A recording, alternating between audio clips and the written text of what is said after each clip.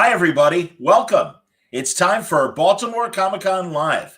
And man, we've already got a nice lineup of people that are watching us live. Thank you very much. My name's John Suntress. I am the host of the Word Balloon podcast, and we'll be moderating several of these panels over the weekend. We're really glad to have you. We've got an incredible lineup, and we're going to start things off with a great combination of creators that are part of the brand new publisher, AWA, Artists, Writers, and Artisans. This panel is called Creative Inspirations for Winter 2020, and these are familiar names, but they are creators that are putting out some brand new books for the winter period for AWA. So let's get things started. First of all, I want to welcome Dalibor Talajic. See, I screwed it up anyway. I apologize, bud. I tried for it. Talajic. My last name's been screwed up so many times, I even forgot myself my last name. So we'll go with Talajic. Well, it's good to see you, man. Next, an old friend. It's a pleasure, man. I'm looking forward to this conversation. Let's welcome Cullen Bunn to the conversation. Good to see you, Cullen. Hey, guys. How are you? Excellent. Doing all right. And let's see here. We got the great Ethan Sachs. How's it going, You just have the regular Ethan Sachs. Sorry. And Nelson Blake the second. Got to include that Roman numeral, man, to make everything legit. NB2 for you, Chad. Here we go. I'll get him. There he is. How are you, man? Is he there? Nope, not yet. Okay. Now he's there. There we go. Excellent. Yeah, I'm doing fantastic, man. I found out a long time ago if I don't put the 2, my dad gets my mail. So that literally happened. And I started I didn't put the 2 for years, and then he called me. He was like, "Hey, did you order something?" And I'm like, "Oh, okay, we got to fix this then." Well, that can be embarrassing depending on what you order. Absolutely, man. All right, now from the Great White North, one of my favorite artist writers out there, and a fine filmmaker as well, Kari Andrews. Good to see you, Kari. Hey, nice to be here, guys. Absolutely, man. Seriously, Axel and Jemis, they cherry-picked a lot of great creators. And finally, I want to welcome, and he's kind of going to be the point man in general talking about the AWA line. It's Mike Costa, everybody. Nice to see you, Mike. Hey, everyone. Great to be here. Fantastic, man. So, Mike, tell me about these group of books and launching them now. Is it just a matter of schedule in terms of getting them ready? Or, what was the thinking in terms of these guys debuting right now? Sure. So we just started about 2 years ago, just started collecting talent and getting things off the ground. We had our first launches back in March. Baltimore actually had a book in that launch called Hotel that's out in trade form now. Everyone should check out right in time for Halloween. And we launched the week, basically everything shut down. So if everyone remembers that week when, the NBA shut down and schools started to shut down and the country just all of a sudden went from this is going to be okay to we're in lockdown now. We launched right in the middle of that week. So despite that, audiences found the books and we published the first issues of them online, and we kept creating. We didn't kind of shut our doors. A few things had to go on pause, but we were still able to have a few projects in the hopper, finish those up, and start looking at the landscape. I believe, with the exception of Ethan, everyone on this call had sort of already had their wheels turning on their projects that they're working on now at that point. Okay. Where Ethan comes in is, again, the country shut down. We're sort of looking at this COVID crisis, and Axel and some other people in the company started talking about how can we look at this and how can we maybe do some good in this time. And the thought we turned to was journalism, was kind of covering these sort of everyday heroes who are keeping the country going, who are combating this on the front lines. So we sort of came up with a concept, and we looked at who could write this, who could be a part of this, who has experience in comic books, has experience as a journalist and has contacts with people that he can feature. And when you start putting that Venn diagram together, the name Ethan Sachs becomes one of the only names that you can go to. And Ethan did a wonderful job with it, and we were able to publish digitally with NBC News these COVID Chronicle stories, and now that's being collected into a trade that'll be out in December.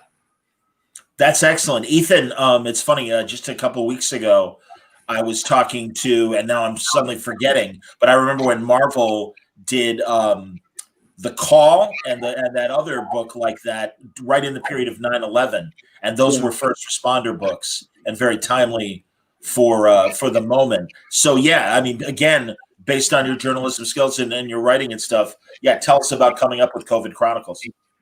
Well, first of all, Axel Alonso called me, and this was very much his idea. He paired me with an incredible artist in Dalibor, who just, you could, when he drew these people, in the some of the darkest moments of their life, you could feel the pain etched on their faces or the fear. But basically, it wasn't that challenging to find people. We looked literally across the world, and there are several billion possible stories, since this was a pandemic that affects just about everybody. Certainly. So we were lucky that these people shared so much time, just hours and hours of interviews and personal photos that we used as photo references. So wow, Dalibor, again, I'm so glad that you're involved with this, because your style of art really does bring a sense of realism to a project like this. And yeah, I mean, God, as Ethan just said, to kind of convey not only their stories but the emotion behind these stories as well, that's a big task. It's slippery terrain, because it's real people, it's real time, and you don't want to insult anybody. You don't want to exploit, in a bad sense, other people's misfortune. So my approach to this was to, well, let's say underplay, just to make it as naturalistic as possible, but make it convincing, make it it's horrible to say regarding the subject, but make it attractive, so people could emotionally relate. No, I understand. Was there a tough story, both of you? That, I mean, again, you're kind of living these people's own, experiences in the storytelling and everything. And God, I as a news journalist myself was very busy on 9/11, and again, I can relate from that standpoint, and first responders having to do what they had to do. And it was a tough couple of days and stuff. And I would imagine you guys living with these stories must have been tough as well, Ethan. Some of them were tough. There was one in particular, someone I knew tangentially who had COVID and barely survived, a single mom in Brooklyn. And she sent us this video message, which I didn't share with the team, but I used it, I used the still, and I definitely used it in the piece. That was basically a goodbye to her son. Wow. Yeah, her 4 or 5 years old. I think it's 4. And, the message, she wasn't sure. She's very religious, and she talked about, the God and Jesus. And so I think she was not necessarily afraid to die, but she was afraid to leave him. And it was a very moving video. So it was very difficult to and there is a lot of trust that goes with sending that, to me. So I don't take that for granted. Yeah, Dalibor, were there specific stories that were really kind of tough to draw? Yeah, I should point out this same story that Ethan mentioned, because being a parent myself, in the story, this mother sends the child away from herself in fear not to transfer this disease. So that's really a hard moment.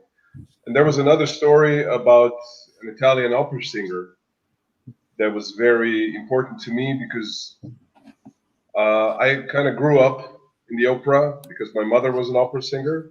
Wow. So this is like the music, the power of music. At the first, you would say this is something ridiculous. This is something that's not required. That's not needed. But art, any art form, is what talks to our spirits, talks to our souls, and this is what keeps us going. So this ridiculous action, that guy is standing on a balcony and singing his heart out. It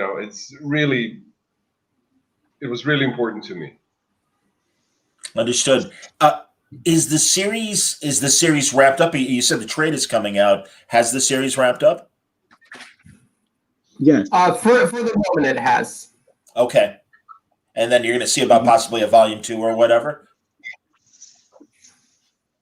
Well, I mean, hopefully the world gets back to normal before that thought even crosses our mind. But there's a lot of stories to tell from this past year. Certainly. For sure. Well, transitioning to Kari's book, because really, Mike, the AWA line, Upshot. Excuse me, Upshot.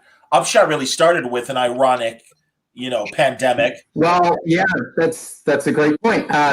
One of the featured book, J. Michael Straczynski and Mike Deodato's The Resistance, that sort of kicks off this shared universe. The central moment in it is a pandemic. Yeah. It's of a different nature, but the fact that we launched with this book into a pandemic was certainly not something that was intended, but proved to be very prescient on Straczynski's part, having written the script long before.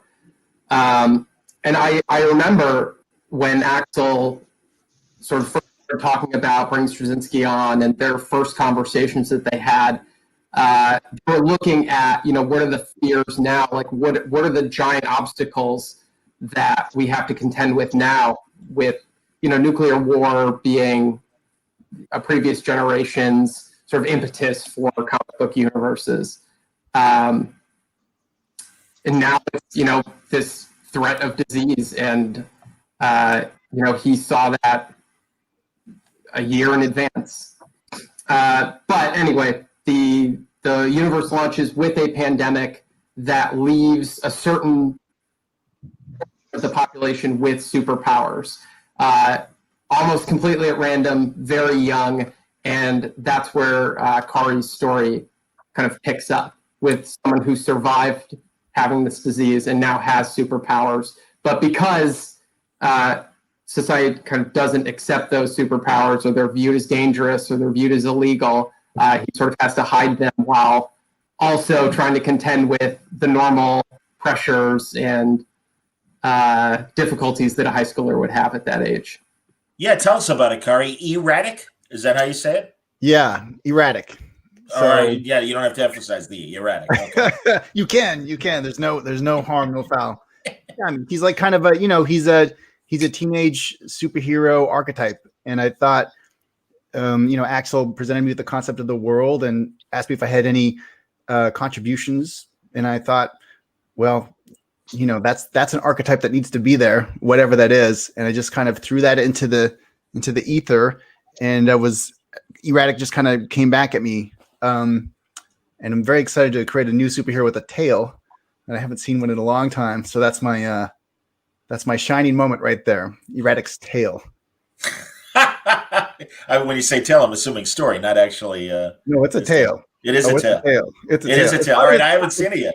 It's part of his costume, but it's kind of like a grounding wire. So he basically has the world's, it's like as if his superpowers were like the world's crappiest cell phone battery. They last for 10 minutes. He can do amazing ultimate adventures, and then it's dead, and he has to wait 24 hours to build back up those powers. He's basically like a human capacitor, like a storm cloud. He's got to build up the energy before he can explode it. And I thought that would be pretty fun to I could only imagine the situations of like 10-minute power cycle, like what, trying to save the world in 10 minutes at 15 years old. I kind of came up with the costume, the tail, the tagline, the logo, kind of all in one go. and I just kind of drew a cover and gave it to Axel, and he was like, "Yeah, let's do it." So that's kind of the origin story there. That's outstanding, man. First story arc, 5 issues. Yeah. Very cool. Yeah. Excellent. And when does it debut? Does it debut in December? Does it, when? I think so. I don't know. December 2nd. Yes. Hey, my birthday. Fantastic. That'll be a nice birthday present. I remember that. Pay for yours. I'm not. Come on. Sorry, you got to come back on my birthday, and we'll talk about it. Let's do it, absolutely. man. Let's do it. That'll be that'll be terrific. So yeah, this is the first superhero in this new universe. It was what was hard about this one was to kind of mash up this real world pandemic creation superhero universe with kind of an archetypal teenage superhero. So that was kind of a bit of a challenge to try to figure out how to mesh those two in a way that felt appropriate, but this is before COVID, but appropriate, but real, but kind of fun. Like it's a fun book, but still like a lot of teens are just full of angst, walking angst machines. So the best thing about Peter Parker is how horrible his life is. So I want to, I'm always looking to make characters' lives horrible, and when it's a teenager, it's real easy and real fun. Well, and also beyond the problems of this universe with the pandemic they're facing and the catalyst for his powers and stuff, do you look now, because you've had your experiences with Spider-Man and other teen heroes of the Marvel universe, is this a new opportunity to say something else with teens that you haven't had the opportunity to say before? Well, the funny thing is, I have kids, and I'll say a new component to this hero, which you haven't quite seen before. This is a teen archetype character, so you've kind of probably seen that kind of a person before. We love that kind of a person. He's an archetype.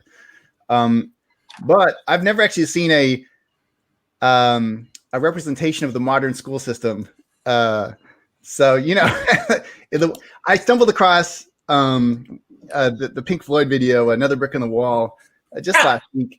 And, it's kind of this archetypal headmaster, and he's rapping the knuckles of this poor young boy because he's daring to write poetry when he should be succeeding and achieving. And he's pumped through this machine of students, and they come out of desks and they go into hamburger meat.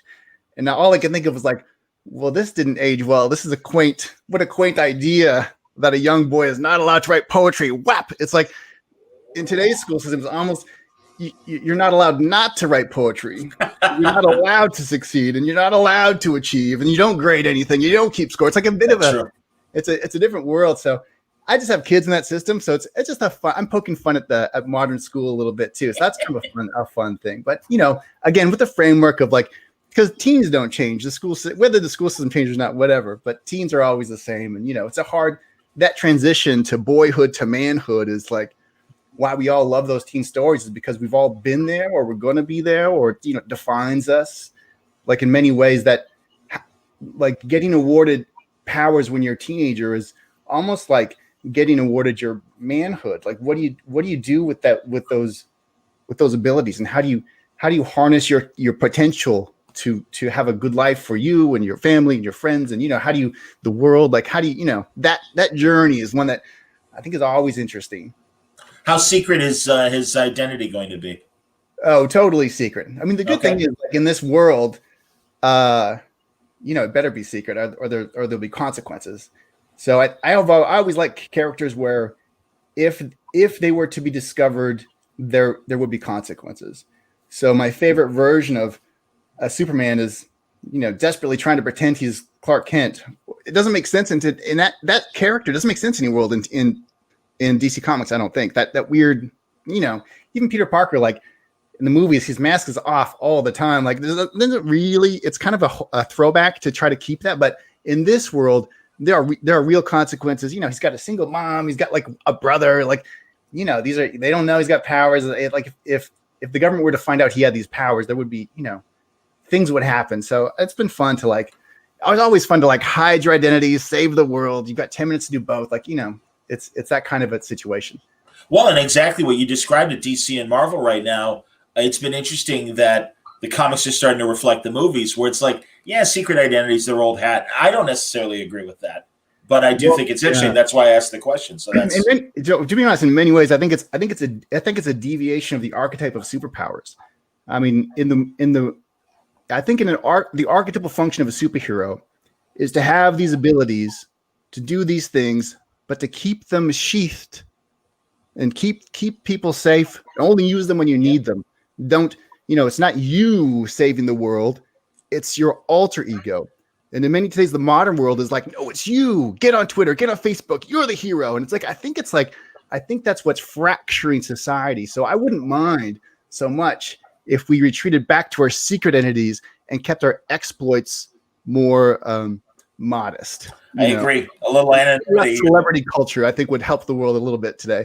I totally agree with that. Yet here I am, a YouTuber, saying all this. So maybe I'm not practicing what I preach. I don't know. Too, so I should be Captain Obvious instead. Maybe that would be better. Hypocrites, John. Hey, let's talk about Bite Size now and Cullen and Nelson. So yeah, tell me about coming up with this book. I'll start with Cullen. I always start with the writer. Forgive me, Nelson, but go ahead. Yeah, so Bite Size is an all ages series. It's a story about a group of 6 highly advanced robots that escape from their government lab and end up in this suburban family's home on Christmas Eve. And hijinks ensue from there. It's definitely a fun comic. It's a story that I wanted adults can read it for sure, but I wanted kids to be able to read it and get a real kick out of it, and hopefully turn them on to comics a little bit too. Nelson, when I hear a description like that, my new favorite word that I've learned in the last couple of years regarding superheroes and merchandising, and that's the word toyetic. And I would imagine from that description and putting it in your hands that maybe that's one of the things in mind when you're designing these characters. It's funny. So I started out doing toys. One of my first gigs when I was in my early 20s was drawing G.I. Joe, the actual toy boxes and the concept. Wow. Yeah. So I have some experience in that area, but what I really thought about, which kind of goes with being toyetic, was really if these things had to be animated in 3D, so this was a big departure for me artistically. Normally I'm doing Marvel, superhero, DC type stuff, you know what I mean? Or genre sci-fi.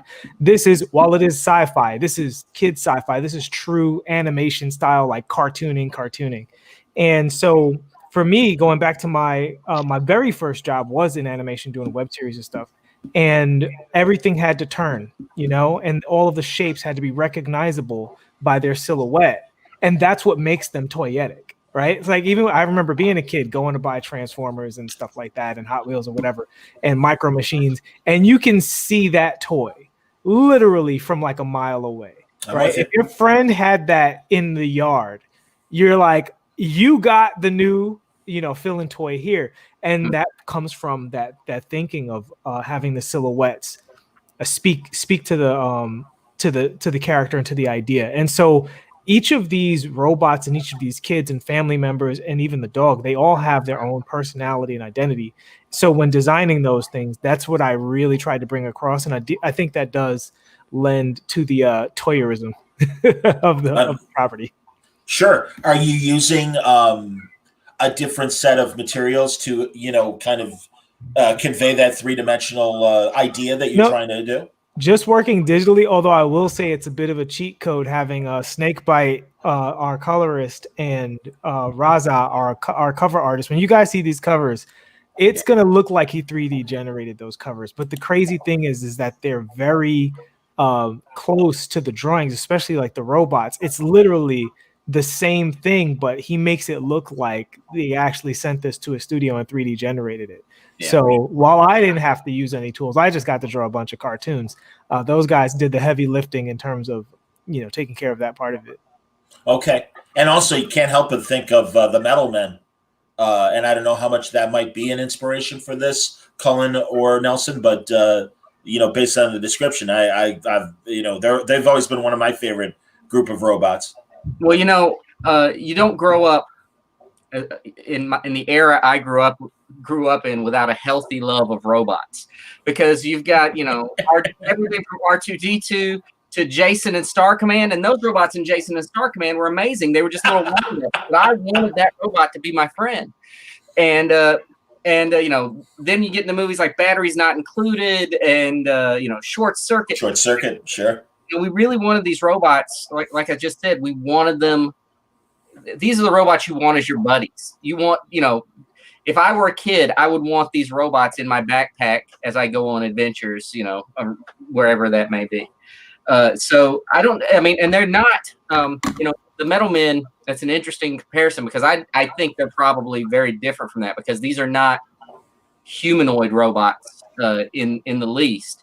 But when you see what Nelson has put together for these characters, and I mean, we talked a lot about what they would look like, and we really went back and forth. But the way each of these robots is very different. Each one has its own visual personality, but they're adorable.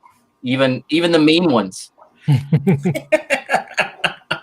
Yeah, that was the idea. Is I wanted them all to be appealing, even if and this is not a spoiler, but even if one of them was going to open up and a buzzsaw was going to come out of its face, I want that to be a cute face before that happens, so that you wanted that toy because kids want both.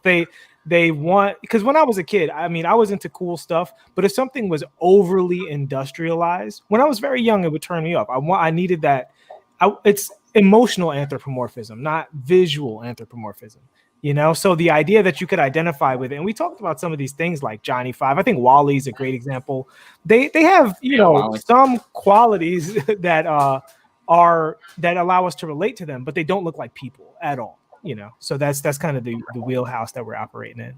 Okay, I can see that. I want to ask everybody, and well, Mike, I was going to ask about again timing because unlike the first wave of the AWA books, where it was the crime books and the supernatural books and stuff, now we're really getting kind of a potpourri. Moving forward, is that the idea that we will kind of see various genres all kind of debuting at the same time? Yeah, we'll have a mix going forward. Again, it's sort of our first teen books, our first all ages books. The fact that they're coming out at the same time isn't necessarily part of a big brand strategy, but it did time out in a way that we're happy with. You'll still see books that are like our debut launches in subsequent months. We're still doing that genre, that sort of crime horror, along with sort of more traditional superhero stuff a little more as well. To answer your question, yes, we've always planned to sort of feature all genres, and the fact that we're sort of bringing these out at the same time, we're happy with. I want to go around the horn and ask why AWA for all of you. And Ethan, I'll start with you. What appealed? What's the difference? Is there a difference working in this capacity than the big two? Well, first of all, Axel called me, and Axel is the guy who actually brought me into comic books in the first place. When he was at Marvel, led to my first big series with Old Man Hawkeye. So he literally could have called me and said, "I need dry cleaning," and I would have been there. But that being said, I just love the breadth of talent and variety that AWA and Upshot in particular are bringing. It's just they're giving a lot of freedom and just a vote of confidence in people to do different things that you don't always see on the shelves at comic stores. So, I mean, I'm a fan. I buy, every time I go to the comic store, I buy something else, whether it's, one of the first trades that came out recently or some just That's as a cool. fan. And I imagine all of you were likely recruited by Axel. Hey man, I always say great editors are great tastemakers because they're the first eyes on you guys and what you're proposing. And, Axel's had a lot of hits that he's overseen over the years. And I really do appreciate his critical eye when it comes to putting books together and stuff. So Dalibor, beyond maybe Axel calling you and asking you to come in, what are you liking about AWA right now? Well, yes, of course. Axel call? But there's a backstory about Axel. Even before I was a professional artist, I was a friend with late Edwin Biukovic, who was at the time working on Human Target for Vertigo, edited by Axel. So I was a young, aspiring hothead, and I already, I felt like I knew the man through the stories told by Eddie. So when I finally got to work with him, it was like unbelievable for me. He discovered me, actually. He hired me first. And when he called again from AWA, it was like, nothing to think about. And then when we had a video call, and he told me what AWA was about and the level of both freedom within the genres that AWA allowed and the sense of fun that came from behind this presentation. It was like I was hooked, no question about it.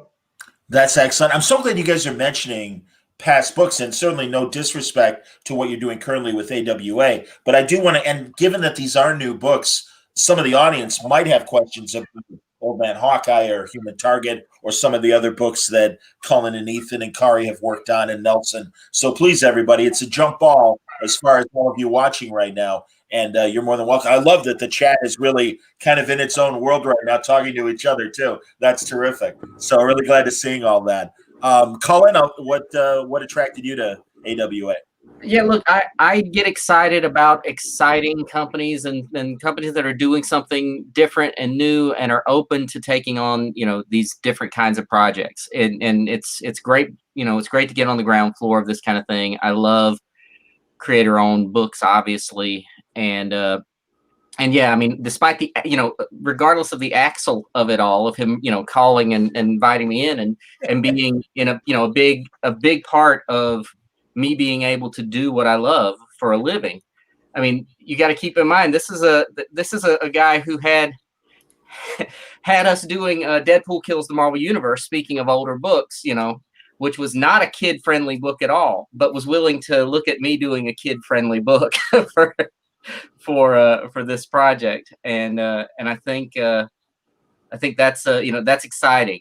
That spinner rack's just full of junk right now. I mean, not junk quality wise; it's all wonderful comics, but it's just stuff I'm sorting through my comic book closet, and it's just the extras that are sticking out there. Eventually, I'm going to put all my books out there. Is that a Jim Demonakis spinner rack? I got to ask.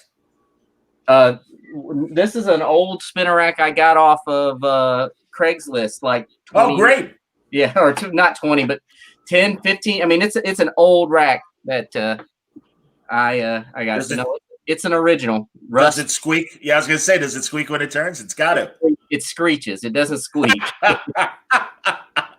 That's outstanding. Before I ask Kari and Nelson, Ed has a good point where he says, I believe Axel has described the first AWA Opshot wave as genre mashing. Do these books also mash genres? And that's... Yeah, I'd say absolutely. I mean, as Kari kind of touched on with Erratic, it is sort of this teen superhero story, but it is also very much a high school story.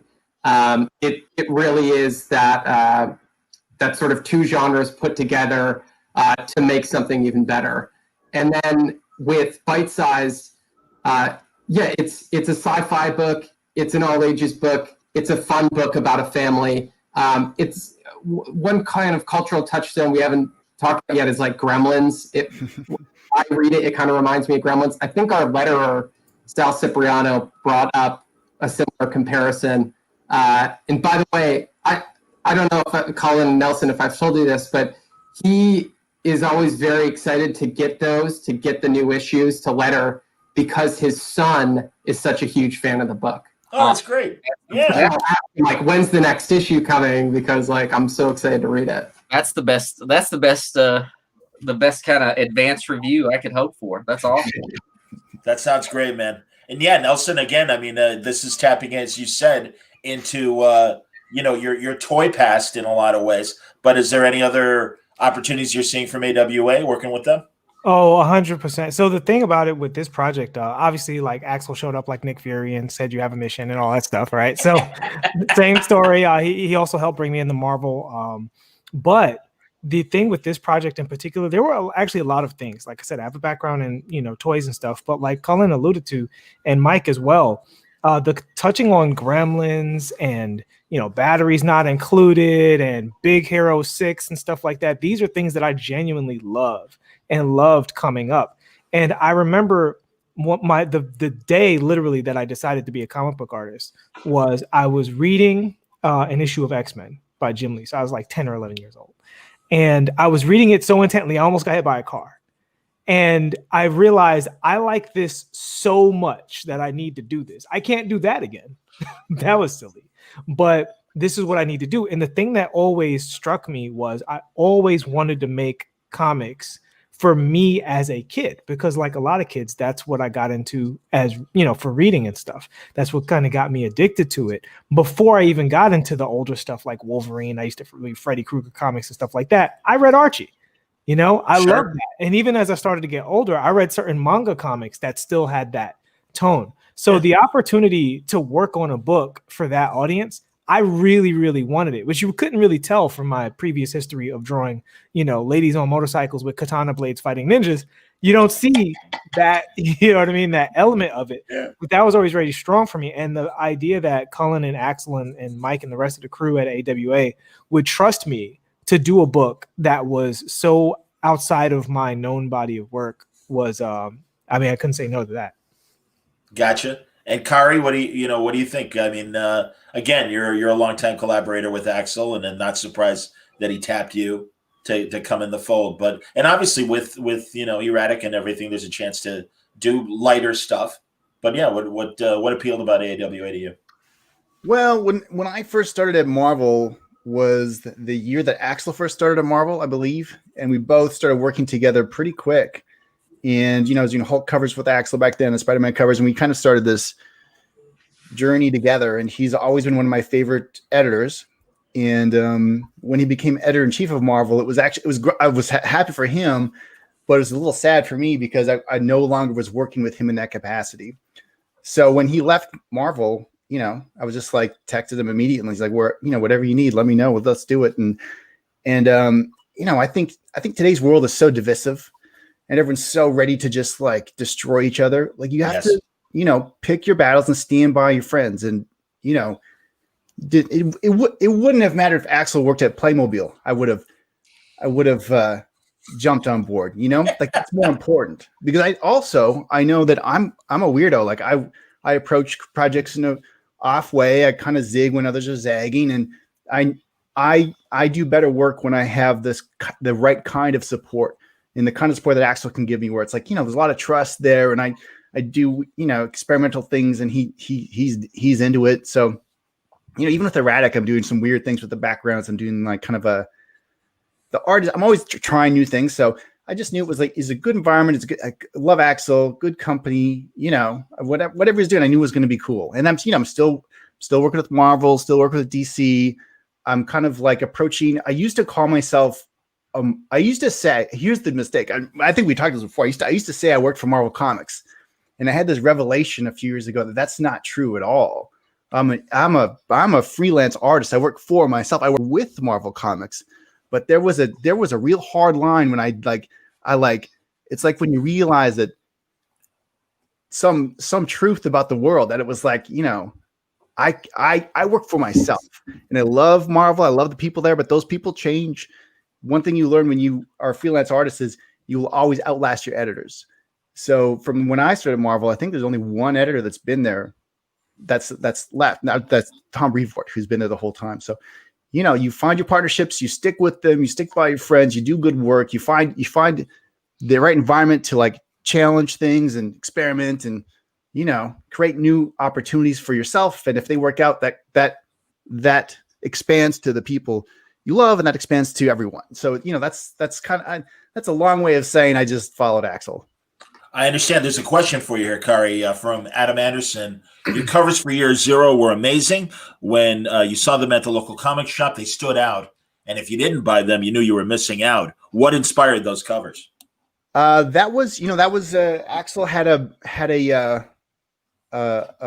vision for the covers, which was a mixture of international covers that were kind of beauty shots, but were a bit absurd and a bit like something was off about them. So he had some ideas. I had some ideas. We jammed them out.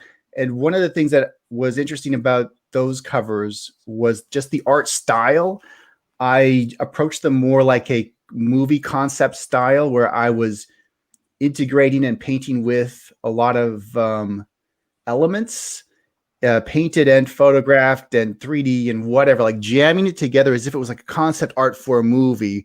Whereas, some of the most recent DC covers I've done are like on airbrush and paint on paper. So I love it was really fun because it's both a unique look for the book, but also it gives me an outlet for my digital skills that maybe I wouldn't want to do on like Batman or whatever, but it was that weird juxtaposition of absurd and like a postcard image from some international traveler or something like that.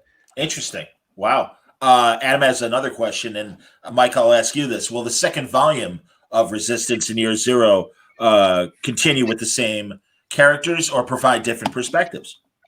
So with Year Zero, that's coming out in less than 2 weeks, the second volume. You'll be able to see another fantastic Kari cover at your local comic shop very soon.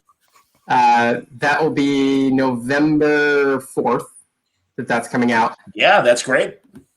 That does follow new characters. So you will get some new perspectives. For anyone who's read the first volume, it follows various sets of characters in this zombie world. The second volume follows kind of new sets of characters later on down the line in different parts of the world. So it'll be sort of more tales from this same world. With the Resistance, I'm going to keep that under my hat a little bit for now. I'm going to use my editorial privilege to not reveal too much, but I think if you're a fan of the first series, you will enjoy this one. What I've read and what I've seen so far.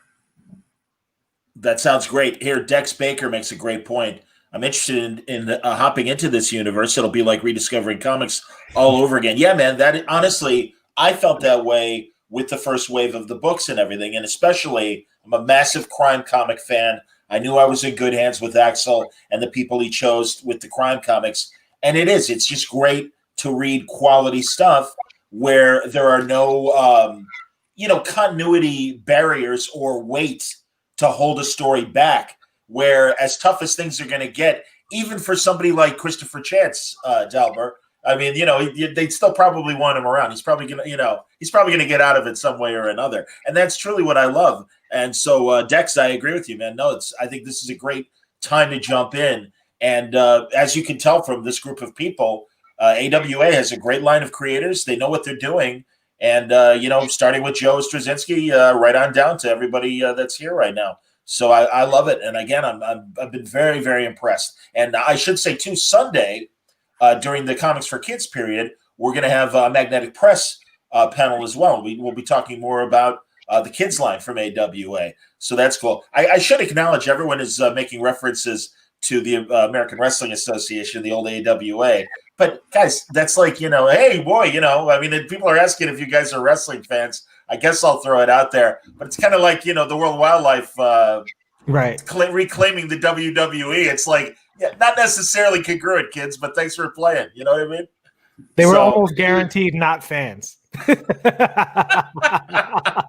It's at one look with Jake the Snake, and it was absolutely not. We're not on the same page here. When I was a kid, I have a stinging memory of watching. I got to watch Andre the Giant fight Hacksaw Jim Duggan in person in Saskatoon, Saskatchewan. Nice. In the little hockey arena there. It blew my mind. It was amazing. Look, I hear you, man. If you guys want to talk about old wrestling, we're going to need a couple more hours from because it's too big a part of my life growing up. So we'll leave it at that. I understand, man. That's hilarious. Coming from Chicago, we were a big territory, so I certainly had my 70s memories of Moose Cholak and Bobo Brazil and Jimmy Superfly Snuka and the like. So I understand. See, we all got our wrestling cred, kids. We weren't going to let you down. Don't worry about it. Well, in closing, guys, I'm happy to go around the horn. Anything you guys want to promote as far as what to look for? I mean, again, all these books are debuting in the weeks and months ahead. Kari, I was going to ask what's happening directing wise. I love that part of your freelance career as well. That you're a horror movie guy as much as you are a comic book guy. It's a weird life I have. So I did a movie called Sniper Assassin's End, which is actually Sniper 8. Amazingly enough, outstanding. That came out in June and it reached the #1 in iTunes, in Apple iTunes. So hey, that's awesome, man. That's my latest film and directing endeavor. And then right now I'm writing a new script, and I had a series I was supposed to be directing now that went away because of COVID, but whatever. It's my secret identity, the comics and the directing. So I'm pretty much focused on comics right now, but there were always I'll let you know when the next thing comes up, and we please do, man. Because honestly, I do. I always love talking about filmmaking as much as I do comic book making. I know you're a huge movie fan, as am I. So it's what a crossover, right? Here's superhero comic books. Every superhero comic book fan is probably a wrestling fan and probably a movie fan. And it's like that weird, like wrestling, movies, comics, well, toys. It's actually a square. Animation. What is 5? A pentagram? Pentagram. Oh God. Pentagram. Hilarious. Ben, is it Ben Uncles or Ben Unk? Yeah, Ben Uncles. AWA is making some of my favorite books on the stands right now. Having a global pandemic during your nascent days can't have been easy, but you guys are killing it. Yeah, man. Like I said, Axel and Jemis and company, again, they've assembled a hell of a team of people, and I think it's pretty amazing, the stuff that you guys have been putting out, and I congratulate all of you. The cool thing, let me tell you the cool thing before we wrap up is we got time. Marvel and DC Comics have taken over pop culture in a way that I haven't seen since action movies in the 80s. And it's cool. It's amazing. And it's really cool. On the flip side, if you try to Google Captain America, you'll get 3 pages of Chris Evans before you get one single image of a Jack Kirby Captain America. It's right. Kind of like, I think AWA is a great opportunity for comic books to do comic books, to sell comic books, to be comic books, to make comic books, to read comic books. It's not trying so hard to like be a movie. If that happens, great. I'm sure everyone would like that to happen, but there's a thing a weird circular thing. And remember what happened to Batman in the 60s after the TV show became successful? It started corrupting the book Batman. The comics, absolutely, man. Yeah, poor representation. To write the ship, right? And I feel like in some other companies that's happened a little bit. And that's right. As of now, this company's uncorrupted by the touch of success from Hollywood. So I think it's a very pure reading experience with some very like high concept book by high caliber people, perhaps myself excluded. I understand. And I agree with that. Daymares. Color it. Any more plans for Missouri Swagger? And how does it feel to be second fiddle on your own podcast? Listen here, Daymares. I don't know who you are, pal, but we're going to have an AWA old school wrestling match right now. No, Missouri Swagger, I hope so. I was actually just sitting here because I saw someone comment about Dennis Hopeless, who is Dennis Hopeless and Kyle Strom do Missouri Swagger with me. And yes, I am second fiddle in my podcast, The Bungalow, because my co-host is my wife, and I will always be second fiddle. My wife. That's outstanding. Missouri Swagger, talk a little bit about it, Colin. It just started out with my arch enemy, Dennis Hopeless, and I decided we needed to talk about comics and life, and we started doing it on a YouTube channel, and we brought in Kyle Strom, talented artist, to also. It's just basically us sitting around talking. Sometimes it gets a little too loose, like there's no format whatsoever. But we're on a little bit of a hiatus, but I kind of would like to bring it back for sure. Hey man, that's great. I am always happy when more creators are podcasting or vlogging or whatever, man. So that's outstanding to hear. Very much so. Let me see what else is going on in the chat. Marvel Arrow is an amazing comic. Is anyone responsible for Marvel Arrow right now in this group? or is that a random? It's a random tangent. Well, thank you very much, there, Ricky. We appreciate Good it. to know, though. I'm excited to look whatever that is. I know the Arrow Bar with Halloween coming up. I'm very excited about jumping into that. I like that. That's fantastic. Guys, seriously, I really appreciate you coming on. And once again, Mike or creators, tell us when these books are going to be dropping, and we can start looking for them on the stands and online. Sure. So for Erratic and the trade version of COVID Chronicles, that'll be out December 2nd.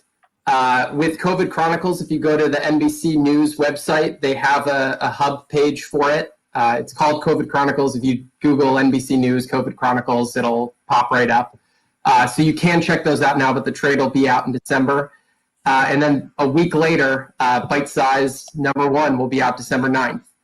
And the general AWA plugs, I guess, is that the trades are out now. We have several great ongoing series out now. So if you haven't jumped in yet, there's plenty of opportunity to. And just, Carney, I appreciate what you said about the company. That's sort of exactly what we're going for, telling a good story first. And in comics, that means, it's the marriage between script, art, colors, letters, and the cover. All of those things tying together to give the reader an experience. You know what it is? It's the high level athlete before he gets rich. It's still that sweet spot of like, these are just good comics. Read them and enjoy them. Like, you want in now, because if you try to jump in 8 years from now, who knows? I want to throw in Jordan's question here, and Mike, I'll ask you to answer. Compare AWA to Image, I suppose, from a business standpoint as much as a creative standpoint? From a business standpoint, it's a little bit different. I mean, Image is very much 100% creator owned with just some sort of back end services to help with publishing. Whereas we're a little more of a traditional publishing house, but we also incentivize creators in a different way. Understood. Absolutely. Yeah, no, I started at Image with Top Cow, working next to Mark Silvestri for several years. Yeah. And it's a very different thing because over at Image, you have the sections where creators come in and say, we want to do books. And then you've got the schools of like Mark Silvestri and Jim Lee, how they had Wildstorm and Top Cow coming out of Marvel and, doing really ongoing series almost all the time and stuff like that. A lot of stuff at AWA is just a bunch of creators getting together and telling a story. And it's really super simple. There's not like Image that you can watch 5-6 documentaries on Image. There's a lot of drama and interesting history there, and talent and characters and stuff like that. But this is a little different in the way we just kind of tell stories. I understand. And with Erratic, Erratic in specific is part of a new universe. So it's like, as opposed to Image where they're self-contained isolated pods, Erratic is part of a new shared universe. And not every AWA book is like that, but definitely it was interesting to interface that way. Yeah, and the Understood. other I'm sorry, I got to interrupt, guys, because we got to go. Okay. Unfortunately, we're up against the clock, and I know that the Justice League guys have entered the Watchtower, and Superman's giant key to the fortress isn't. They got to jiggle it. Snyder cut. We're trying to break in. Gentlemen, well done. Thank you very much. I'm sorry Axel Alonso couldn't have joined us, but that's all right. We did a great conversation. Everybody take care. Thanks for watching. Stick around in just a few minutes. It's the Justice League Bwahaha panel featuring all your favorite creators from 1987. J.M. DeMatteis, Keith Giffen, Kevin McGuire, and yours truly talking to them. Thanks a lot for watching, everybody. Thank you. Thank you. Bye, Take thank care. you. Thanks for having us. Take care.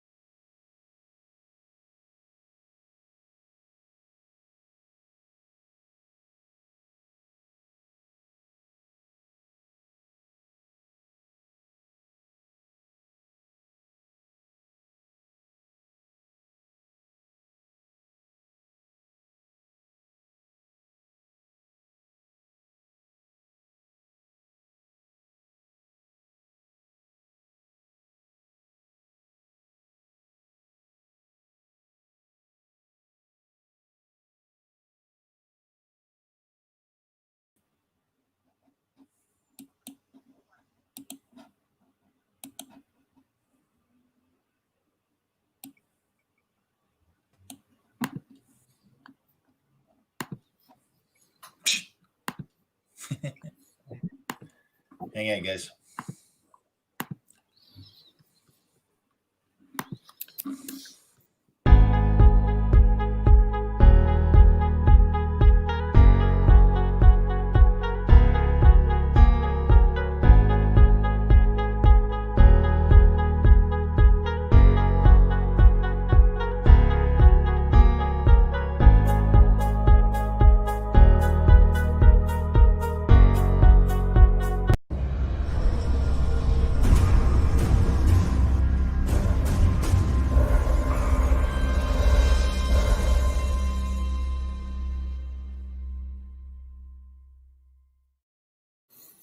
Hey, everybody. Welcome back. It's Baltimore Comic-Con Online live.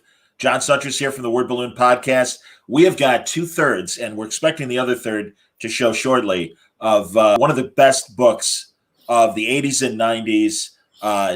Guys that reinvented the superhero team and brought new life and energy to the genre. I am happy to welcome J.M. DeMatteis and Kevin McGuire, 2/3 of the Justice League Bwahaha era.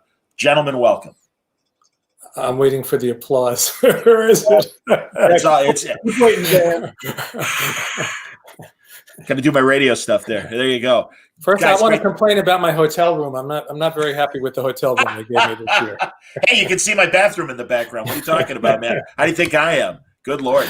So it's Kevin, you look very like a ruler. You're sitting on your throne and you're about to issue some proclamation. You look very very august. I'm just trying to figure out what the hell's going on here. Yeah. Well, we all are. That's all right, man. It's great to see doing something like this. It's great to see both of you. Truly excited to talk about this incredible landmark book. I mean, Mark, take us back to the beginning, because I'm assuming maybe it started with Giffen. I don't know, but I know it was coming out of a couple of years before that. We had the incredible gritty time of Dark Knight Returns and Watchmen, and Crisis on Infinite Earths. A lot of heavy shit going on, and then all of a sudden, there's this bright new day with Justice League. How did it start?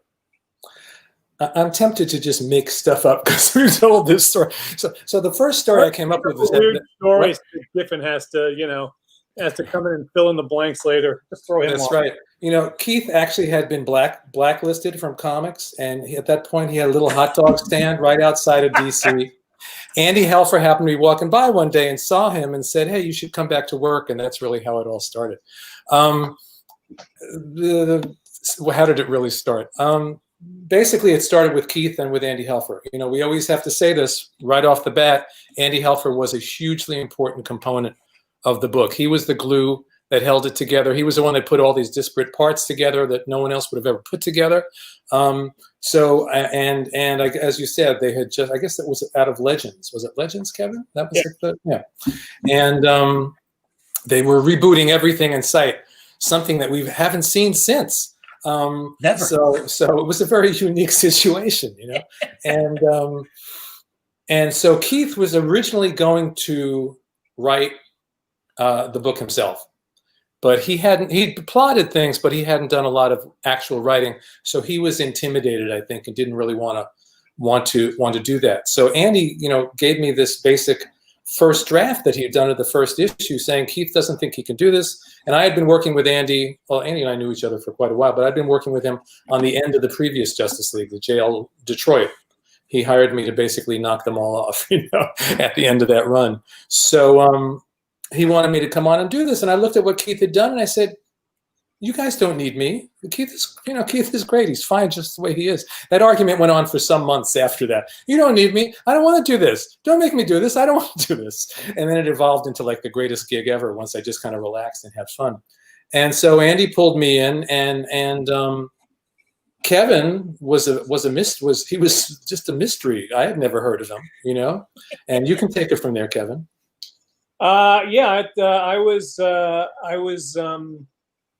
doing art corrections at Marvel, was one of the remunerators, and Kurt Busiek saw my work. He was pitching a book called Wild Card for Andy Helfer, and I penciled the first issue of that.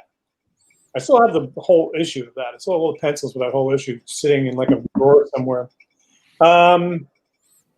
And I was cocky enough to, and so I don't know how it happened, but someone at Marvel saw it and offered me Silver Surfer, starting with #1. And I was like, I was like stupid and cocky enough back then. It's like, yeah, I can do 2 monthly books, no problem. So I was like, well, I'll do both. I'll do both. And then Helfer, in his wisdom, was like, you know what? If you're gonna do 2 books, do them here in this office. We've got this Justice League thing we're starting up. Maybe you would be good on that. And I was talking to Fabian Nicieza, who was working on staff at Marvel, and I was telling him, I got offered Silver Surfer, and then Andy counter offered with Justice League, and Fabian's like, oh no, Justice League, you get Superman and Batman and Wonder Woman and Green Lantern, and I get the book, and it's like Blue Beetle and Guy Gardner, and I'm like, oh, who are these people? I don't know who these people are, which worked out well. Yes. We're definitely much better off having characters that nobody really cared about. It's much better to have B-level characters because no one else is invested in that. No one else at the company is looking over your shoulder and telling you can't do that with Blue Beetle or Booster Gold or whoever it was, Mm-hmm. And so that gave us the freedom to essentially, with Andy's kind permission, do whatever the hell we wanted. Go ahead.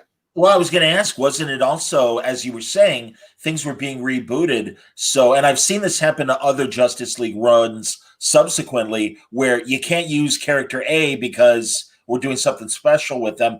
And that was happening with you guys, where, John Byrne was in the middle of, kind of rebranding Superman and Wonder Woman with George, with Perez and stuff. So right. Other B characters and this very unlikely group that, and I mean, it's a great chance to kind of give them the personalities that they never had before. Yeah, and we were. I guess it was Denny who had the kindness of soul to allow us to have Batman in the book. Because if you look at everybody else, there's like all these other characters and Batman. It's like.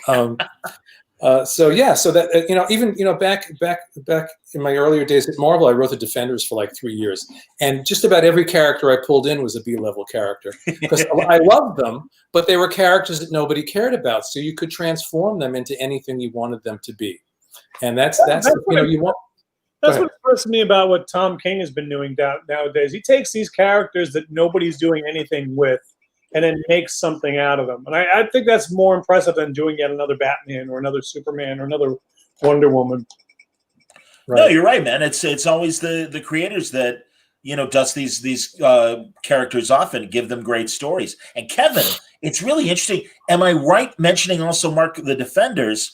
Were you also when they did the Bwahaha, were you doing that Defenders little thing that they did? Were you the artist on that?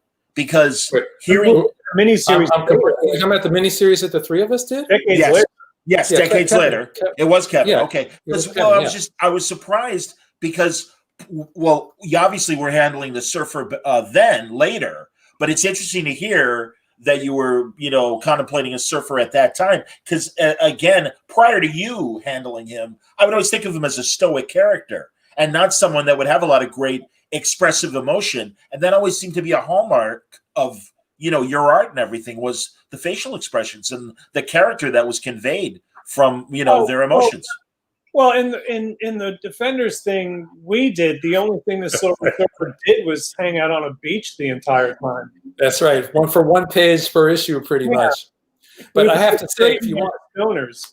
I'll say two things. Just one, I'll always have to say this at least once in every panel. No one does acting on the page the way Kevin does. I don't know where he got it from, where he came from. He appeared fully grown and did this brilliant stuff. And had he not drawn that book, we wouldn't be talking about it today. So we'll get that out of the way. Yeah, I was going to say, give us the secret sauce, Kevin. But the Surfer, you got to go back.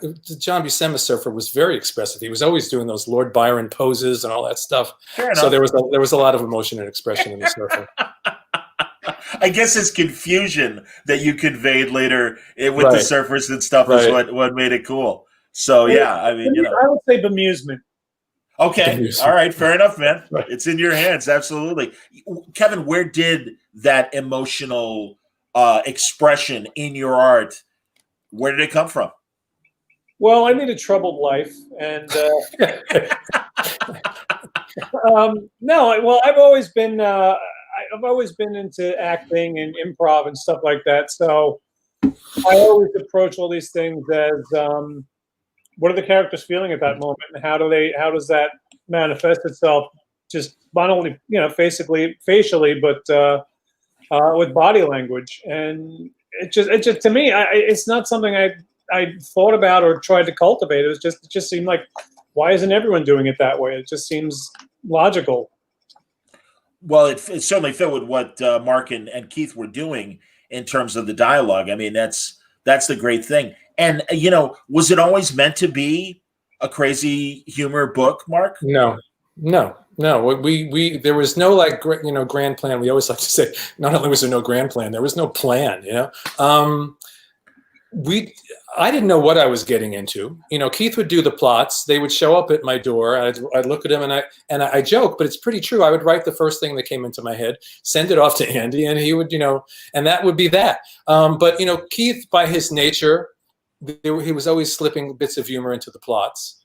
And the way our writing collaboration worked was I would pick up on when he did and then build on that. He would look at what I did in the dialogue, build that into the next plot, So he would take some situation, and I always joke, but it's true. And my job was to take a big hammer and beat the thing into the ground, Take it one good joke and repeat it 100 times, Take the page and fill it up with as much dialogue as I possibly could without giving the letter a complete nervous breakdown, But it became a very dialogue-driven book. But there was no plan. We never said, "Oh, we are reacting to the very serious superhero stories that are out now, and we're going to do a lighter book." And it just evolved that way naturally.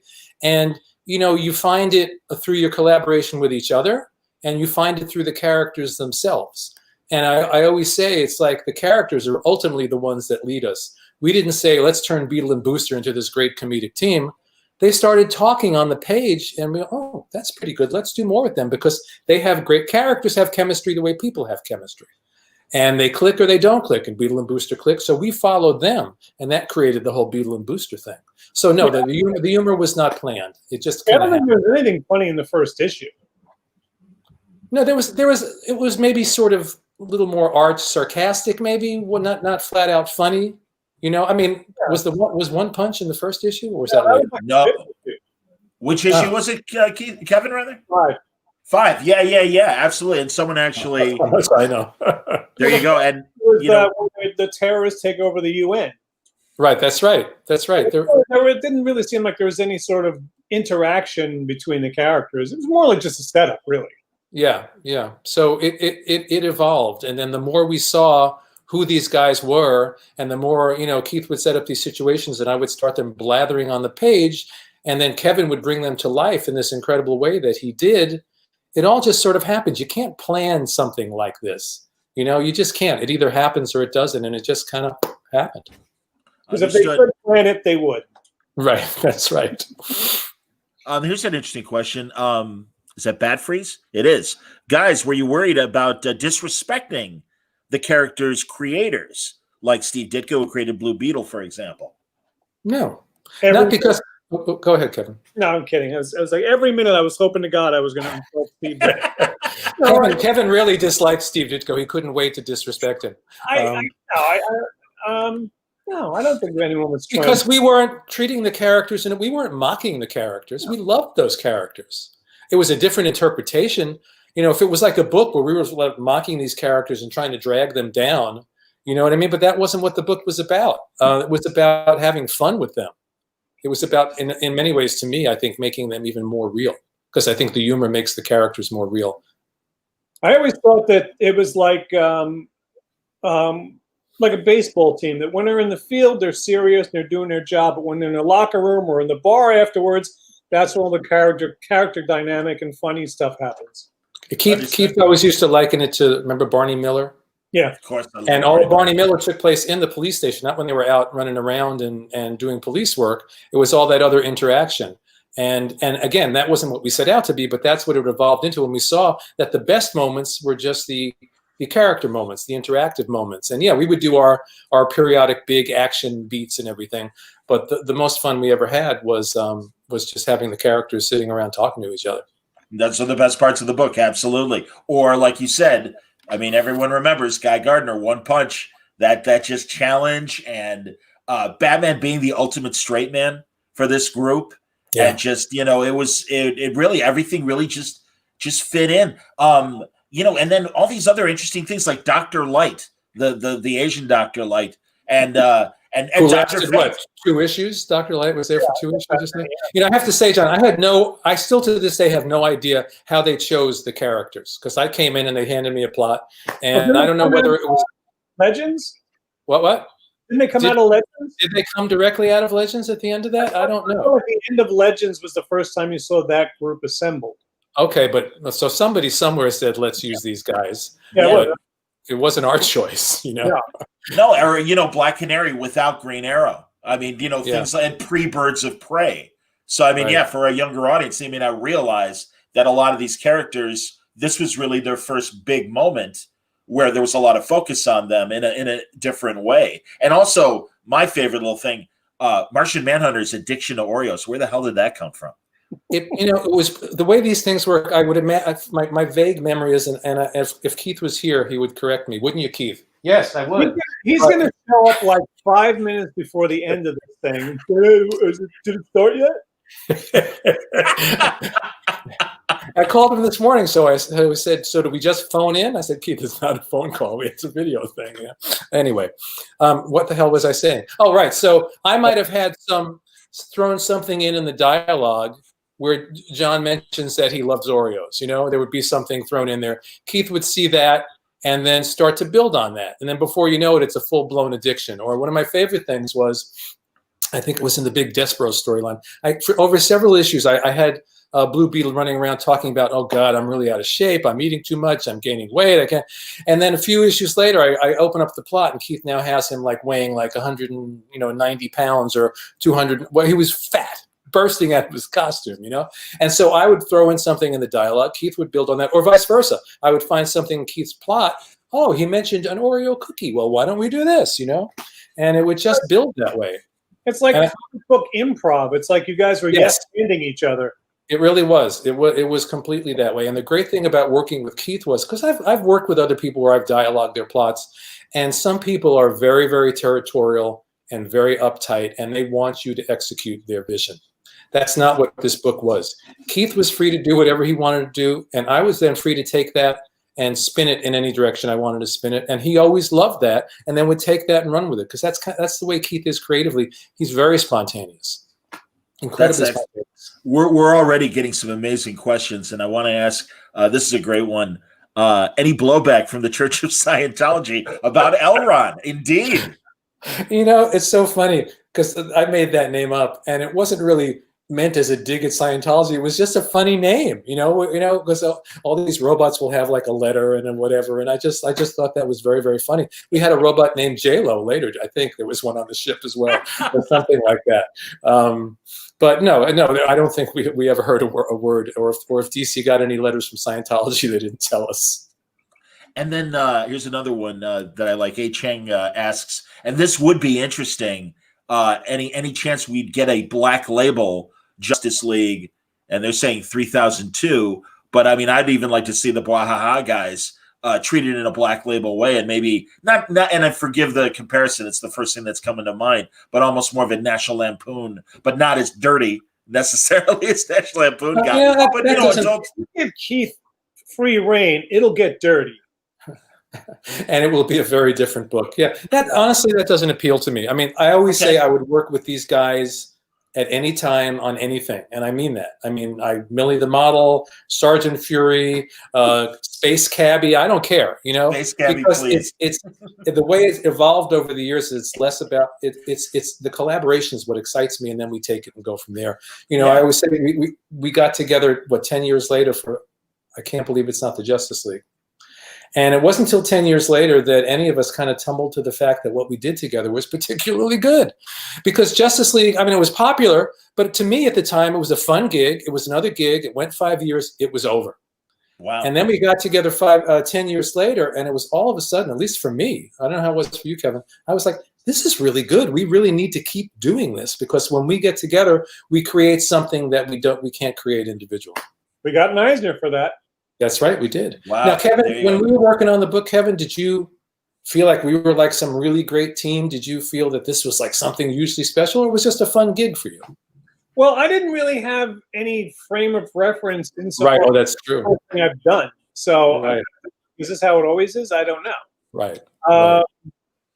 In retro, well, the thing is, I don't really, you and Keith interact significantly more than I interact with you guys. I get the script and then I go. Right. So it's tough to say. It's like, it's not, there really isn't as much interacting in the creative process for me.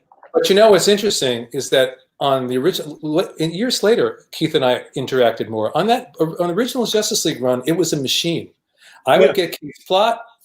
I wasn't talking to Keith on the phone all the time. I'd see him up at DC every couple of weeks. Andy'd take us out to lunch and we'd go pick up our checks. And Kevin would be chained to a desk up in Andy's office. And but it wasn't like people always think, oh, you're in a writing team, so you must be on the phone or in the same room. No, I'd get the plot. I'd write what I wrote. I honestly, most of the time, didn't know what was going to be in the book until I got it, and would often have to call Andy up and say, so what's happening in this story? He would explain it, and off I'd go and write it. And I also, a lot of times I didn't even know who some of these characters were. One of the reasons why they had interesting interpretations sometimes is because I didn't know who they were, so I was just faking it. And I didn't have time to do like tons of research. I had never heard of Booster Gold, honest to God, until he turned up in the pages of Justice League. I had no idea who the character was. So I followed Keith's lead, and we build on that, and off we went. How did Jurgens feel about what you guys did with Booster? I have no idea. He hasn't come after any of us, and so I think it's okay.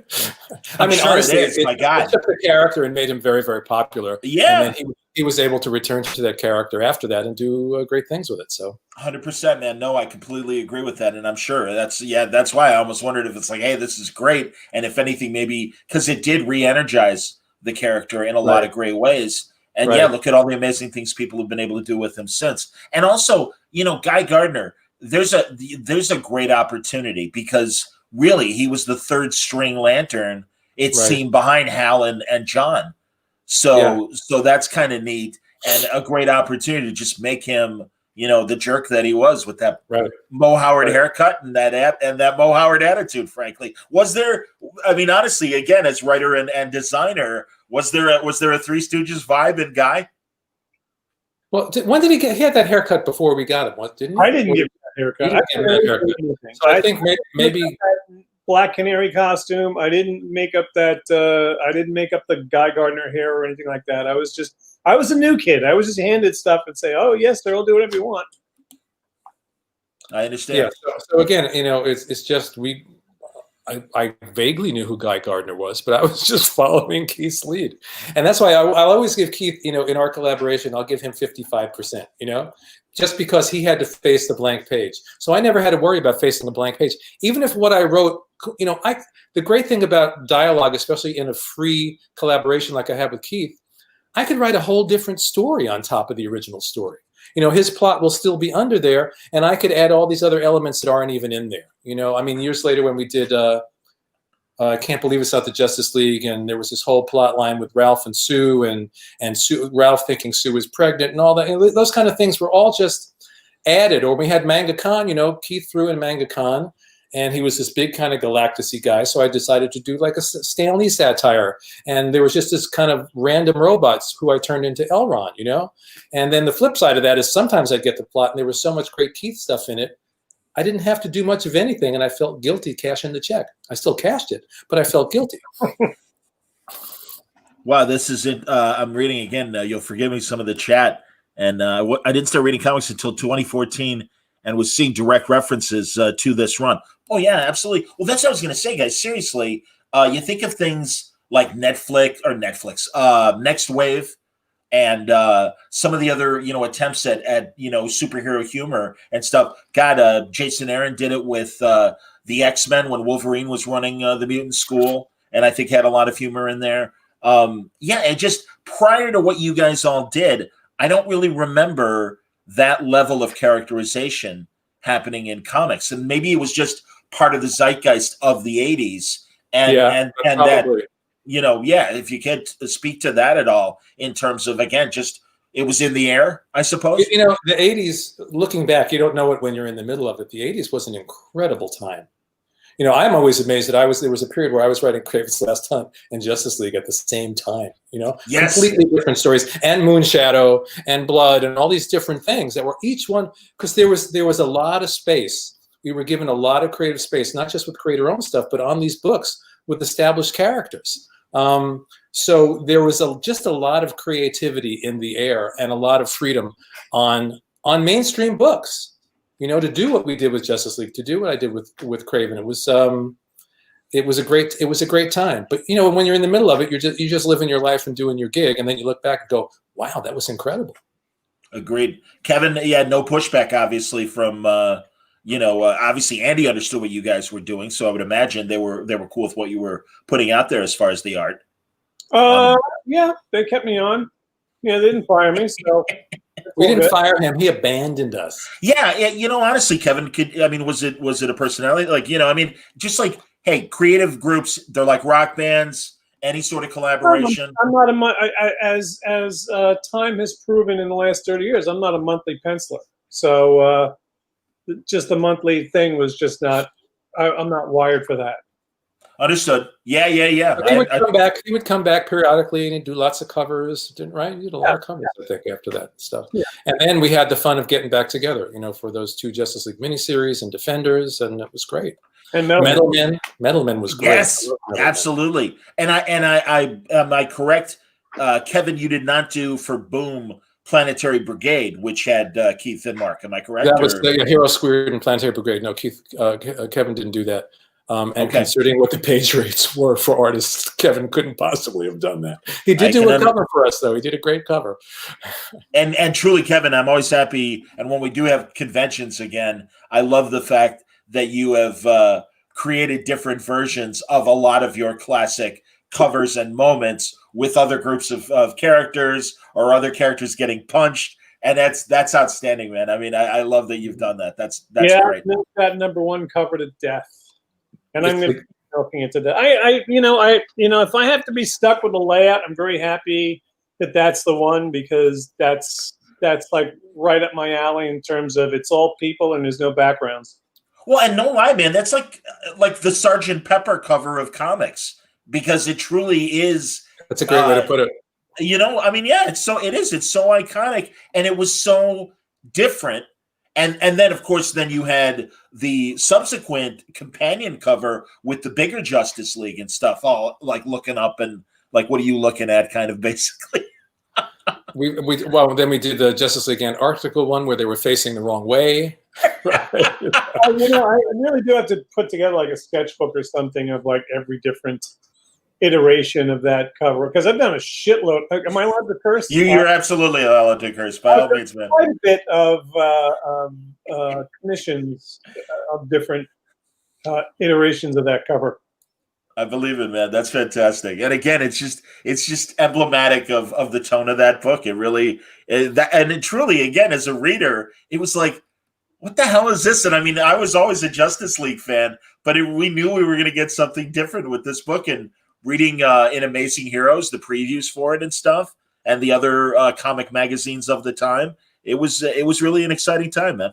Oh, this is funny. I didn't even feel like I was writing the Justice League. I wrote this book that happened to be called Justice League, but it had nothing to do with the Justice League it wasn't until I wrote for the Justice League Unlimited TV show that I finally got to write the Justice League, you know?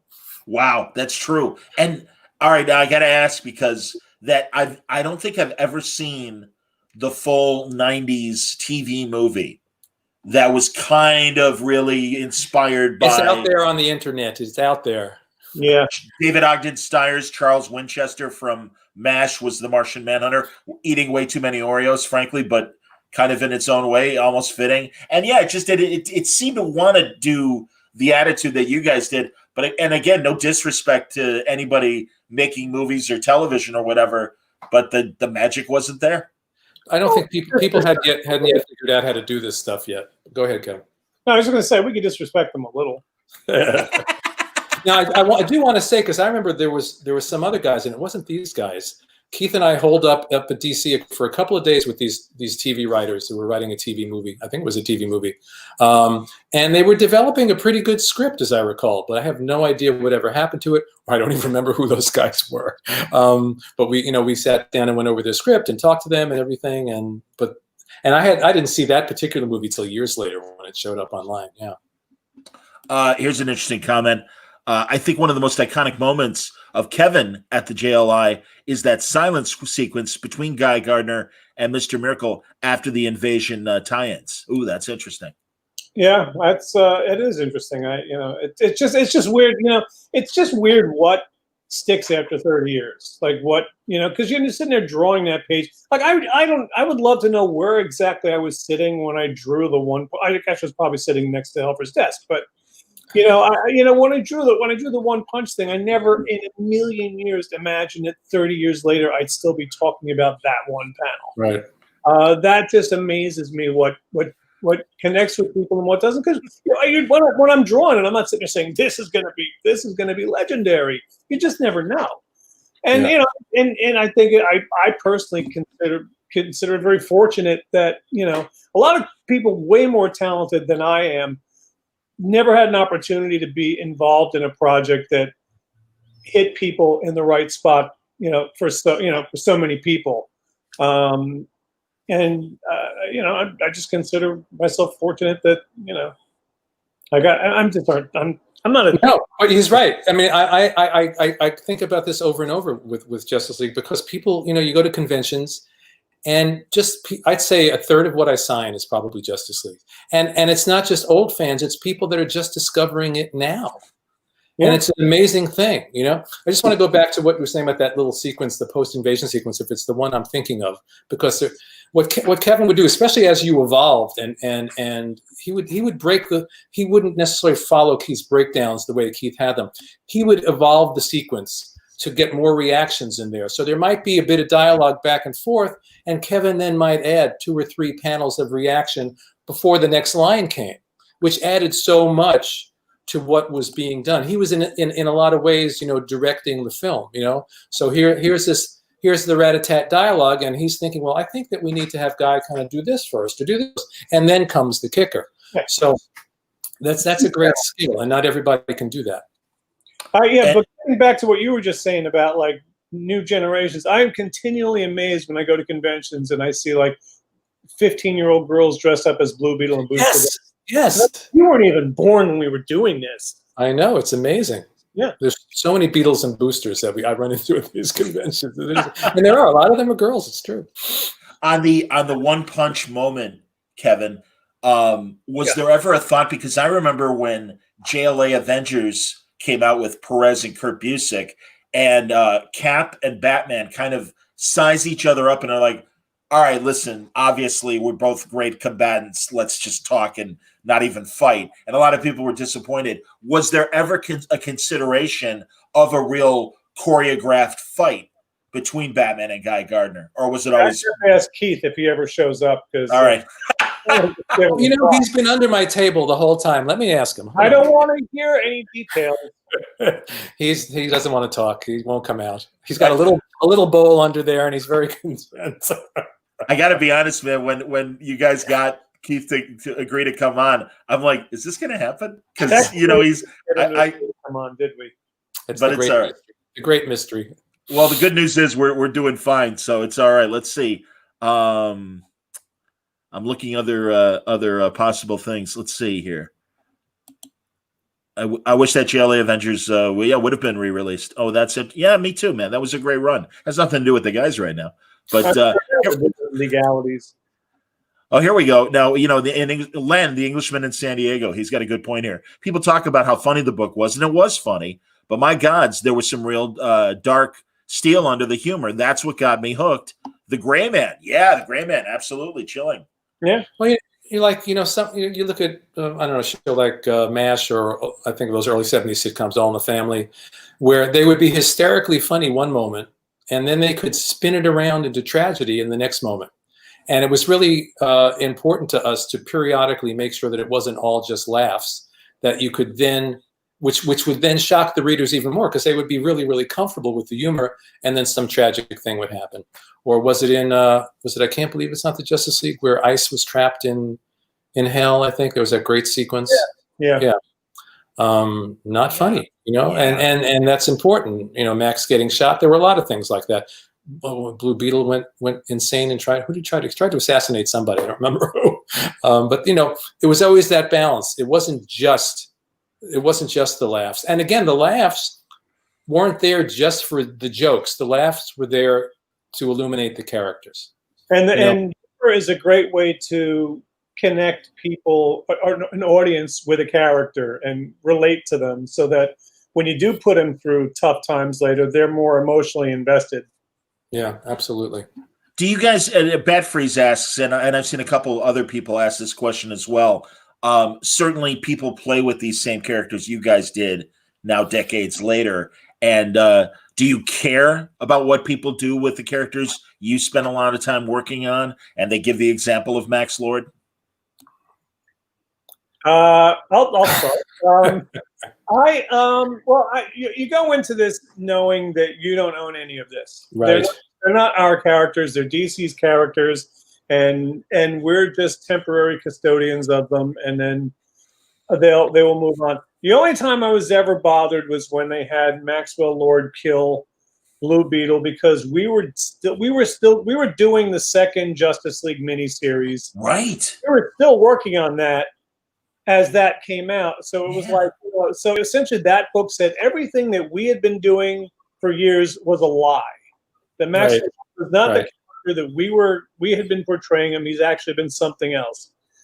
Again, I don't own the character. We don't own the character, so we can't say anything. But that to me was like, maybe have him get taken over by an alien, become evil, fine. But to say that everything we had been doing all along was not true, that was, I don't know. There was a period at DC where it seemed like they just wanted to kind of throw out everything that we did. But kind of what Kevin's saying, it's true. We didn't, when we started on that book, they were somebody else's characters. So somebody else was complaining about what we did, I'm sure. So that's just the nature of the beast in comics. And those stories I always felt exist in their own universe anyway. In fact, when Keith and I did Justice League 3000, that was our idea, was this is a completely separate universe from the DC universe. That, this is our universe. And they're just stories. So enjoy the stories. You can go back at any point and read those stories and enjoy those stories, and read the other stories about that other Maxwell Lord and whatever, Ultimately, you hope that it's a good story and people can return to it and enjoy it. You know what I think it should be? I think because I don't know how many Earths there are in the DC multiverse, but every Earth should be a different writer's. Right, you said that before. Yeah, I agree. There's Earth Frank Miller. There's Earth John Byrne. There's Earth Brian Bendis. So that continuity is consistent on that Earth and has nothing to do with the other Earths. I know that Mark has flirted with a lot of creator-owned stuff.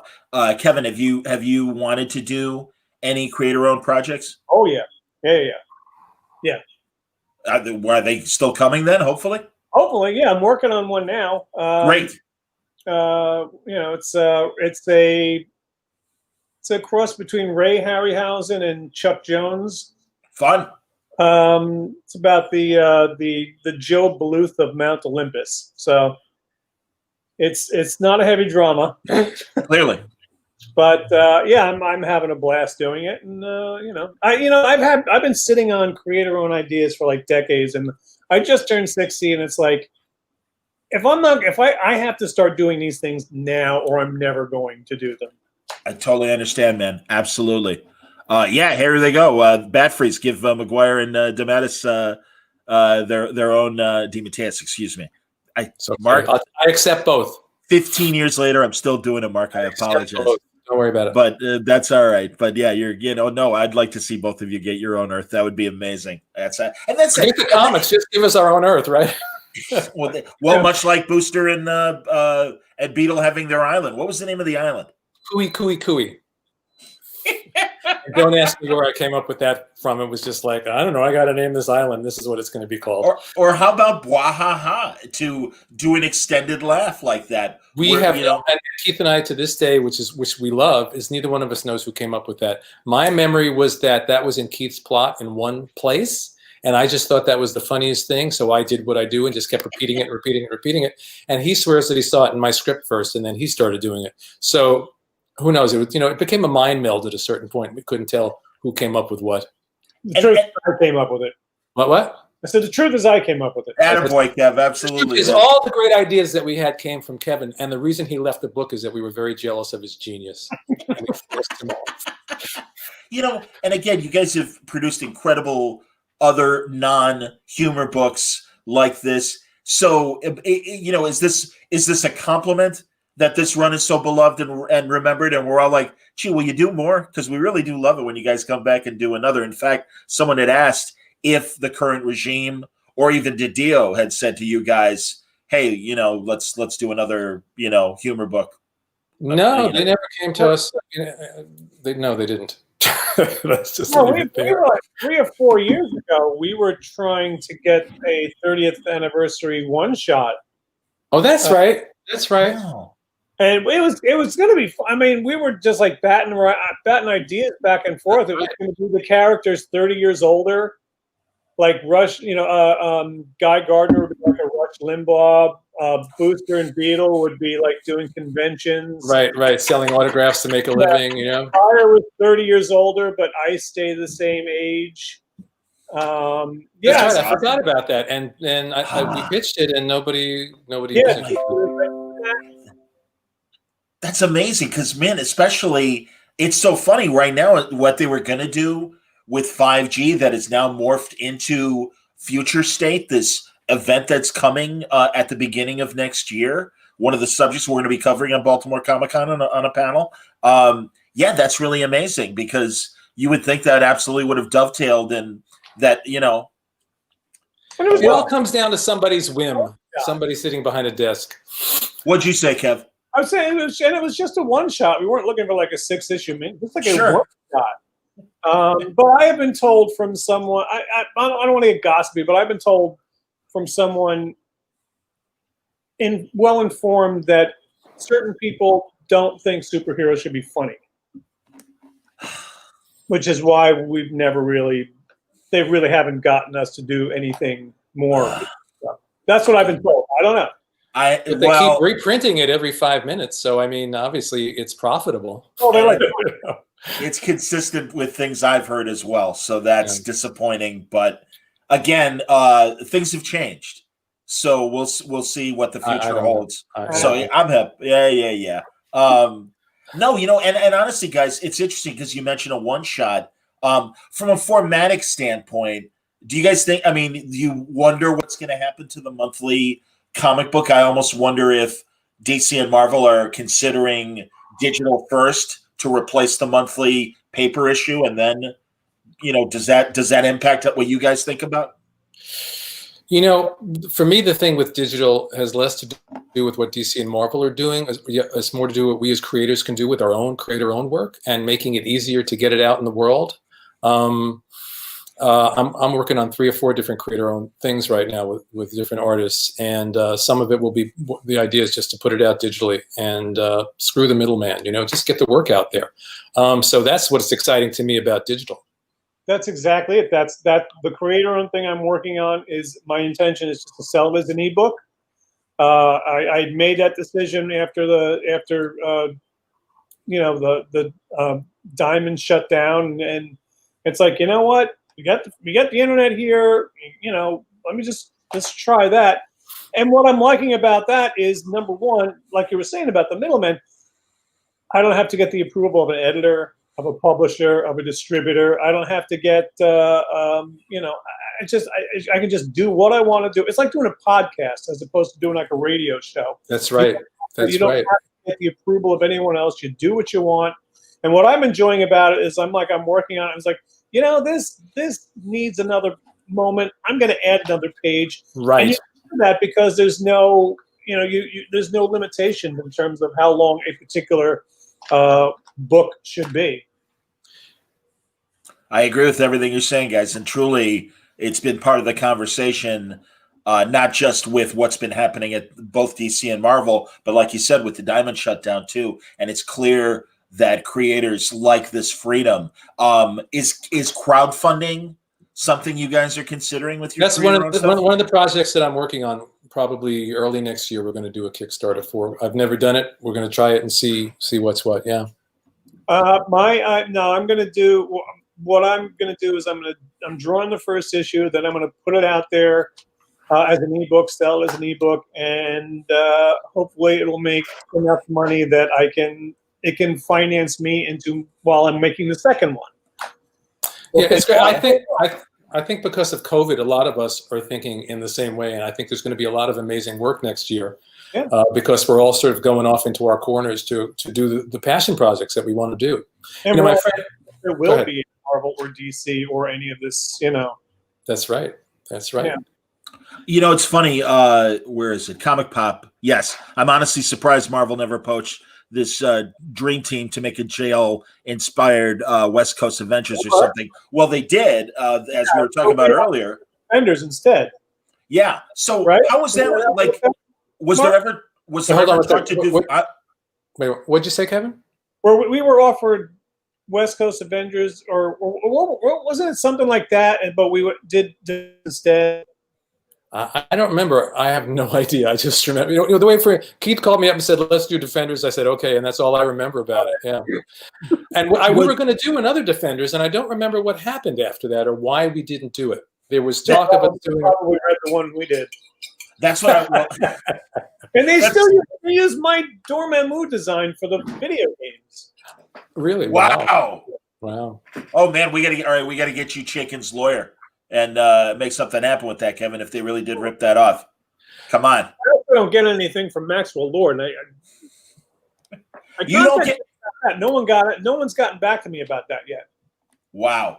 Yeah, well, let's talk about this separately, but I understand. No. But we were wondering if there was a response to the Defenders run to suggest other Marvel projects, because that was. I mean, again, we all of us that were reading JLI and everything, we loved it. So yeah, no, there was never, also Keith was, I think, after that exclusive to DC, so we couldn't have done anything as a trio for Marvel. I would kill for the three of us to do Fantastic Four. We all agree on that. That would make sense. Fantastic Four is, you look at the old Lee Kirby Fantastic Four, and it was great, cosmic adventure, but there was a lot of humor in that book and a lot of stuff for us to build on. I would set it in that era too and just have fun with it. Yeah.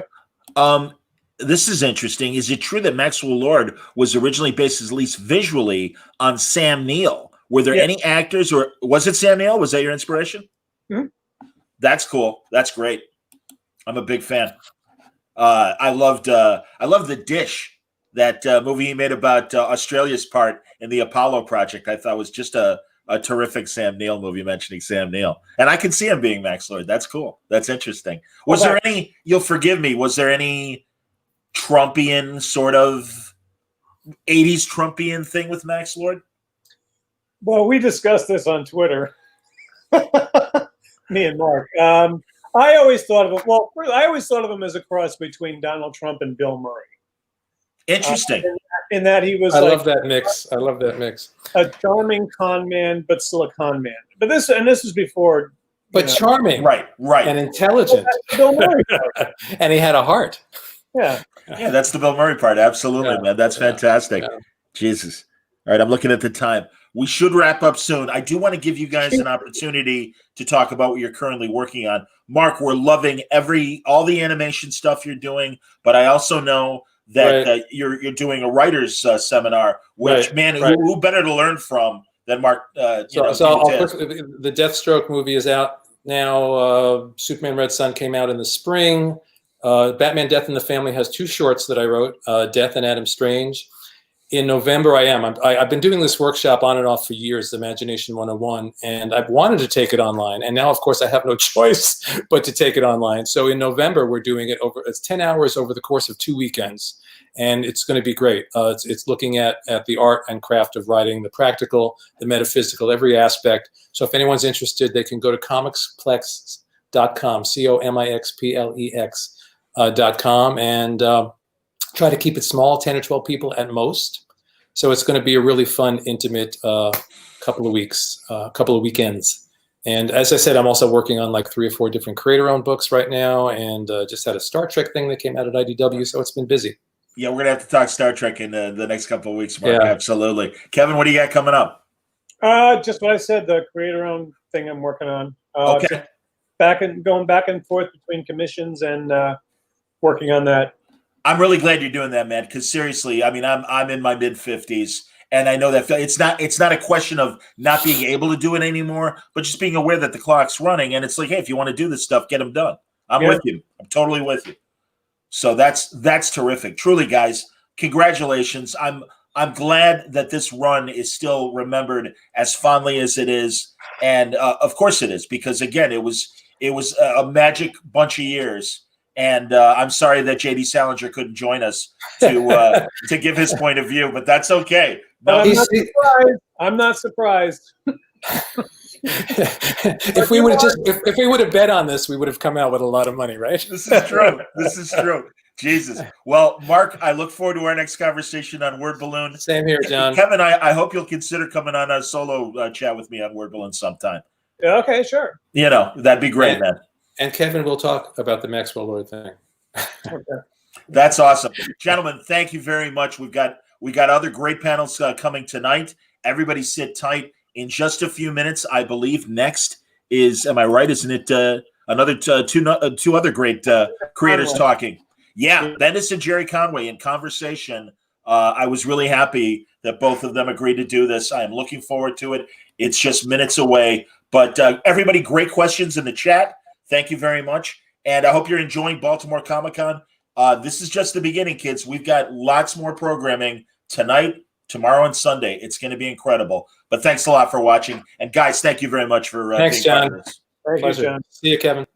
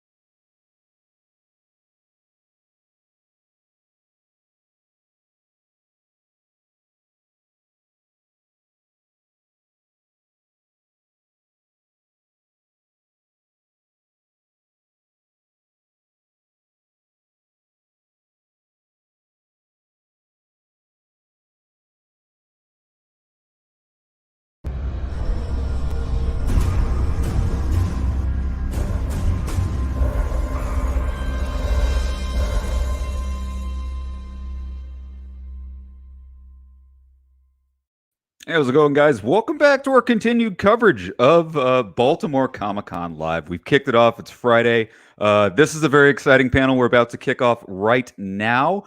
I want to give a huge thank you to Mr. John Suntress over at Word Balloon. He's been absolutely crushing it, moderating all these panels. But we're going to let him take a little bit of a break, I believe, and we're going to have two of some of the biggest names in comic books right here talking about oh man, I can just see him back there. I can't wait to bring him on. So I'm not going to waste any more time, guys. Let me bring him on. We got Mr. Brian Michael Bendis. How you doing, man? Hi, how are you? Doing great. Last time we saw you was on Mainframe, and you were in this beautiful outside kind of vista setting. It's good to see you back indoors, surrounded by comic books. There you go. Back in my bird cave. Let me go ahead and bring in your co-panelist here, Mr. Jared Conway. Drum roll. Drum roll, drum roll. There he is. Jared, can you hear us and see us okay?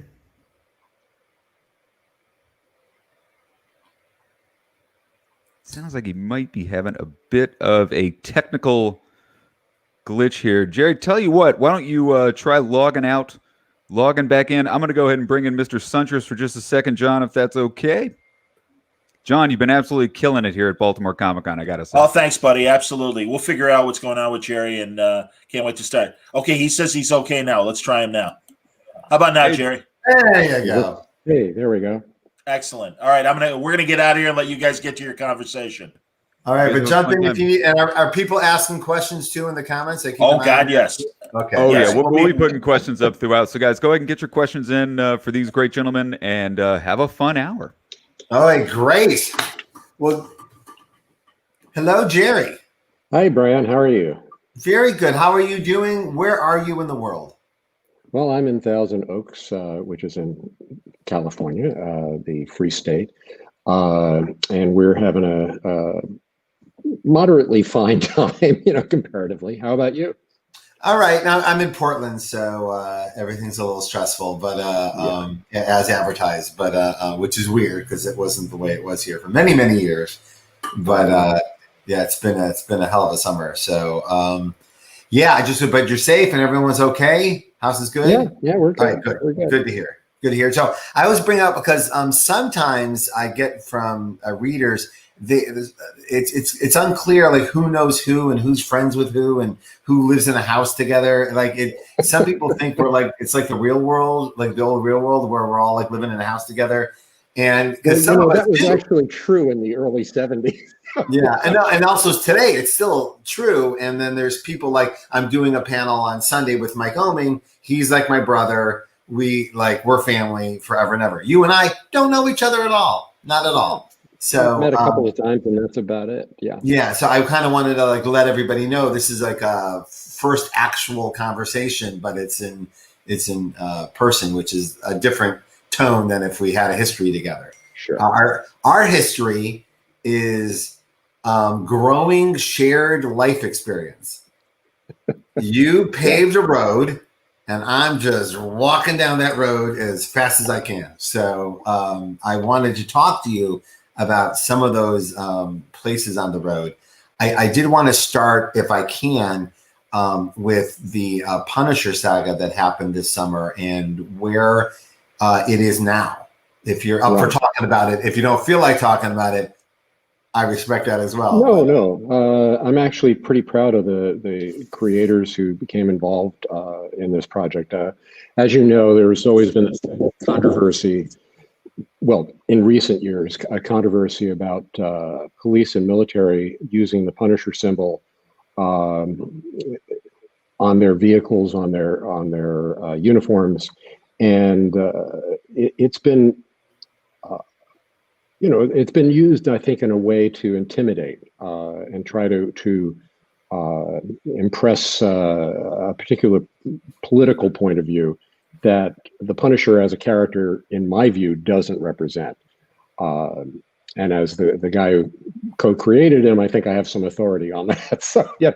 So when the Black Lives Matter movement started up, and we saw some instances of militia types and police type people using the Punisher symbol on their vehicles and gear, my wife and I thought, well, this would be something that we could possibly reappropriate and turn to the advantage of the movement.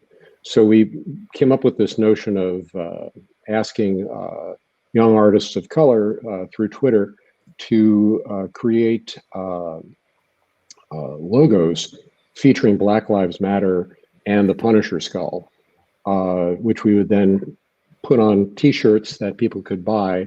And with that purchase, we would contribute the full value, of the profits to Black Lives Matter Los Angeles, which we ended up raising about $75,000 for the movement here, which was really impressive. Yeah, we sold over 5,000 T-shirts, and we had about 21 artists contributing logos, and it was really very touching. Very that's amazing, very impressive. Yeah, and I hope to see some of those shirts, in protest movements in the future.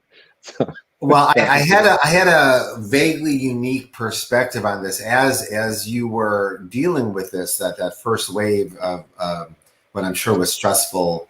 The same day, Miles was at the same protest. Like there were people representing Miles at the Black Lives Matter movement in the way I would only dream of, like right. perfect representation. And then you were there having the opposite experience, like yes. Same thing. But then but what's interesting was what a decades long journey this is for you with this character, and to get to a place where unironically misunderstanding the character, to the point where that, and then I couldn't help but think about is there a version where decades from now this happens to Miles? I'm sure there was a point where you couldn't even imagine the Punisher being misappropriated like this, right? Well, I couldn't even have imagined the Punisher having the longevity that's and the reinvention, over the years. He was.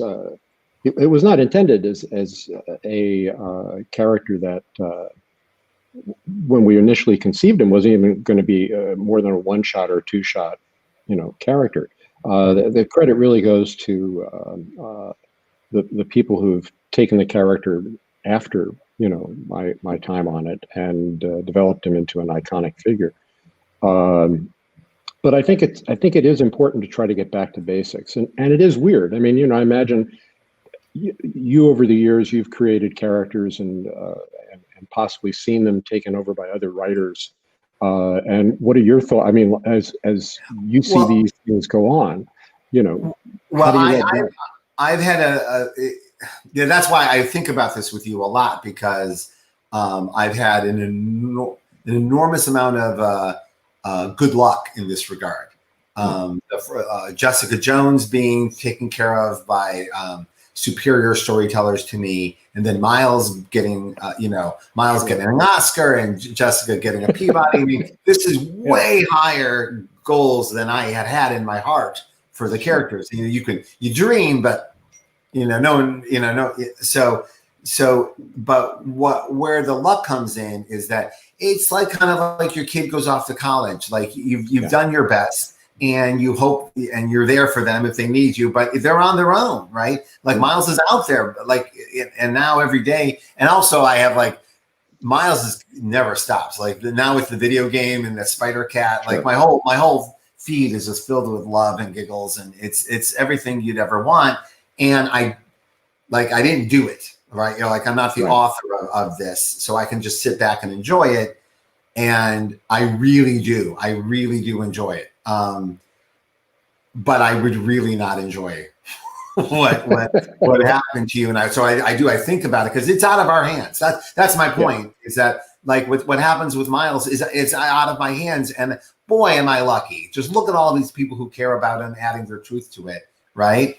And then you have, but in the case of Punisher, what's neat is that the misuse of the character actually gives me a platform to speak out for my own, political or social beliefs. So, when there's an article about a Punisher symbol appearing in an inappropriate way, I can then respond to it, and it is almost immediately picked up, by at least our particular media. But then sometimes it breaks through to a larger media. So it's an opportunity to be used, and that was kind of why I was both upset but pleased by the opportunity to do something powerful with the help of other creators this summer. A lot of our peers sometimes make things worse when things get weird, and you handled that as just about as elegantly and perfectly as possible. Other peers were talking about behind your back about how cool it was to see how you handled it. I just wanted to share that with you, because I know a lot of us are just alone in our rooms, not hearing from anybody. Just want to let you know that one, the commentary about how you handled it was inspiring to us. It certainly made us if that happens, that's how to handle it. So thank you for that. Well, you have to just sort of try to roll with it, but at the same time guide it a little bit, with your own belief structure, however that. Whatever you personally want to bring to it. I also love that you and I share a TV cinematic universe together that we did not ever plan on, but that we are forever connected with the Punisher, Jessica Jones, to a large part of the audience have their own little Marvel universe. Yeah, it's such a good little Marvel universe. Yeah, it is. Yeah. I mean, if it had been a crappy one, that would have been embarrassing. But certainly, I think that both Jessica Jones and Daredevil and Punisher, those three were the best achievements of that. Luke Cage too. Luke Cage is. Yes, absolutely. Luke Cage certainly stands up there. They're all good. Yeah. Oh, you can't lose with Mike Coulter. So let's rewind a little bit about that. The Punisher, and I don't want to spend the whole time on the Punisher, but it is fascinating watching the character evolve through the decades and have different interpretations in cinema as well. Mm-hmm. And do you how do you feel about it? What is are you just zen? Well, when the first Punisher movie came out with Dolph Lundgren, I was actually so out of the comic book business at that point that I had not even been aware, that it was about to happen. And of course, this is before anybody at either. Both companies were trying a little bit to sort of give credit or some financial rewards to people, but there was no real consistency to it. So when I heard about this, I was actually heard about it in an embarrassing way. I was at the time single, and I was on a date with a agent from CAA, and I was a screenwriter, TV writer at that time. And so we're on this date, and you try to make a good impression with somebody, so you try to find something you can talk about, in common sense. And I asked her, so what's interesting going on at the agency right now? She said, oh, well, we got this project that we've been pitched for one of our actors. It was actually pitched for Christopher Lambert. And she said, yeah, and it's based on this comic book property. This character at Marvel Comics, he's a ex-Vietnam vet, who's gone on a mission and as she's telling it, I'm slowly being filled with rage because this is my character and I knew nothing about this and I'm not going to get a dime out of this. And I blow up in this explosion of, those sons of bitches, what are they doing? And she's slowly moving back. Needless to say, we didn't have a second date, but that was my first experience with dealing with having my characters transposed into film or television. And then I subsequently, there was a Thomas Jane version, which again, I wasn't really involved with, although they did ask me to come in and do some work on some commentary for the DVD release, and then finally we have the Netflix version, which I honestly feel is the best version, and I'm actually felt the most connected with, because the people involved did actually reach out to me. We did talk. My status with Marvel is in a good place, so there was some nice feedback on that end, and there was credit. I love that there's so many versions of the Punisher that you skipped one. Oh, that's right. Yeah, the one with oh gosh, what's his name? Ray. Yeah, which actually is probably the most authentic to the comic book in a lot of ways, but was kind of maligned, and I think unfortunately so, because the director did a terrific job, but small budget, low budget, not really trying very hard from the studio's point of view. Well, you brought up a subject that is just deeply fascinating to me, and a lot of our fellow creators as well, is that you had a glorious career at Marvel and DC and all over comics, and then have this just out of nowhere tremendous second act as a very successful TV writer working on projects. And I will admit that I snuck and I watched your interview with John. Okay. So I do know a little bit about this, but I do want to talk more about your transition into this to being a TV writer, because I was a fan of yours, and then you would hear Jerry Conway's writing Law and Order, and how did that happen? Oh, good for him. No, you're like, oh, good for him, because I actually knew like a couple of directors who told me like that's the most money in the bank gig in television, that like they run a million times forever. The royalties are insane, right? So that's amazing, but it isn't the kind of material I think of when I think of you, right? I think of like, sci-fi opera and deep Spider-Man character. And then you're doing, whodunits, really. Whodunits and procedurals, yeah. You did, so people who don't know, you did Diagnosis Murder and Father Downing Mystery. So you were doing quite a lot of work on some really sturdy network dramas, which in itself, is its own art form. It's a completely different art form from the one we do as our day job. So I want to talk about that, but I want to kind of come in with, I know that the first step towards this was you and Roy Thomas working on the movie Fire and Ice with Ralph Bakshi and Frank Frazetta. I would like to spend the rest of the hour talking about that. No, I am just deeply fascinated about how you transitioned from comics to film, because now a lot of people do it, but back then, and even in the earlier part of my career, there was a sense, much like there were TV actors and movie actors, and never will they meet. The writers had little silos they were stuck in, and that was it. So, how did Fire and Ice come about? Well, Roy and I actually came together originally, because of our friendship and because of our mutual interest in getting into writing films, and we sold our first script based on the fact that the reader for a production company was a comic book fan, and she knew who we were. And so that's my business model, by the way. Yeah, yes, you've got to have a fan somewhere, and she promoted us to the producer, and the producer bought our script, which made us legit writers. And then at that point, the connections that Roy had built up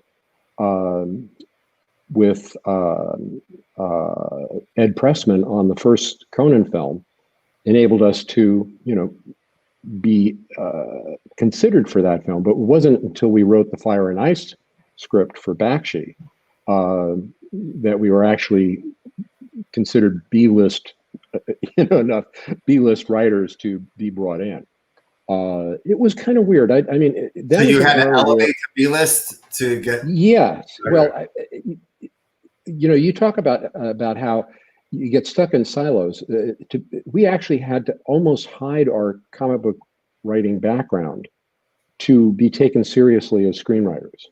And so pretty much for most of the first third of our film writing career, that was like the second or third thing that people would find out about us. The first thing would be, oh, you worked with Ralph Bakshi. Oh, you worked with Ed Pressman and Dino De Laurentiis. Then, you know, and at one point, Roy and I were actually warm in Hollywood. We used to say we got, you know, not hot, but warm. And we were guys who were, yeah. If we weren't like the first, we were at least the second team that would be called in to write a big budget fantasy film. But as all things will, you know, this sort of fell apart eventually. My partnership with Roy fell apart before that happened. But in the process of working with Roy, I had met a guy named Dean Hargrove when we were doing a project for Showtime, and Dean had been brought in as an executive producer on it. And after Roy and I stopped writing together, I reached out to, you know, a whole bunch of people asking for advice. You know, what should I do? And Dean was the guy who actually responded with a job. He gave me a job writing for a show called God, I'm blanking on it, but it was this kind of knockoff of the two cops, one rogue cop, one tough cop, you know, that sort of deal. Starsky and Hutch.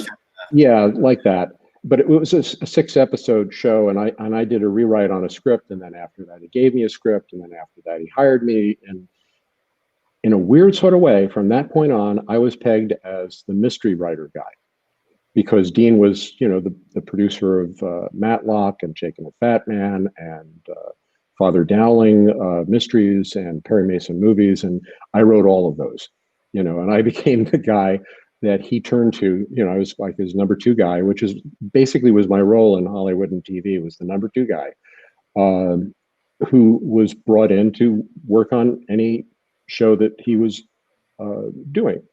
And then subsequently that became my rep, you know, that I was a really good procedural / mystery writer. And I could not get hired to do a single fantasy show. Unbelievable. I went in, I pitched for Lois and Clark, I pitched for Birds of Prey. That kills me. Birds of Prey kills me. Nothing. Yeah. I couldn't get into any of them, you know, because I was a mystery writer. I mean, the 90s were weird, man. Yeah, no, very weird. It's just absolutely fascinating. And I grew up at a time where I must have read this early on in my career because I got obsessed with it. Like some other writer says, as soon as someone attaches a label to your name, stop what you're doing. Just immediately pivot to another career because someone put you in a box and you got to get out of the box. Early on in the 70s, back when National Lampoon had its offices downstairs from Marvel Comics, I used to, my way of making my way in the business was I would just show up at offices. You know, I was a teenager and I had no shame. I would just show up at offices. So I showed up. I did the same thing. Yeah. I showed up at the National Lampoon offices and became friendly with Henry Beard, who was kind of this sardonic. I mean, if you've seen the film version of the Lampoon origin story, you know, he's a lot like that, you know. So he was this kind of mordant, sardonic guy. And after a while, you know, I sold some stuff to the Lampoon, and I brought in a friend to see if he could get some work, you know, because I like to help people out. And this friend of mine was this very talented science fiction writer who had just placed a story with Playboy magazine. And Henry was like, you know, oh, you sold a story to Playboy. He says, yeah, I did. He says, I hope you like that story because that's the story you're going to be writing for them for the next 20 years. And of course he was right, because at that time, Playboy, you know, if you wrote a certain kind of story, that was a story that they bought from you. You couldn't break out of that mold. And so my friend was both happy and kind of distraught. You know, but no, so someone says, like, you get a label, you say thank you, and then you start hyperventilating. Yes. You're like, yeah. oh no, I mean, I'm a crime hopefully it's a writer. good label. Hopefully it's a good label. I mean, I was fortunate. I was able to move from dad mysteries or mom mysteries to procedural mysteries. There's a lot of people who worked on Dean's shows were marked as old-fashioned writers in the 2000 market. Yeah. So how did you pivot to Law and Order? Because that whole you were on a few Law and Orders, right? You were on. It was actually I ended up I wrote 3 or 4 Law and Orders, and then I was on Law and Order Criminal Intent for 5 years as a producer. Superior show. We all I love that show. I mean, and I had the opportunity to work with Vince. Vince D'Onofrio. So we can now look at that show as like Kingpin, like origin story. Okay. Yeah, definitely. Well, Vince reached out to me.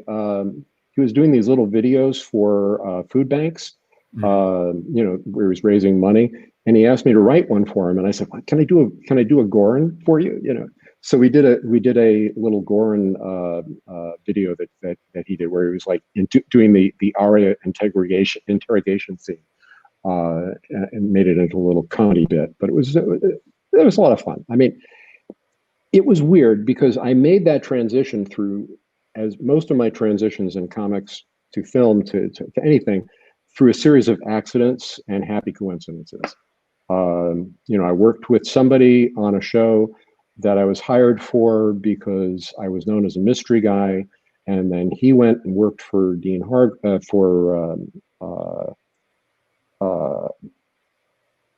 Dick Wolf on a project that wasn't going anywhere, and he suggested me to come in and do a rewrite on it. I came in and did a rewrite on it. It got picked up to a series. Then I met this guy who became the executive producer of that.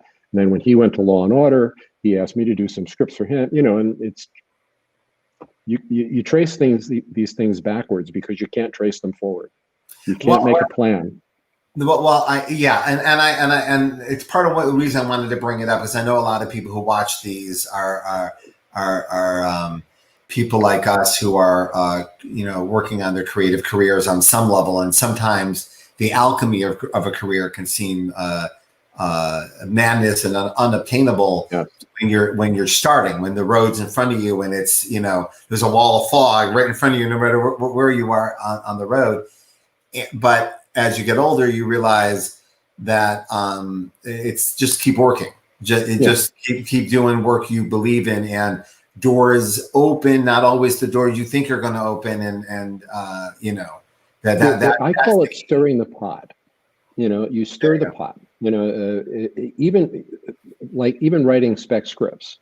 I never expect any of my spec scripts to sell, but there seems to be this psychic. I don't believe in ethereal phenomena. But there does seem to be this karmic force that when I finish writing a spec script, when I'm like burned out and done, somebody offers me a job on something else. And I have but if I'm not writing a spec script, nothing is happening. I could be sitting there ready to work, nothing, but as long as I'm doing something, as long as I'm proceeding in some way to create and to put something out into the universe creatively, I get something back, and I don't know why that is. But I'm very serious. I have come to fully embrace and believe in this unseeable creative energy that bounces back and forth. I have had a few instances in my life that are so undeniable and crazy that that I go, all right, there is something out there. When you put stuff out in the world, it comes back. It does. Sometimes years later, sometimes decades later, but it's energy you put out in the world, and it has come back always to me in a phenomenal way, in a surprising way. There was an incident I'll talk about soon where a musician whose work I was obsessed with when I was working on something decades ago found that work without knowing that their DNA is all over it and connected to it and sent me something. and it shocked me 20 years later. Yeah. Shocked me. So, I mean, and that has happened a couple of times. And as you get older, that's because now as you get older, you get to see all the seeds you planted and what's going to happen with them. But that kind of stuff happens. I know I sound like a Portland hippie talking about this kind of stuff, but it does, man. It just happened. I think it's about productivity and your own personal openness to take. One thing which whenever anybody asks me what you should do, to advance your career, one thing I always say is you just have to keep working and creating, and as long as you're creating, that's the goal. You know, what happens after you create it, you're not in charge of. You know, my wife is a very talented film editor, director, and comedic writer. She does a web series. She's always worrying, will anybody see this? And she actually has like millions of views. It's a very successful web series, but she's always worried about, maybe nobody's going to get it. And I said, it doesn't really matter. What matters is you do it. You do it, you put it out there, and then you see. You've got nothing to say about how other people are going to react to it. And you certainly don't have anything to say about how the universe is going to reward you if there is a reward. The work itself is the goal. The rewards aren't always immediate. Sometimes, I mean, we live in America particularly is a very weekend culture for everything: TV, movies, music. But we know that with stuff that we put out there that wasn't a big hit when it came out, and it ended up being the biggest hit ever. Financially for us over time, whereas other things that were like the #1 book of the year and like nobody talks about it the next year. You know what I mean? So it's you never know. You just never do. So Justice League Detroit, which was my great shame, which at the time was like it seemed like the death of my involvement with DC, and it really was. Then becomes, my a financial pipeline in my 60s. So fine. Well, okay, you said the magic word, so I'll bring it up. So the one bone I have to pick with you is Justice League 200, because you ruined me. Like there's books that aspire, and then there's books that just to the point where I just this one I've spent so much of my career attempting to recreate the magic of Justice League 200 or just aspire to it, including like last month in Legion of Superheroes, I had 44 artists drawing Legion of Superheroes attempting to accomplish what you guys did in Justice League 200. And I will say I have this deep, potent memory of obsessing over that book, and not only because of how it's structured and its beautiful homage to Justice League's DNA of how they told those stories, but you did something for me. You introduced me to a few artists. You also introduced me to I already knew that different artists had different voices, but seeing them laid out in almost a portfolio style like that it allowed you to really compare and contrast the line work of Brian Bolin versus Joe Kubert, right? And I'm at an age where I'm, here's where I get Chris Farley on you, and I apologize, but I'm at an age where I'm literally unpacking the magic of comics and what they mean and what you can do with them.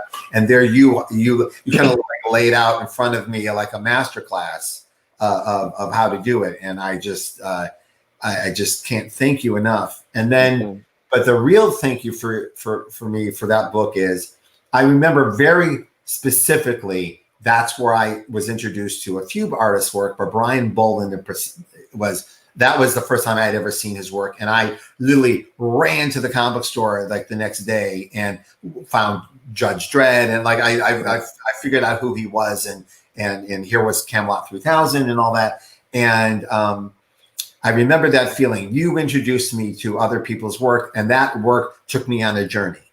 And so my first year at Marvel, they let me do a book called Ultimate Marvel Team Up, where I could go sit and do, just hire and do whatever I want. And I very arrogantly called Bill Sienkiewicz, who I did not know, and said, "Hey, you want to draw Punisher and Daredevil with me?" And he said yes. And I'm working with one of my heroes. I meet like my first year in mainstream comics, and like I'm working with one of my heroes. And then I got like the book came out, and I'm like, people are going to be like, "Wow, Brian, you got to work with Bill Sienkiewicz." Like I'm like, and the first comments were, "Where did you find Bill Sienkiewicz? What a discovery!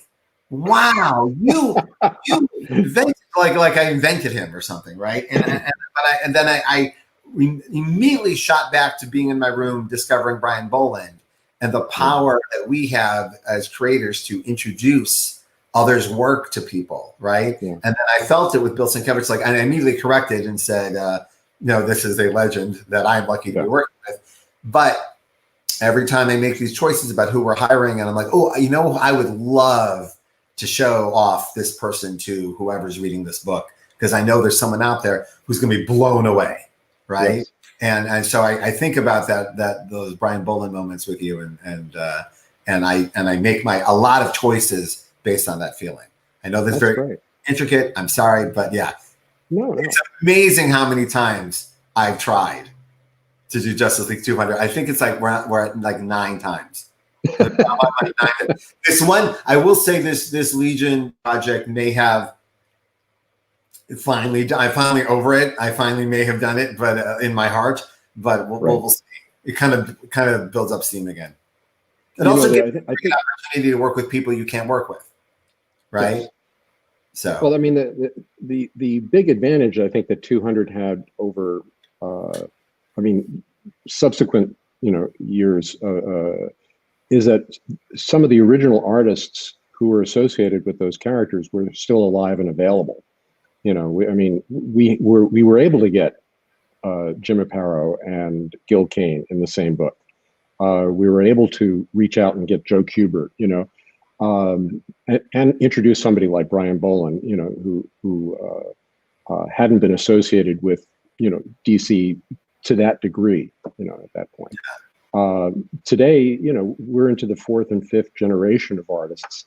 So it's kind of hard to find the as iconic connections as we were able to get with those. I mean, now you also found the artist that matched the character. There was a historical precedent with each one.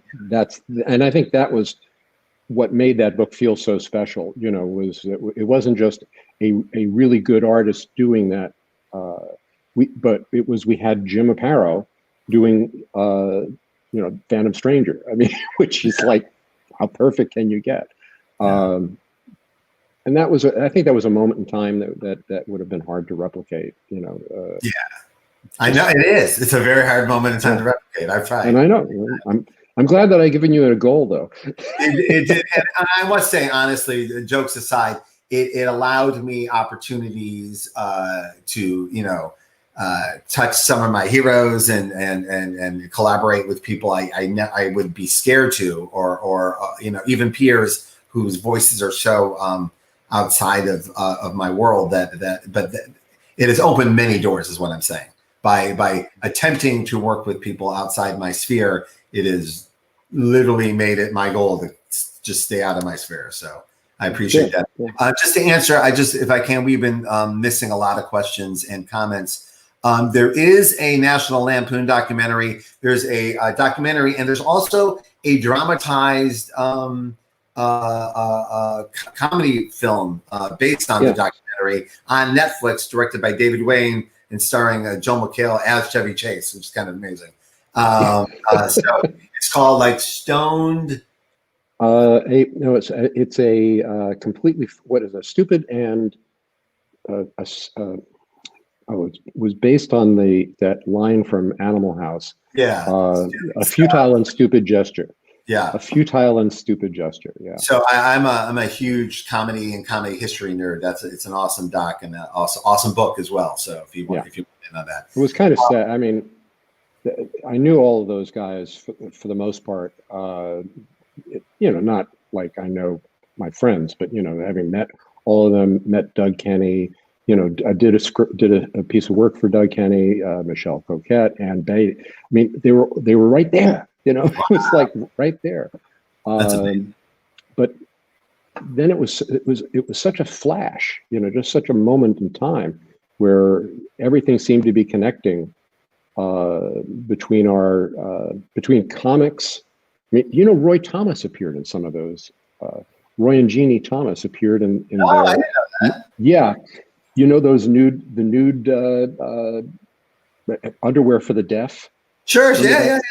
That's Jeannie Thomas. Okay. Yeah, and then there was this Roy and Doug Kenny and Jeannie in some of those fumettis. That's them. It was a very weird time. Yeah. All right, let me hit a question. This is for both of us. Let's before you write a character, say Superman, how many books do you usually read in preparation? I plan on writing comics one day, so I thought I'd ask.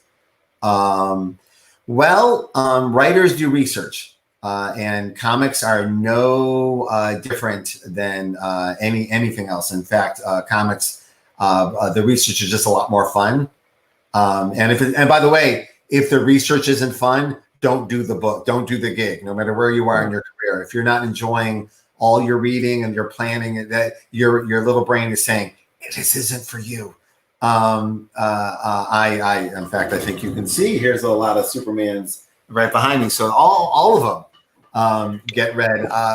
By the time I got to Superman, I was an adult who'd read a lot of Superman comics already. So I'd dove in and reread a lot of things and was surprised how much I had already read, just throughout life. But yeah, I treat everything like it's I came up through crime fiction and true crime, and it's a lot of research, and I just still treat it that way. That's what you Brian, do. can I ask you, what was the era of Superman that you felt was most influential on you?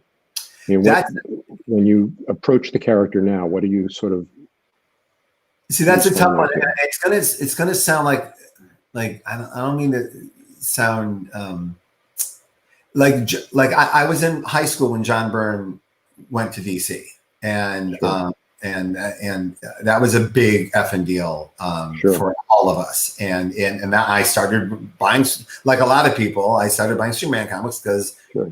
and my X-Men guy was doing Superman. So that's probably the time I spent the most time thinking about Superman. But then I went to a convention where Kurt Swan was there, and that stuff became more important to me. Like John, again, every creator does this, but John's work opened up to what I found to be more satisfying Superman just before him. And also John's run was all mired in the Crisis editorial stuff that you know very well. So there was always something weird about it. And I must say, I re-looked at it all when I came to DC and thought about John's choices. I mean, I was even given a book called Man of Steel. Like, I really had to think about the pedigree of the name and everything. So I thought about some of the choices John made. And in retrospect, it felt like it was really the John Byrne show, which we've all been guilty of at some point. And I thought, I definitely don't make this the Brian show. Make this the Superman show. Like as much as me coming to DC was being advertised, let's not make my voice the most important part of this thing, because that stuff doesn't always age as well as you'd want it to. So that's what I thought about the most when I was coming here. But also Superman and Legion have what I would consider to be like fits and bursts of genius. Like instead of long runs, there's like little pockets of year here, year there, Like I can tell you, like I forgot Walt Simonson had done a Superman special that rattled me, right? And then when I went back to my reread, I'm like, oh, Walt's there again. This is just getting me where I need to go. But also, I was of an age when Alan Moore did his goodbye to Superman, whatever happened to the world of tomorrow. So that was the most joyful Alan Moore story I had read, even though it was also the saddest. But it was, compared to his other stuff, it seemed much more hopeful, and it really got me. So it was a sweet story, yeah, very sweet and very well done, and also Kurt Swan right there doing what he doesn't get enough credit for, to be honest. So so you. I think the Kurt Swan era was when I was growing up, but the Wayne Boring Superman was really my touchstone from the late 50s and the early exploration, the early stories about Krypton, that the Wayne Boring era brought. There were all these novel length issues, where because at that time, the average Superman issue had 3 stories in it, and when they would do a full issue, it was a novel length story. And I remember the early Laurie Lemaris stories, the stories set on Krypton, where Superman would use his memory thing to somehow remember things that happened to him as a baby. And that era just sort of stuck with me, when I came onto the book, because most of the 60s, from about 63 through the period when Denny finally was brought on the book, Denny O'Neil was brought on the book, that era sort of didn't really have much impact on me. I was mostly a Marvel fan during that era.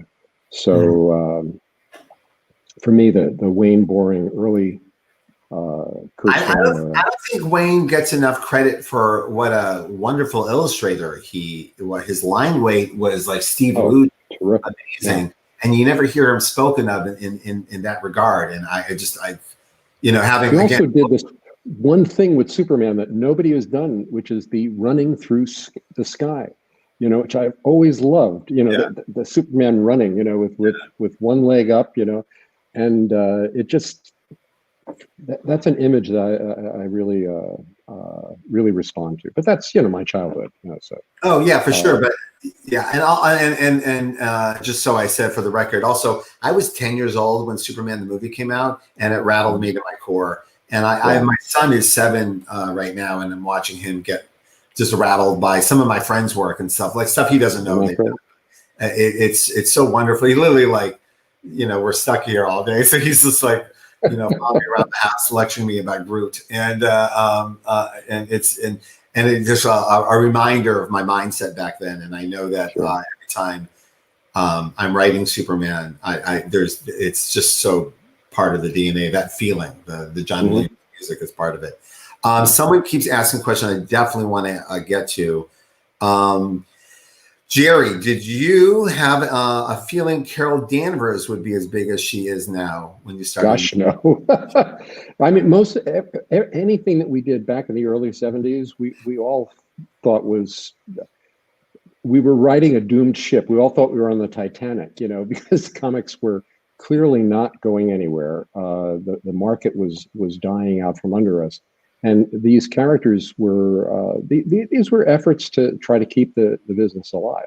And I can't take any real credit for Captain Marvel or Ms. Marvel, beyond, I consider myself like a grandfather, in that case, and not even like a step grandfather, because all I did was take a character from that one person had created, gave her some powers, and then somebody else took it and made it like into something really well. I mean, there's somebody else obviously being Kelly Sue. So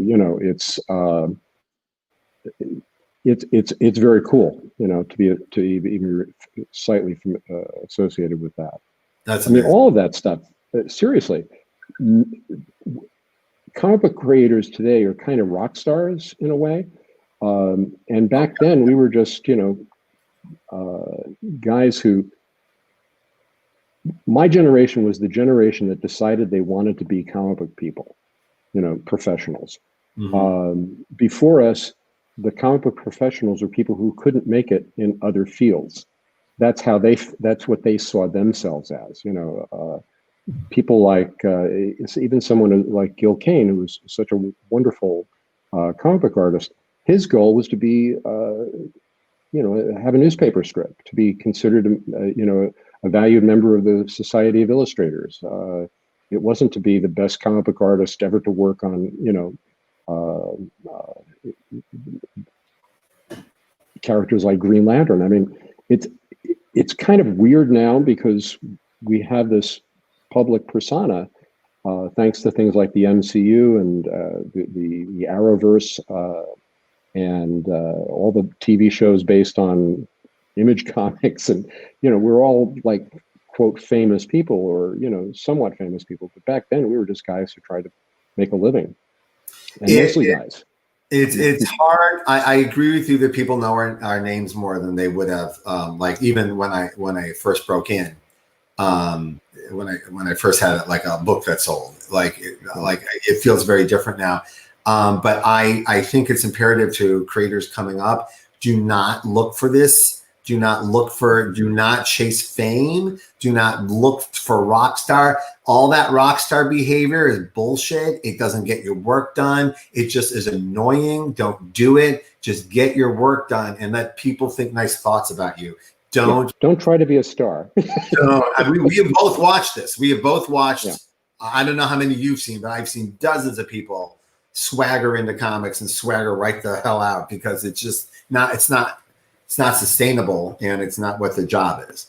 The job is get your work done, So, yeah. and if anything comes afterwards, fantastic, brilliant. But that's what happened, right? It's not something we were going for. But when you see the creators put on the sunglasses and head into San Diego, and it's not a good deal. I mean, I'm sure there are benefits, but my attitude is one of gratitude, and I'm always surprised when somebody wants me to do something. That's generally my posture in life, Yeah, but there's every once in a while someone comes into comics and goes, "I'm here. You're welcome." And you got to be so good to make that work. That's not how it works. It does not. So all the characters, and there's quite a few at both companies, and I saw you talking a little bit with John about I was surprised you brought up Vixen as being a character that does you well financially in the ancillary. What would you say? What would you think would surprise fans about what we're in those worlds? Like what?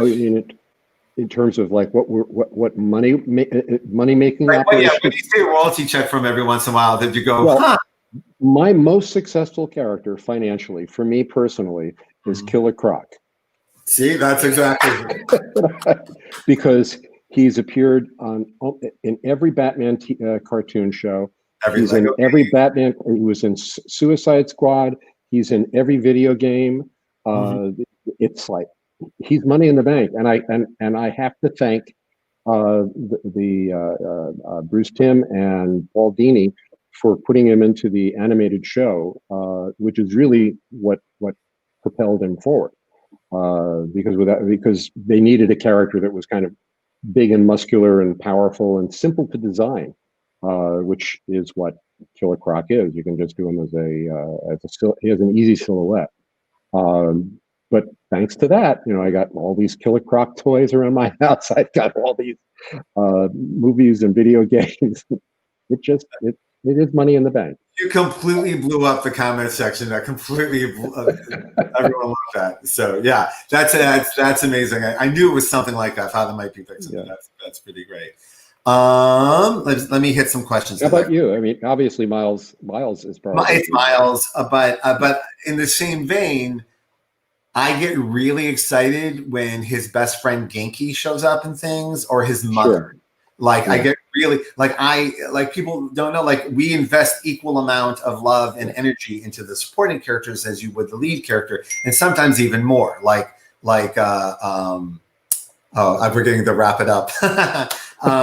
But Miles hit the not to be braggy because I didn't have anything to do with this part of it, but Miles during the movie hit the weird trifecta of three things I really, really, really wanted as a nerd, but didn't know I wanted.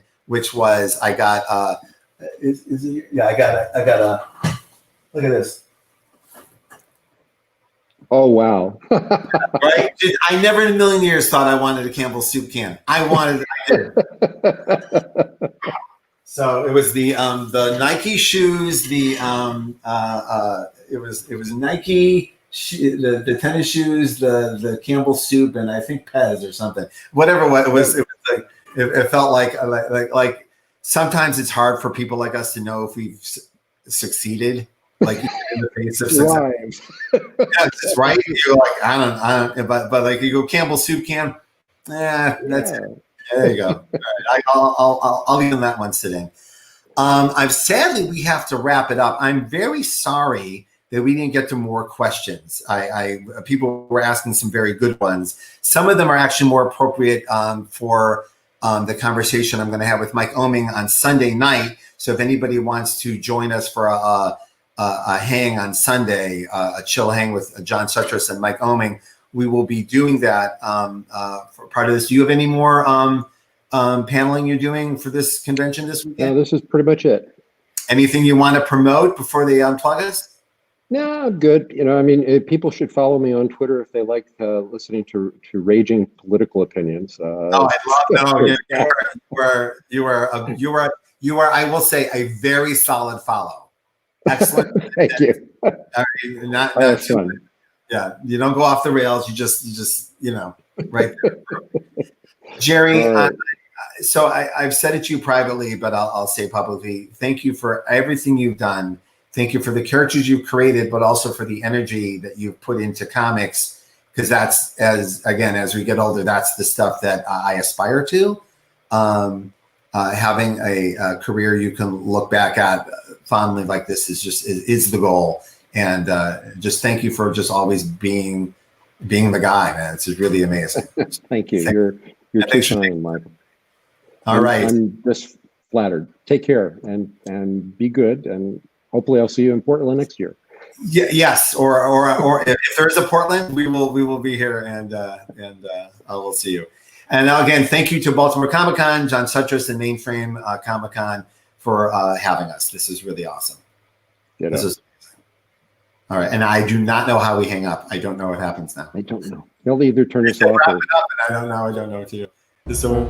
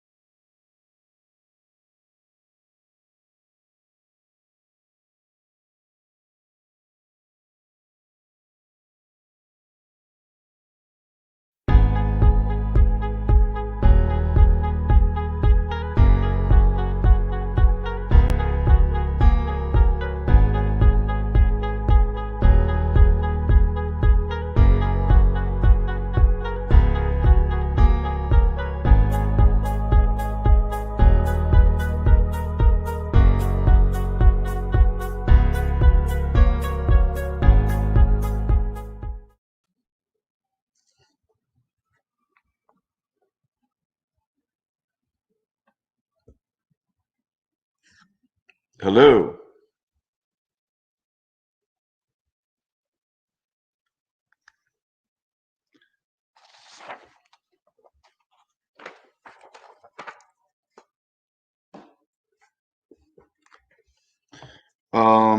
Is this thing on?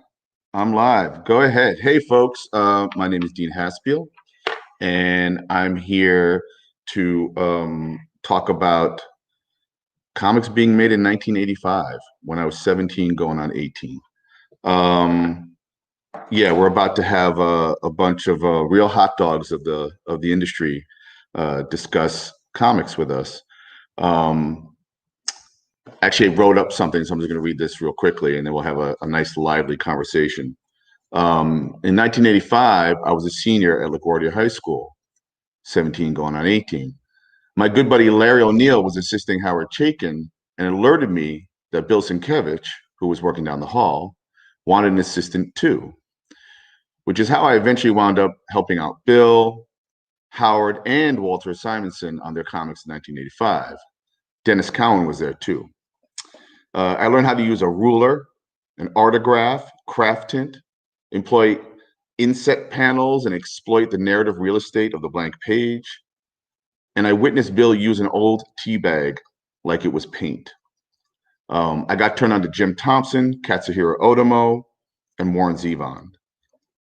1985 was the year I lost my virginity, literally, and became a cartoonist professionally. So with that little introduction, I want to bring on these other guys. And I don't know. I can't see them. I don't know what's going on here. Oh, wait, there's Howard. I don't know if you heard me. There's Bill, Dennis, nodding his head. Oh, and I know Walter's having an issue logging on, but fuck Walter. He's old. Oh, okay, already. Okay. Already. I'm still getting off on the professionally and virginity stuff. That was in 1985. Well, I know you love to talk about that, Howard. For some Look, reason, I love the virginity dance. I can't help it. It's the best. we might have to save that for later. I may. I'm not wearing any pants, so I'm not sure I want to do it today. Guys, so great to see you guys, man. This is kind of amazing. And we'll have to, I guess, when Walter gets in. Yeah, well, what I want you guys to do is to help bring us back in time, okay? And set a tone for what the comics industry was like in 1985, 35 years ago. The last time all five of us, once Walter hops back on, shared the same space. You were all navigating mainstream and independent comics while breaking new ground. And what I want to do is I want to discuss what you were doing back then and get a piece of your mind, you know, where you were coming from and what you were, where you've been going ever since. So with that in mind, anyone who cares and knows about comics knows your legacy, knows that you guys are, you know, masters and innovators of the form, the comics form. And I want you to briefly introduce yourselves and tell us what you were working on in 1985 and why. And if you don't remember, I think I can tell you. So we'll start with Dennis. Oh no! Why Yeah. did it start with me? What was I in 1985? I was doing most of my stuff, I think, DC Comics at the time, and I think that was the time when I was working on titles that started with V. So I was either doing Vigilante, right, or V, or literally V, and I got right. two issues of each, and the last issue of each killed both books. So that was my, yes, that's right. I'm just a book killer. Yeah. Well, you were brought on, I think you were brought on to the end of the series for V, if I'm correct. Right, I was, because they were going to kill the book. So they're killing the book. And then and then you did a couple issues of Vigilante. And actually, I don't know if you know, but recently, is it James Gunn, who's taking over Suicide Squad, is doing Peacemaker, that's loosely based on, I think, an iteration that you drew. What? Yeah. Get out of Yeah. here. I didn't draw Absolutely. people. I have a vague memory of Vigilante. So you drew one issue of a 3-issue arc that featured Peacemaker. Oh my God. Where he was kind of going bananas and going a little nuts. Yeah. And so I think that's the iteration. So maybe you'll be getting a paycheck. I don't know. I just remember thinking when I was drawing it, I remember thinking, I'm not drawing the Punisher, I'm drawing the Vigilante. Like, this is right. so messed up. I should be drawing the Punisher. Why am I drawing the Vigilante? Like, it just felt like it was like the redheaded stepchild of like that kind of character. Yep. But, and also, if I'm correct, I remember you loosely basing Vigilante on Clint Eastwood, right? Yeah, I did. Yeah, that was cool. My limited drawing knowledge and whatever. I was a big Clint Eastwood fan back then. So I'm like, you know, when I just make him Clint Eastwood, I mean, he's the Vigilante, aka the Punisher. So. Dirty Harry, right? I mean, At least absolutely. He had a nice ski sweater. Say what? He had a really nice ski sweater. So Howard, when I entered the studio, you'd already been working on Flag for a year or so, I think. Yeah. Right? So that was your main gig. So in 1985, that's what you're working on. But like, how did you arrive to that? Like, I don't remember your earlier work. I think I was introduced to you through Flag, but obviously you'd done a bunch of comics before that for I think DC. First comics made me a financial offer that made it possible for me to get out me to get out from under the debt that I'd accrued working for Byron Price. And because Price had put me in a financial hole that just fucked me forever. Friends don't let friends work for Byron Price. That was the gold we had. And first made me this offer. And I have no idea why they had confidence in me that it was worth their while. They also went to other talent for whom I have no respect, so that I'm sort of lumped in with that crowd. But you know, they did it, and I had spent a couple of years away from comics after a spirited disagreement with the editor in chief at Marvel, and where we're best friends now. Ah, fucking and I did the book, and it seemed, and it achieved. It was a success to stem, but not really of any real commercial consequence. It never really achieved a commercial land base. Well, you were being paid a paycheck regardless of sales, right? Is Yes, that the idea? I did okay, and I also owned the material. So and you own the material. That's right. The material reverted back to me because of a clause in the contract, and that was a blessing. It really was. It hasn't paid off in any real way, but it demonstrated that I had value. That's really the real function of the Flag book, was to put me on the map as a guy who would finally develop the cattle to go with the hat. And you know, I was an awful person and a big mouth, but I finally managed to create a body of work that justified my obnoxiousness, and that really was a life-saving experience. It really was. Right. And that was your first foray into creator-owned comics, basically, right? I mean, you'd done Cody Starbuck. No, I mean, we you know, all of us had done material we'd owned for various places. I mean, Friedrich's book, and you know, and some stuff for heavy metal. You know, right? All of us, and you know, Epic was there. There was all sorts of things. I mean, there were a lot. I mean, the '80s was a real buzzy time. I mean, it really was.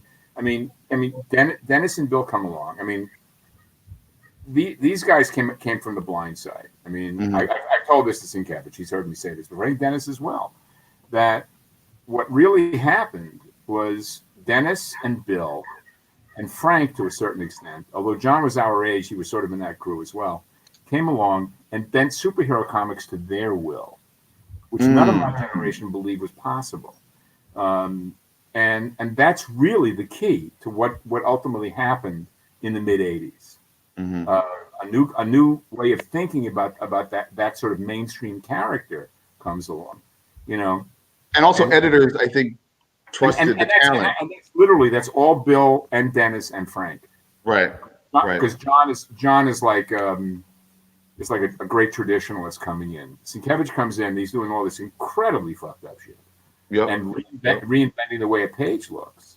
Frank is synergizing Ditko, Eisner, and Kane. Right. And it's just no one, and it coincided with the fact of Stan losing interest in running the game and just basically being the presence as opposed to the creative presence. You look at what Electro Assassin, you look at Moon Knight, you look at what Dennis was doing, even on stuff like V, and then you look at then Milestone comes along. Right. These guys bent the material to their will in a way that none of my generation could have considered doing. Well, I mean, if we could talk to Bill for a second. I remember entering the studio, and at the time, my buddy Larry O'Neill, Denny O'Neill's son, was working for you, Howard, as an assistant.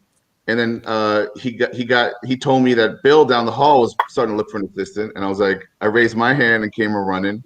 And I was such a fan of. I remember reading Moon Knight, and then there was that issue, Hit It, and I think I've talked to Bill about this before, like where he literally pivots. Like there is a huge something just happened, something changed, you know. And I'd love to talk to Bill about that, but also get him into 1985. And it occurred to me, I didn't realize that Love and War, your Kingpin comic, was done in 1983 or 82, or came out in 83. Bill, I don't know if you can hear me. He's moving slightly. 83. Yeah, that came out before you did Electro Assassin. Can you hear me? Yeah, I can hear you. We can hear you. What's that? We can hear you. Can you hear me? But yeah, you're a little choppy. Okay. All right. It's a little. It's a little choppy on my end. I don't know if it's the way you guys do it. I don't know if it's me or if it's just systemic. But anyway. Well, we're okay. Shoot. Bill's always breaking something. Breaking comics. That's breaking hilarious. Zoom. Okay. He's such a handsome fellow, though, so it's kind of tough not to. Can't help himself. I know. I love the fact that it's the young guys who are fucking up technologically. Yeah, baby. That's yeah. right. That's fun.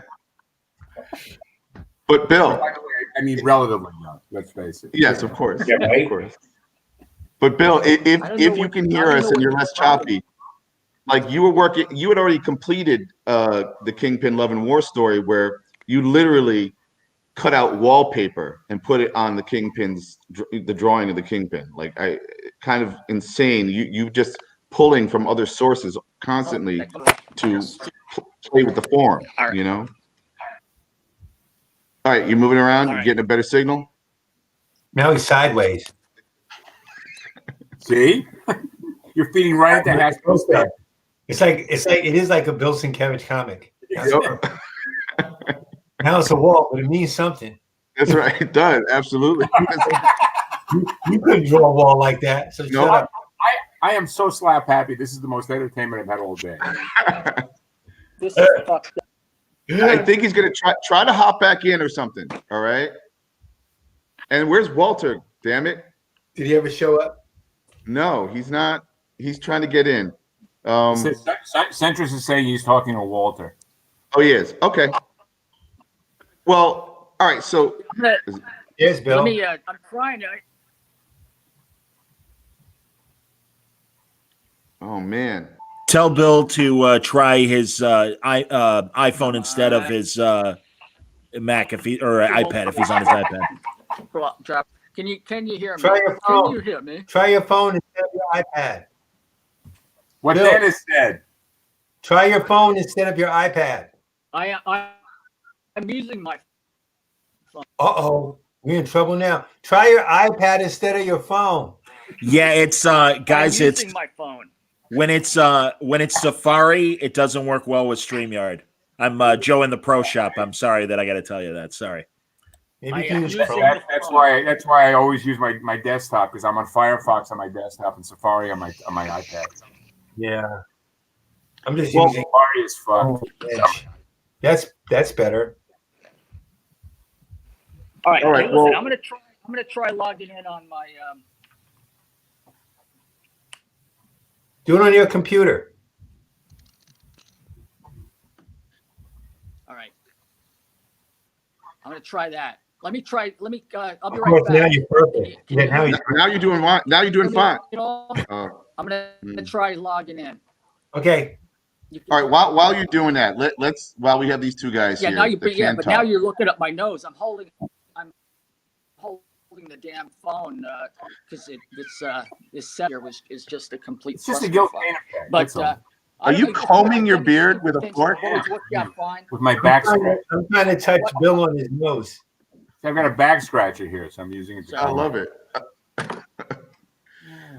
So wait, Dennis, what did you hop onto? good. Because I know later on you worked on a like the question and then Milestone happened. But what was your transitional period after doing those? Like you weren't on a regular book, you know? I wasn't on a regular book. I was just being given just stuff to do. I'm trying to remember what happened.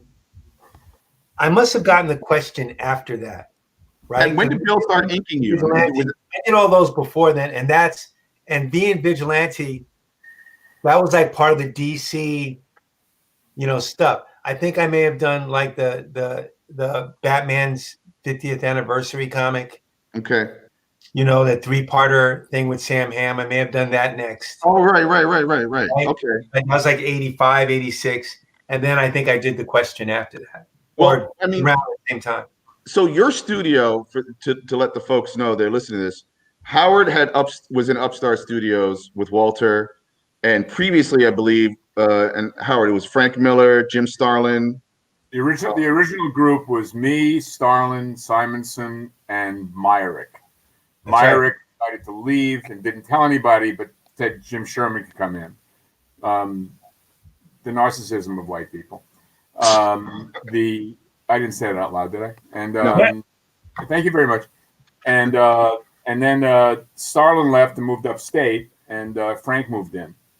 And that was the longest run. There were the four of us. Sherman was there, with mostly hanging out with Weiss. Simonson would show up. I was there at 7 a.m. Yep. And, Oh my God. He was. Well, I had to start smoking my day early because I had a big ashtray to fill. Oh boy. And, so it was great. I loved that time in my life. I truly did. And then down the hall was a different company that had like a back room where Dennis, Bill, and Michael Davis, I remember, were in the back room there. And do you guys ever name your studio, Dennis? Yeah, we did. It wasn't. I'm sorry. It wasn't. Come in. Come in. Want to see Howard? Look. Who's that? Who's that, Mom? Howard. It's my wife. I know, but I can't come on camera. I'm in a onesie. She's in a onesie.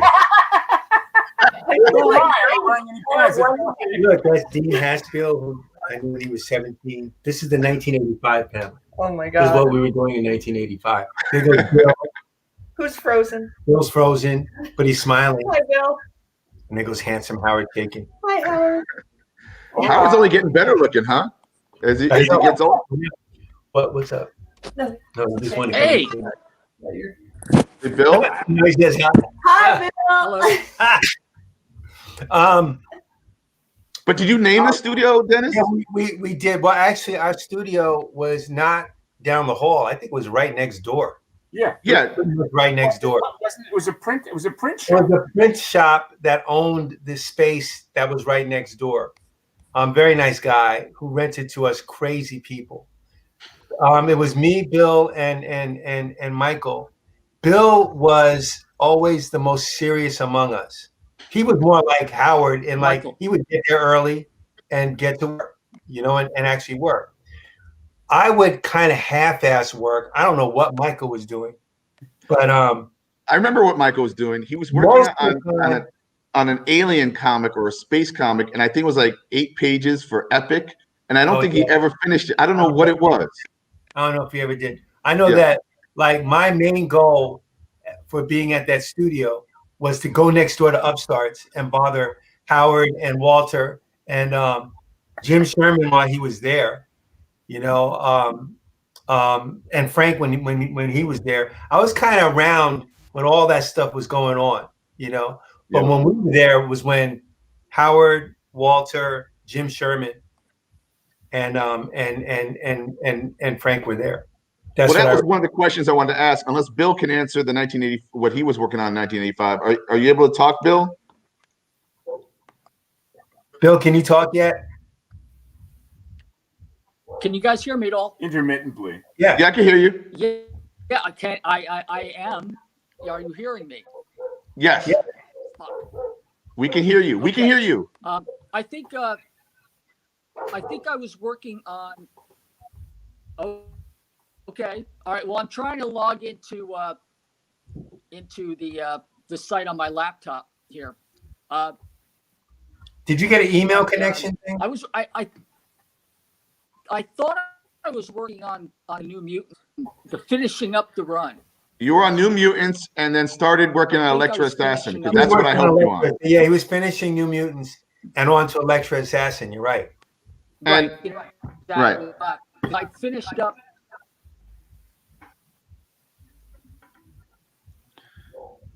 And if you want me to help, one of my questions I have is, because you were next to each other, you clearly were sharing ideas and influencing each other. At some point, Dennis, you had Bill inking you on a lot of projects, right? Howard, I think you turned Bill onto craft tint because you started using that in New Mutants. And I remember taking pages home and craft tinting some of the New Mutants pages. Is that true? I didn't know that. I think so. I mean, Bill, I got introduced to it by Roy Crane stuff, right? And Noel Sickles, and of course Woody. Right. But I didn't know if Bill picked up on that from me. Well, when I got there, you were using it obviously on flag craft tint, which to explain to the viewers, that was like the gray tone that you could get on your artwork. It was a certain kind of paper that could develop with a liquid, and you would get two different versions of it, like one that was do a tint or do a shade. Right. And then when Bill started working on after the Bear story, and it was doing the Legion story, you decided to kind of depart and do something a little bit different because you're going to get a little more psychedelic, I believe, and kind of this fractured mind. And he started using craft tint on a lot of that artwork that I helped apply.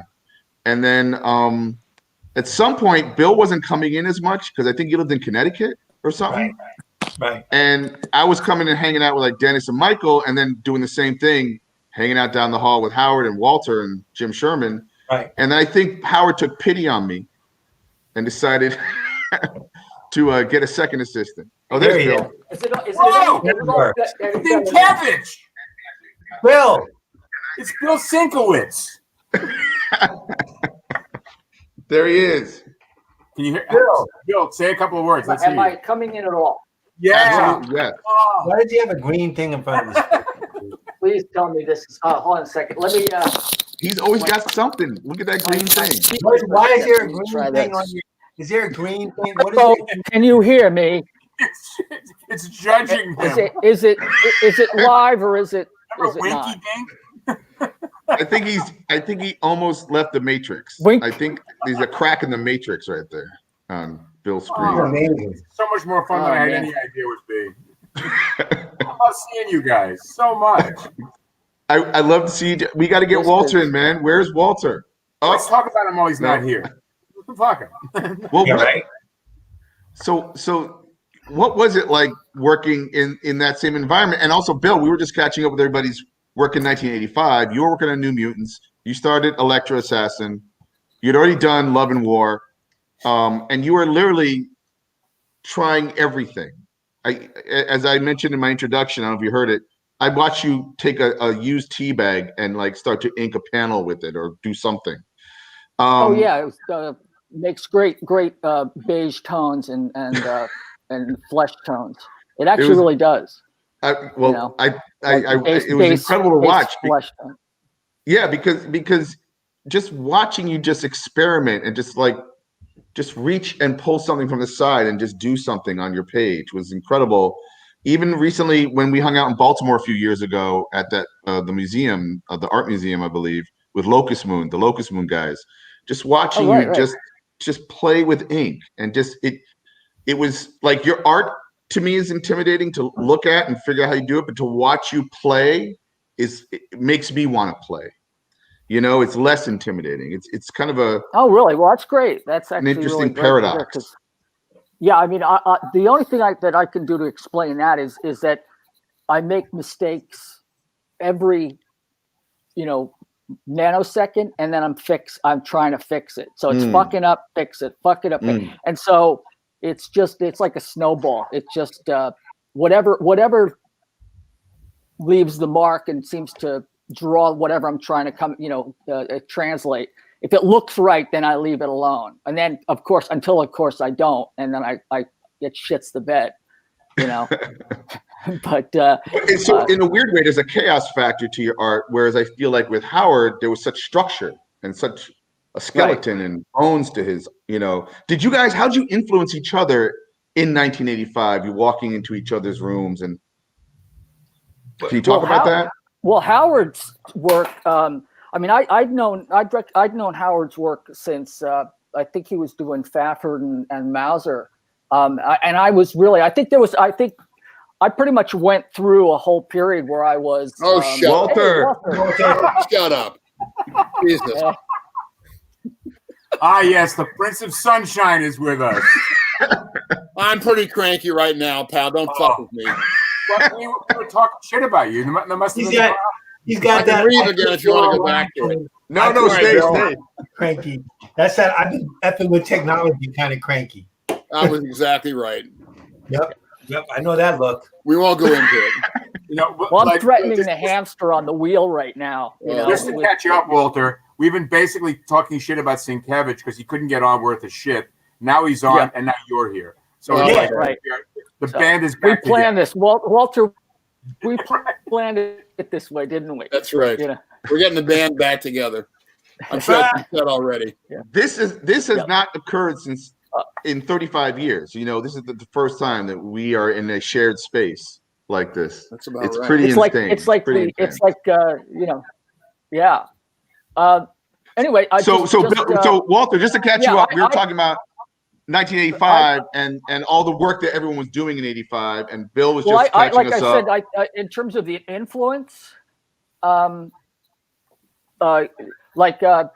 mentioned being familiar with certainly with Walter's work, but with Howard at DC, the work he was doing on Stafford and the Gray Mauser, I just remember never having seen anything like it.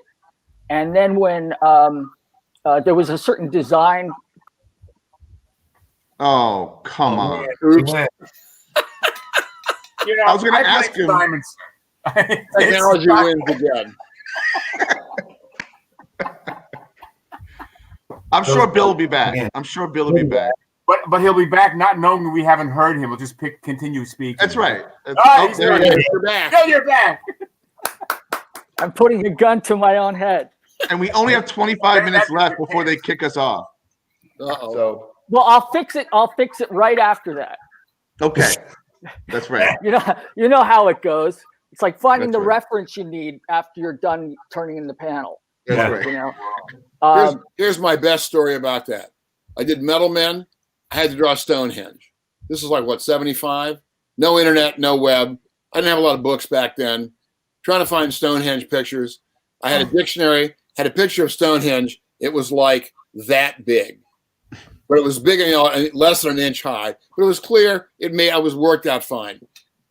2 weeks later, I'm in the Strand bookstore. I find a whole shelf of Time Life books of the Neolithic age, early man, Neolithic, Paleo, all that stuff.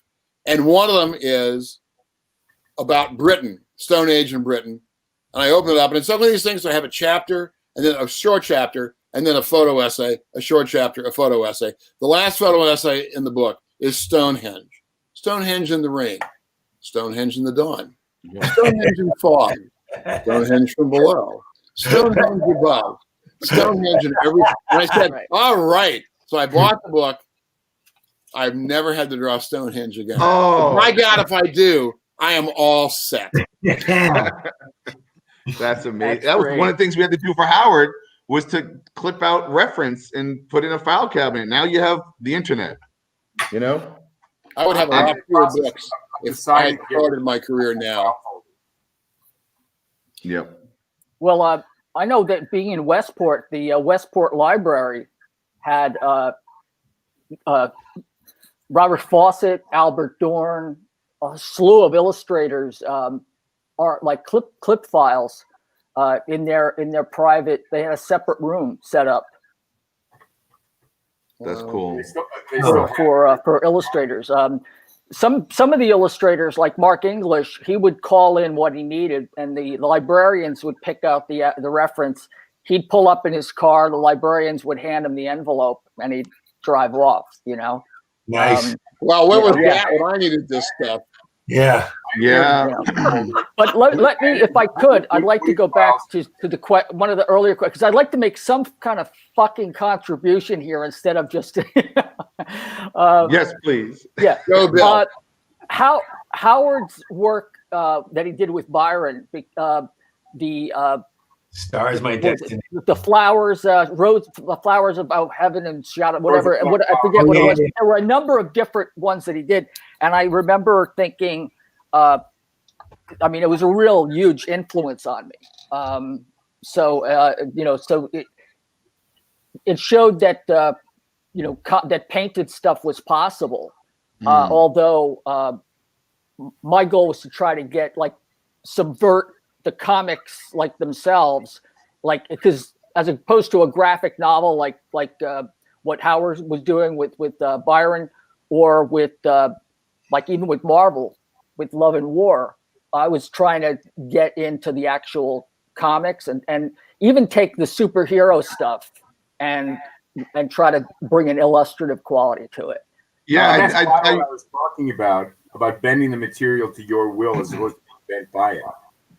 You know. Yep. But how did you know to have the balls to do that? Like, honestly, like unless there was a free for all, maybe in the 1980s, editors gave you a lot more latitude than they do today. There was a subversive aspect to the editors. If I had tried to come into comics with the style I developed that I sort of pushed towards the New Mutants, I wouldn't have been hired. I actually had to Neil Adams Trojan horse my way in. And then it was like, I felt like, some kind of weird Edward Snowden meets Hunter Thompson. Once I was in there, it was like, oh, I have the keys to the executive washroom. Let me go in there and just play. Because and I don't know if anybody else has felt this way when they come to some kind of crossroads, but I had certainly with myself with the clone thing. I was in love with comics and also art, but comics were my thing. And I felt like I was either going to do all the kind of comics I wanted to do, or I was going to get out.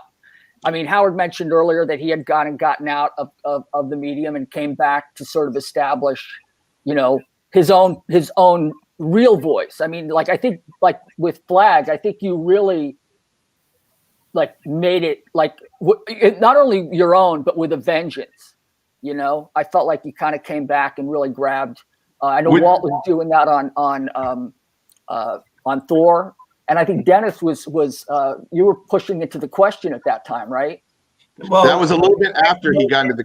That was before the question, but what I can say is that there's 3 guys on the panel who totally influenced everything I did after.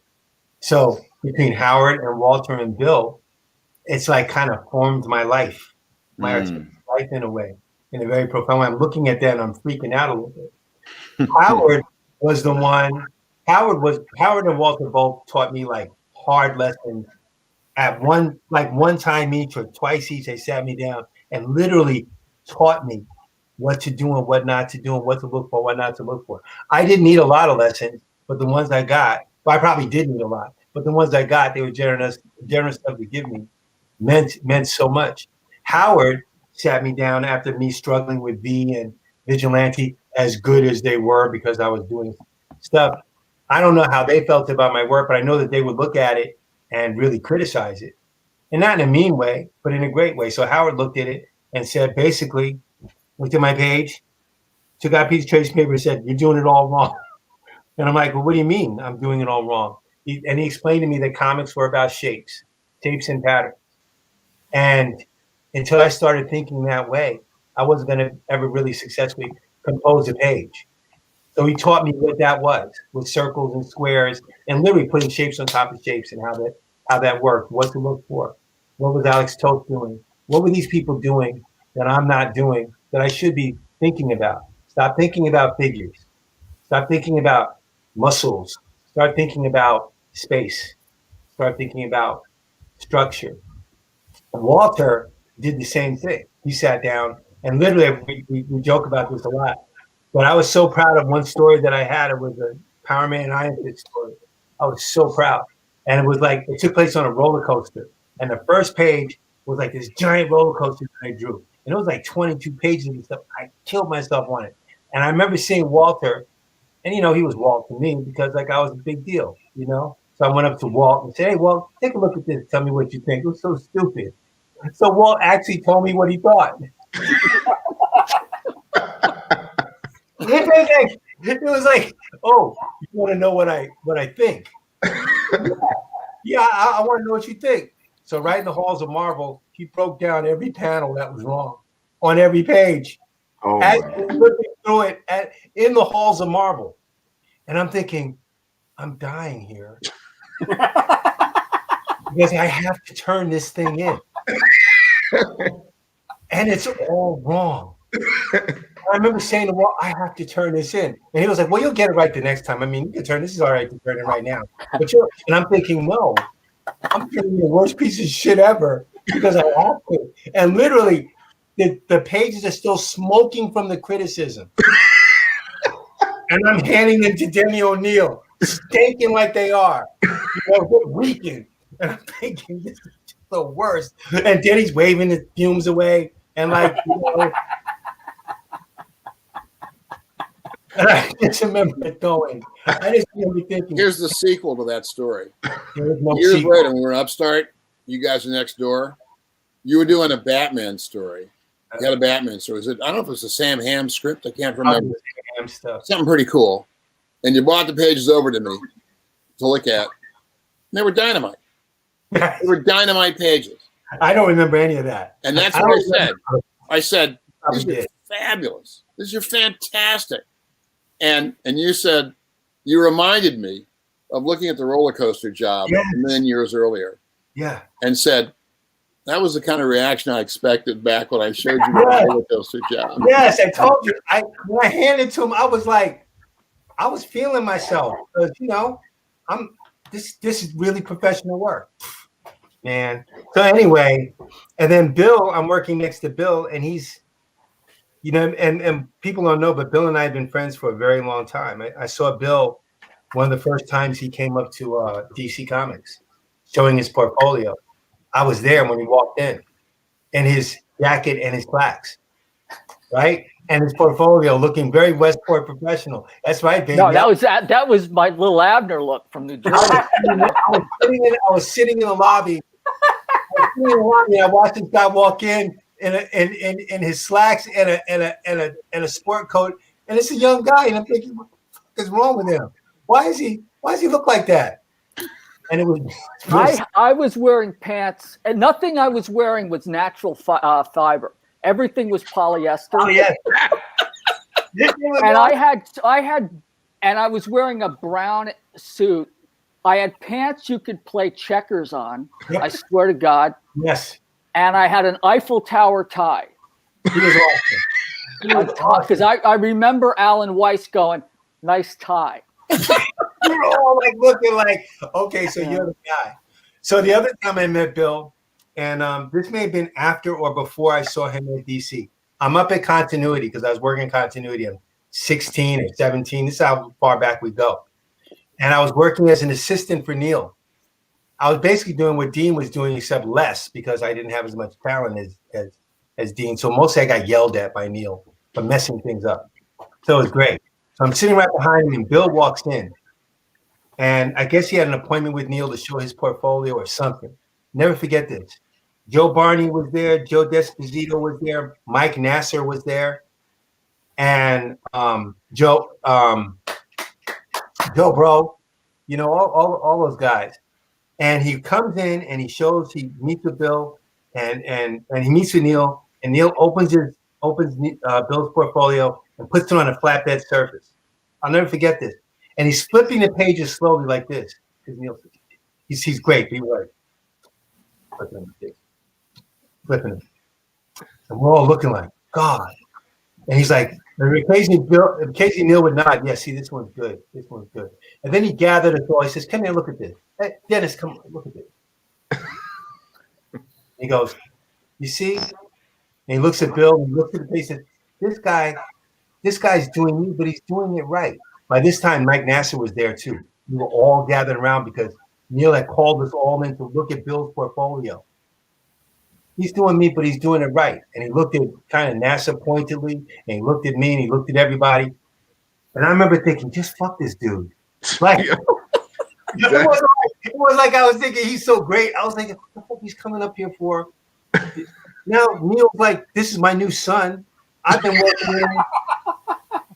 Mike Nasser's assed out. Mike Nasser was really assed out, like, just fuck all this. And I'm like, I remember thinking, this polyester suit just came up here and just blew us all away. And I remember Neil Adams picking up the phone. I remember him picking up the phone while Bill was there and calling Jim Shooter and saying, I'm going to send this guy to see you. His name is Sienkiewicz. That's how you say it? Bill Sienkiewicz. I'm going to send him right now. Yeah, he's coming down. He's going down right now. He's coming down right now. I was there, baby. I remember all that. And I remember also thinking, Neil ain't never called up nobody for me to send me nowhere except to go get him something, like go pick this up at the store. That's the only thing he ever had me do. He ain't never sent me nowhere. Oh my God. I'm like, oh God. But it was, Wow. you made a splash that day that I never forgot. Because well, it was Neil a pulled pretty his shit up in front of amazing everybody. time. And then he would go on to be your regular anchor. But I do want Walter briefly to tell us what you were working on in 1985. Thor. Is that when you'd been working on Thor for a little while? Was that when you introduced the frog? That'd be about right. It was a couple of years in. I started in '83. So what's that? 24 issues. That's probably about the time the frog story showed up. And it was really, you mentioned earlier we were talking about something went by about editorial and freedom and whatever. And I was just going to say about that is that it seemed to me at that time, up until about 1990, I've said this before, creativity in comics to me was more or less bottom up. You got a book, you could do what you wanted with it. Now, I mean, within the limits of mainstream comics, because I was working at Marvel and DC mostly, but you really had that book and you were on your own. After that, once crossover started coming in, creativity began being top down. And as a result, I think less interesting to me anyway, as a guy writing stories. But at that time, when I did the frog story, nobody said boo. I mean, I presented it to Ralph, who was my editor at the time, Ralph Macchio. I don't think I heard from Jim Shooter on it, really. It came out. The only time I talked to Shooter, I was going to do, right when I was getting off the book, I did an all splash page issue where Thor fights the Midgard serpent. And I was trying to figure out some way to do that story because Thor was going to be so small and the serpent was so big. And eventually I decided that all splash pages would do it. But I wasn't sure that was going to be received. At that point, John Byrne had done an all splash page issue of the Hulk, but it hadn't been printed. He'd gotten a contretemps with Denny about that, and I think he got off the book. And that story had not come out yet. Eventually, Alan Milgram published it in, what was that, Marvel? Fanfare? It was in Fanfare. But it hadn't come out yet. I hadn't seen it, but I knew it existed. And I had the idea to do an all splash page issue. I wasn't sure if Jim would be amenable to that at the time. By that time, he was kind of exercising a more oversight on the books than he had earlier. And so I stopped by his office. I just I poked my head in. You're in the office a lot back in those days. Poked my head in. He wasn't busy. He wasn't talking to anybody right then. And I told him what I had in mind with my usual enthusiasm and gusto. And he just said, sounds great. And that was, it was kind of an inoculation against having any problem later on down the road. But it worked out fine, and the issue came out well. So my run on Thor, that was a book when I first took it over. Mark Grunwald was the editor. And Mark told me I had carte blanche to do whatever I wanted with it. It wasn't selling very well, which meant that, the good part about that was if I'd taken over the book and it tanked, they'd just say, oh, well, that book was going down the tubes anyway. Too bad. If it did well, they'd say, wow, Simonson, what a genius. Right, exactly. I'm not sure I quite made the genius level, but I did end up, it sold well, and that was that. But I really did. I've never had a book in mainstream since then, or before that, really, where I had carte blanche. I mean, what about Orion? What about Red Hunter and Archie? But Archie was the editor, so. What about Orion? I thought that was such a great. More or less. I mean, I did have to do a Joker crossover in the middle of it, right? Because they were doing crossovers, and it was like, okay, this month you're doing a Joker crossover. Okay. And I came up with a story I really like, so I did 2 issues on it. Right. Said, screw it. I'll just do 2 issues on this. And I used a lot of Kirby stuff, but that one, I had a lot of freedom on that. But that was also, nobody cared about Orion at DC. I mean, it was, DC. The new guys have never done very well there, the Fourth World stuff. Yeah. And so, I got 2 years out of it, had a great time, one of my favorite books to do. I have a feeling that the second year I was doing it, it was probably losing money for DC, but they let me keep doing it. And then finally, how did this work? My publisher, my editor, and somebody else, I was a group editor. I don't remember how DC was structured, but Paul Levitz and Mike Carlin and somebody else, he went over to DC and Marvel eventually.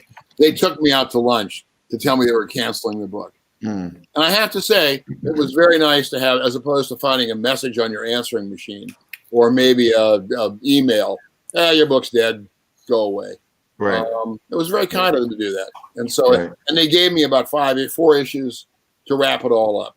Right. I think Paul kind of blanched. I said, I need probably 4 more to get everything finished. And he kind of went, ugh. But then they let me have them, and it worked out pretty well. Right. It's interesting that you say that. I was just thinking about what everybody was doing in 1985 as compared to now, where, you know, like what you mentioned about top down, bottom up.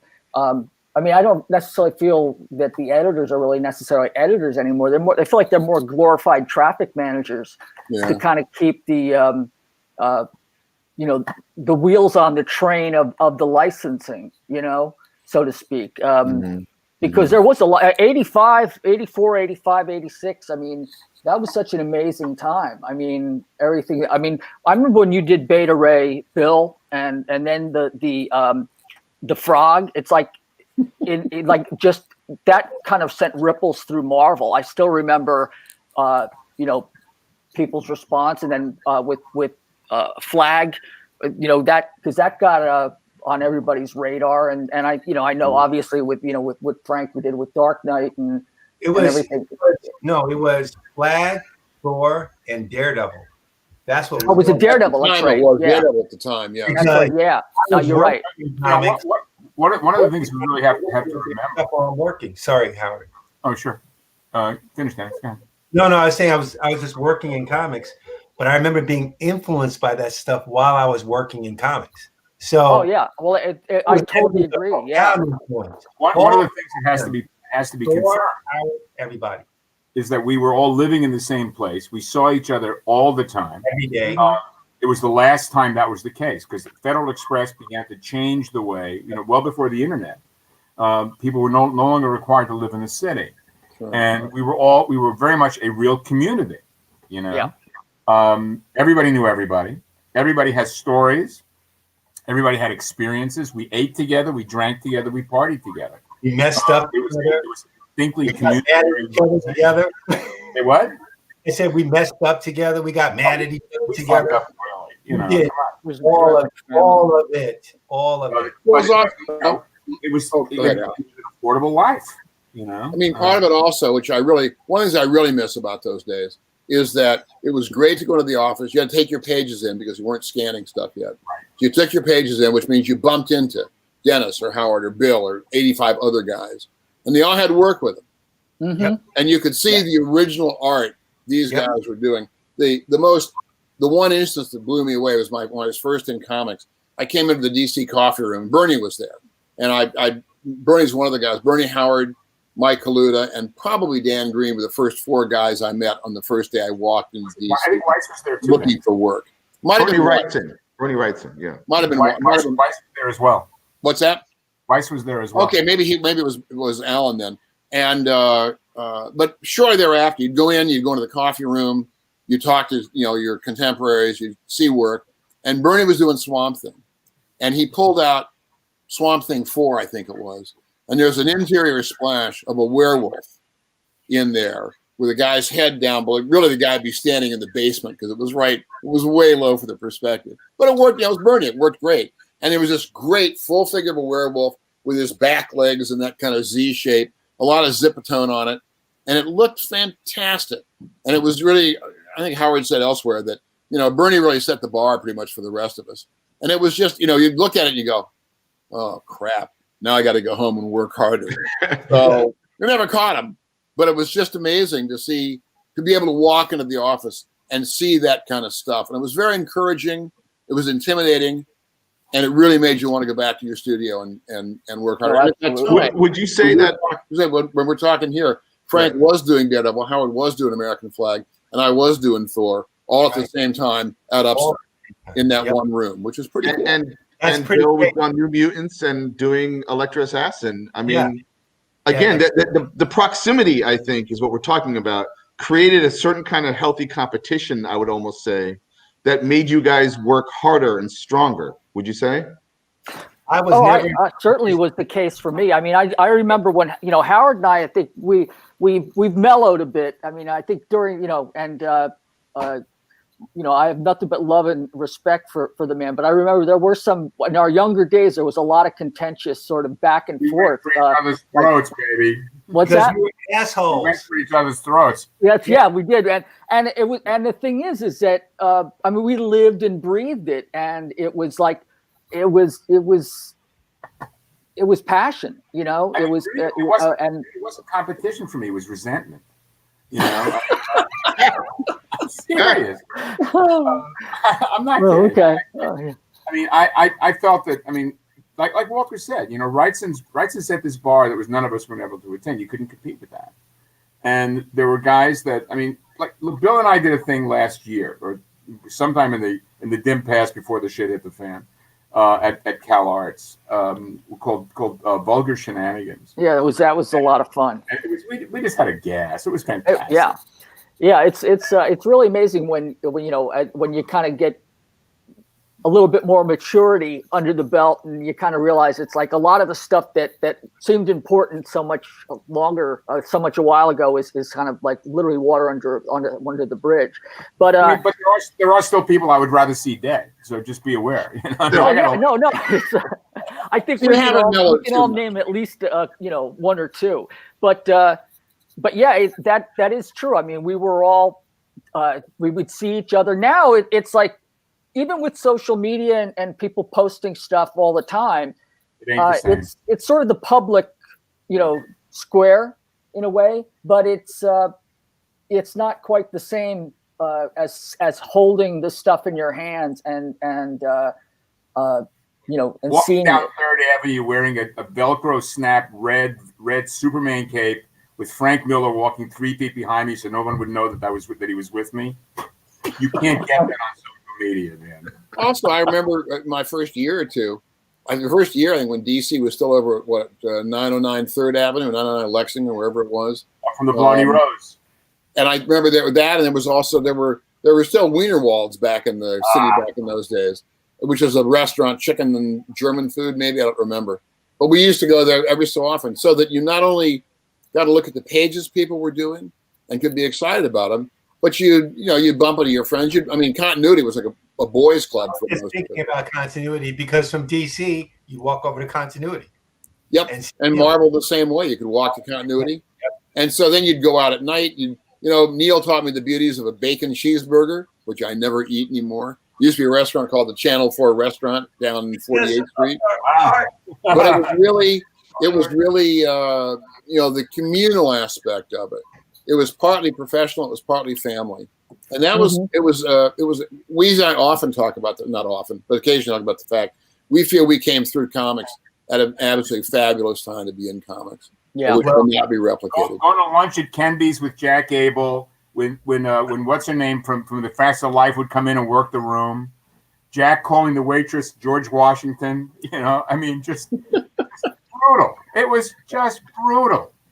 Larry and Ralph, Paul Kirshner, all these guys, we were all of the same age. We were incredibly vital, to a certain extent, hostile, and it was the equivalent of what stand-up comics go through, trying to literally one-up. And it was. I think it's with stand-up comedy, it's they shit-talk each other brutally. And that's a sign of affection, Absolutely. It's like you're kind of in the family. Speaking of, I knew that I was, grandfathered in or well liked or loved because of a prank that was pulled on me. I don't know if Howard wants to tell the story or Walter wants to tell the story. Well, I'm not sure. I think you should tell the story. Oh no. I can tell a part. And I want to say here and now, before this is told, I really held my own against Walter doing this. Yeah. You remember that? Walter, do you remember that? I cringed through it all because I remember, like, I had never seen so much. I had never seen Walter get angry. I thought he was like the Mr. Rogers Neighborhood of comics. You're gonna ask Howard about that later. He was the nicest guy ever, and I remember, like, I see what used to be filing cabinets, babe. You saw filing cabinets, right? And they had a record player, and they would play like Warren Zevon and Van Morrison, right? and other stuff. And I guess I brought in a Prince record. It was a 45 of Little Red Corvette. And once in a while, they'd be like, Dean, you could put your song on, So I was like, thank you. It's really sweet. And then there was one day where, like, I don't know if it was Walter or Howard just kept suggesting I put that song on again. Just go ahead. You should play it. You should play it. And I was like, why? Like, you guys don't like Prince or whatever. You're always making fun of me. And then I decided, okay, I put on the 45. It's playing Little Red Corvette. I go back. I'm working on backgrounds on Flag. And I start to hear like sniffling or something. And I look to my right and I see like Larry and Howard both have their like faces against the boards, kind of just laughing, kind of like to themselves. I'm like, what's so funny? And then I hear like this, like a chair pull back and a stomping sound. And it's Walter getting really physical and, abrasive and loud. And he starts screaming how he fucking hates this song. Why are you playing this song? Like, and I don't know what to do because it's just a Prince song. What did I do? And I was told to put it on, and he goes over to the record player, and I'll never forget this sound. I mean, you see it in the movies, right? It was a scratch, just destroying my record. Like, and then he takes the record out, and how do you describe it? A widow? No, I folded in quarters or whatever. He folded the record into quarters, and it was like watching, like he was hulking out. It was like Bruce Banner emerging into a Hulk, and I didn't know what to do. And again, I'm looking at Larry and Howard. Kind of, are they laughing? What are they doing? Like, I don't understand what's happening. And I just turned around and I just went to like this robot mode of inking, like. I don't even know if I was afraid. I was just something was going on. And then I hear Walter says, turn around, Dean. Turn around. I got something. I got to show you something. I've got something for you. And he pulls out his portfolio and pulls out a 12-inch version of Little Red Corvette, like the big long play with another B-side or whatever. And then everyone starts laughing. And my heart is just palpitating, and then I knew that these guys loved me. And I kept that a world of abuse taught you that lesson. That's right. That's right. I kept that 45. I nailed it to above my art table. I remember, and right. It was kind of an heirloom, or like this sign of. So that was a beautiful moment. But I'd never seen Walter get so angry. I was like, afterwards I was like, what a great actor. But apparently Walter gets mad sometimes. So I don't know. Sometimes that's how you get mad. No, one of the things I want to talk to you guys about. And maybe this is too heady a question, because one of the things I wanted to ask was, Howard, don't get upset that I'm putting glasses on. I'm getting old here. One of my questions was, what was the comic book industry like in 1985? But you've kind of been saying what it was like. Because again, a 17-year-old turning 18, coming to be an assistant, I didn't know the business of comics. I didn't know what the industry was like. If you have anything more to say about that, please. Otherwise, I have another question. Does anybody have a thought? So much of what I think was being tried certainly by me at the time was based on naivete and sort of enthusiasm. Like I was too ignorant to know what could or couldn't be done. Right. And a lot of the prohibitions that were coming from the editorial, like the old edict of no green covers or whatever. Like I was fine if they brought a rule or a guideline that made sense, but none of them seemed to. They were all just seemed like completely arbitrary. So it was just going along and just seeing what worked. Kind of, because I think we all find our own way. It's like because that is one thing that as sort of universal as comics are, they certainly are absolutely more like solo artists, Well, I remember like a cover you did for New Mutants. Like I think it had staples and like masking tape on. Like you had broken a piece of art and taped it back onto the cover.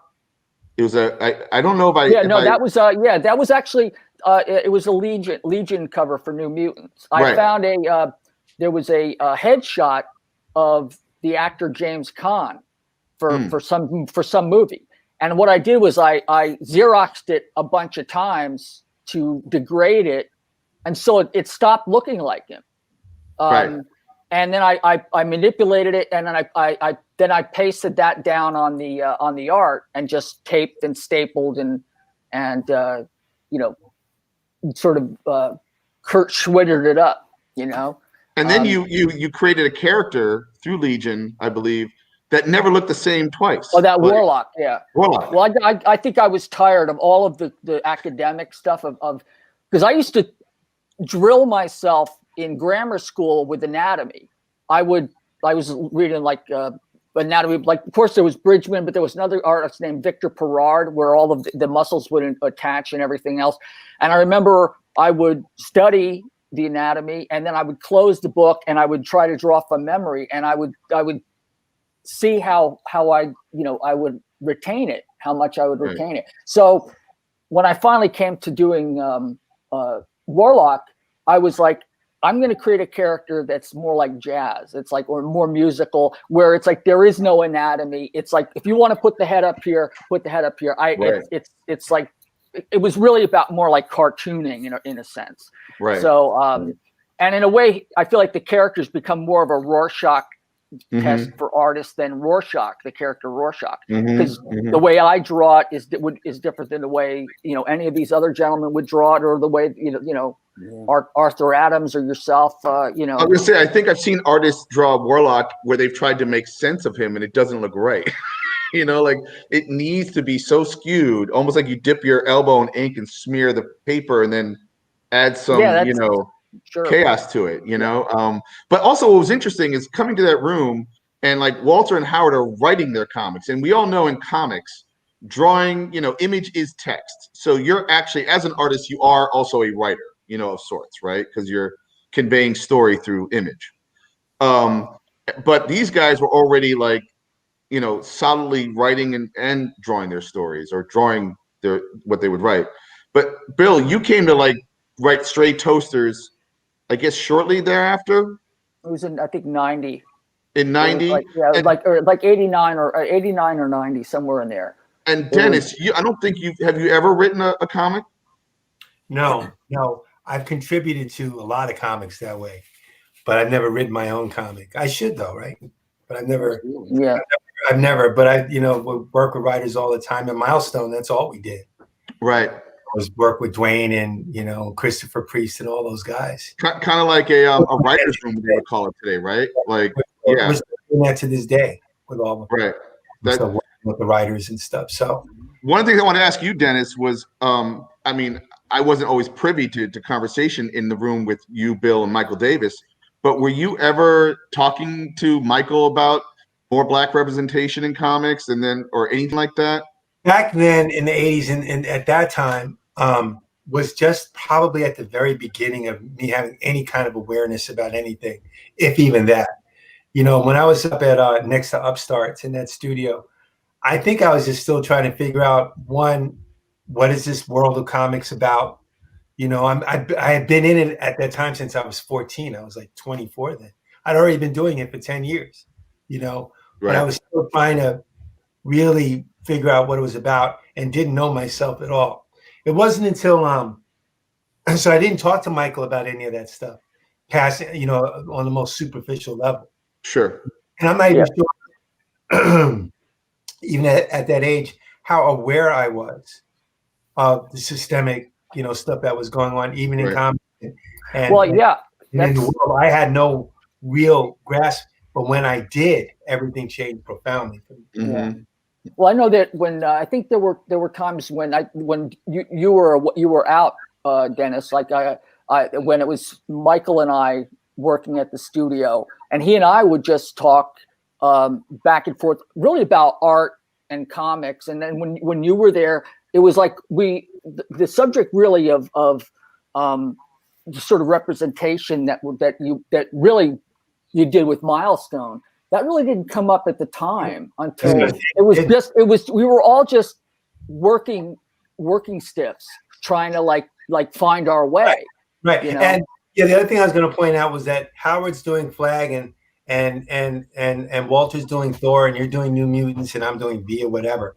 But it wasn't like this was and Frank's doing Daredevil, but it wasn't like anyone thought we're doing extraordinary stuff that we're not going to be doing later.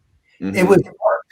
It was what we were doing at the time. Doesn't mean we weren't passionate about it, but it was always going to be like, this is what we did.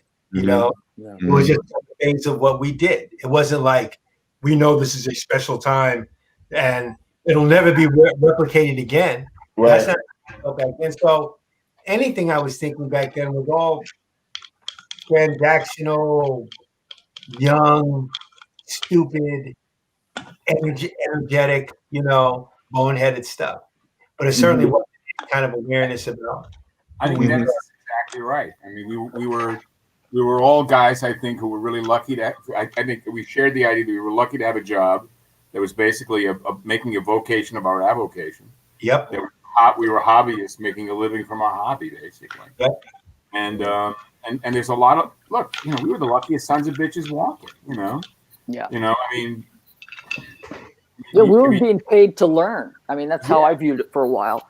You know, to take chances. We were also among the last generation of artists who, like you were, Dean, who had assistants, who were assistants, you know, to different artists. Like that whole thing is gone, you know. But we had that way over time. We had a lot of. I worked for Woody. I worked for Gil. You know, and I worked for Greg. I worked for Gil. I worked for Rich. You know, I did a lot of different stuff, and all that helped. All that was preparing you to be a professional, and even then, you still couldn't really do it until you were doing it for years. You know. Yeah. I was going to say one thing. You're talking about 1985.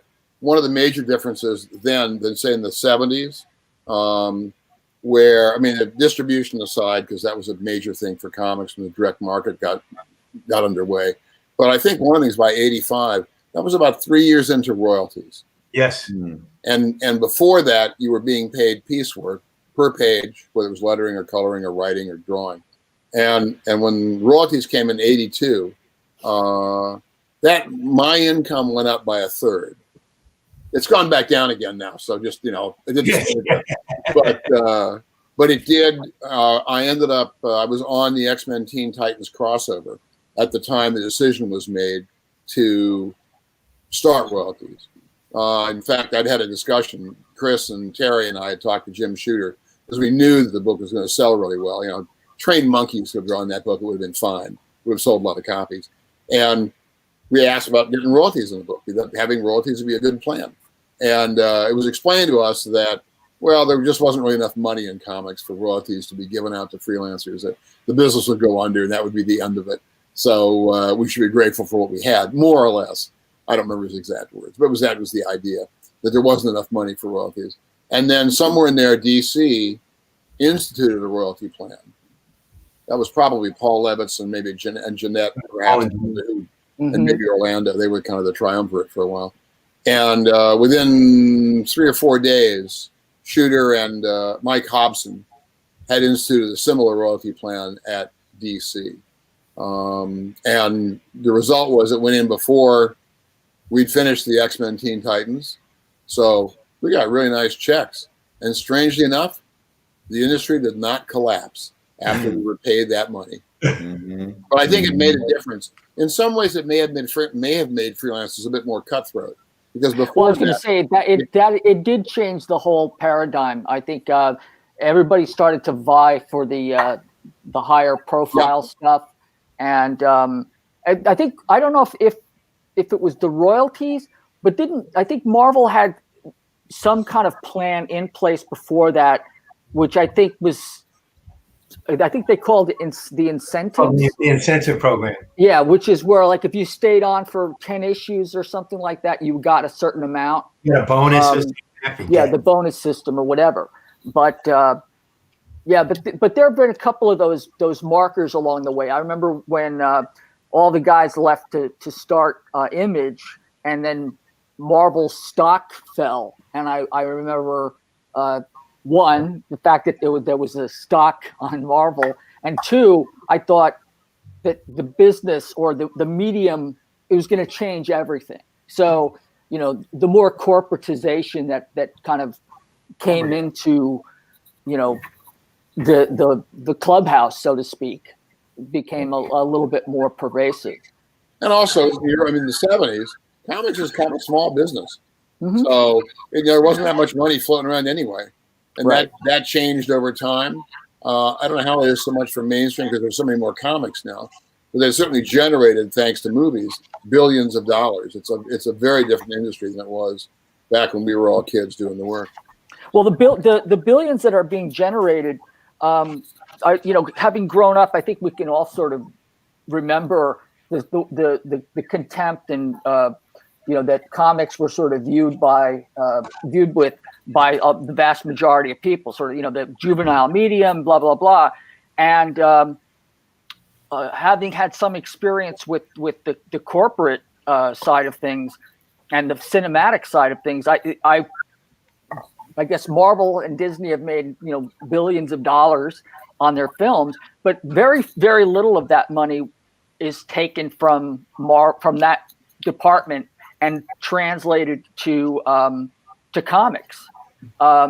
There is a segmentation and a bifurcation of the sort of corporate structure, and I think, it's speculative on my part, but I do feel that a lot of the powers that be on the cinematic side sort of view the comics side of things, one, as research and development, and also with a certain level of the same kind of askance look that we kind of grew up with. It's like the crazy kids over there, but we're the grown-ups. Let us take it. We know what to do with it.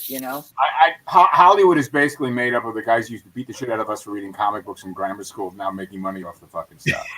Yeah.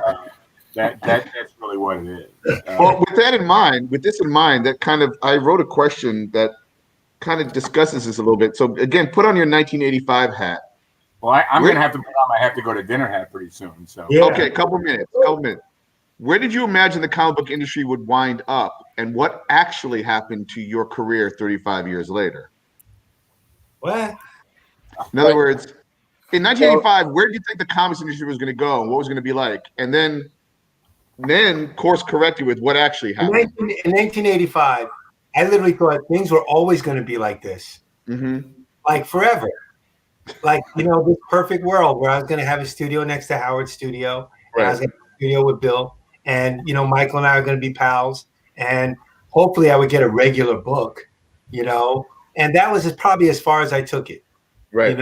I certainly wasn't thinking 35 years. In 35 years, I'm going to be doing X, Y, and Z. Right. I probably had aspirations of being like Garcia Lopez or somebody, or like Howard, or like that. That was it, and if I could achieve that, I was going to do well. What happened subsequently was as much a surprise to me as anybody else, but I certainly didn't. I wasn't thinking 35 years. You weren't thinking too far ahead. No. Any of you guys, did you think way ahead? Like, was there going to be an industry still? Well, I'm still hoping to be like Jose Garcia Lopez before. So I'm still working on that. I used to see him working every day at DC because he used to stay in Andy Helper's office working on his pages. Ross Andrew would work the next office over, and Ross Andrew would flip his pages over backwards and do them reversed. Oh. Flip them over and draw them the right way with a light box. I was like, yes. I watched him do it numerous times. I'm like, what are you doing? He's like, well, this is the way he's going to make sure that all the proportions are right and everything's right. So he drew it backwards. Yeah. Flip it over, light box it, do it right. I'm like, that's not the Sienkiewicz way. That is not the Sienkiewicz way. And I blew town in '85 because, as I've said publicly recently, I had no prospects, and that there was a potential I was going to get this old and I better do something about it.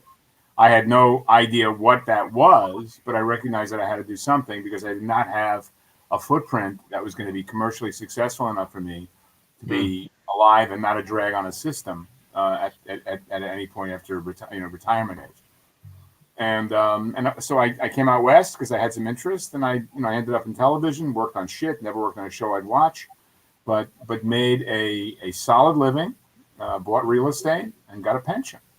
And you know, so, and I don't live, and I never lived like it was going to be forever. I sort of, at a certain point in my life, when I hit my early 40s, I recognized the fact that things were not going to be going my way all the time, and then I better take care, and I did, and I transformed a lot of aspects of my life. But I've always, I mean, here I am. I'm 70 years old, and I'm still doing the same shit I was doing when I was 20, and happily so. I draw the same pleasure from making them as I once did from reading them. And I'm grateful. Yeah, absolutely. I feel like it's pretty much the same for me. It's that it still remains perennially green for me. I mean, my goal is, as a kid, when I was 7 years old, and I told my father that I was going to draw comics, for a living. All I ever wanted to do was just draw comics. I mean, any of the other stuff in terms of trying different mediums or whatever, I felt like once I was going to do comics, then that was the way it was going to be for the rest of my life, And of course, that old bromide about if you want to hear God laugh, tell him your plans. I mean, it's everybody. It's like has had their own bizarre circuitous path. I mean, I remember once early on, I was when I first started trying to get into illustration, and dabbling in that. I remember the rep that I had. It was for some kind of hotel chain, and it had to do with a number of different international flags, and it was a pretty big money job.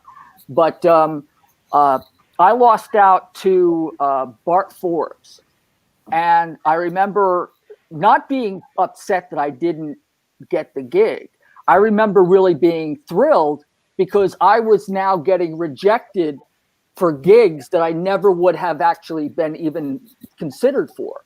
So it's like, hopefully it comes down to the point where you actually start getting the gigs, but you're kind of in the big leagues, and or out from the minors. Yeah, Bart Forbes beat you out. Yeah, yeah.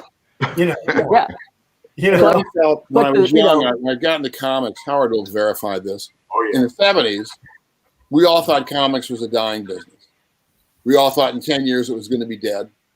And we loved comics, and we wanted to do them while they were still around.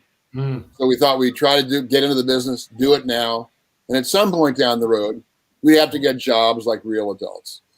But we'd still have a chance to do comics while they were around. The direct market happened, other stuff happened, and comics didn't die. Not then anyway.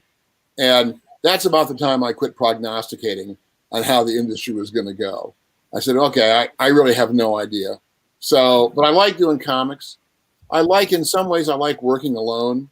I love being in a studio with other guys working on their stuff around me.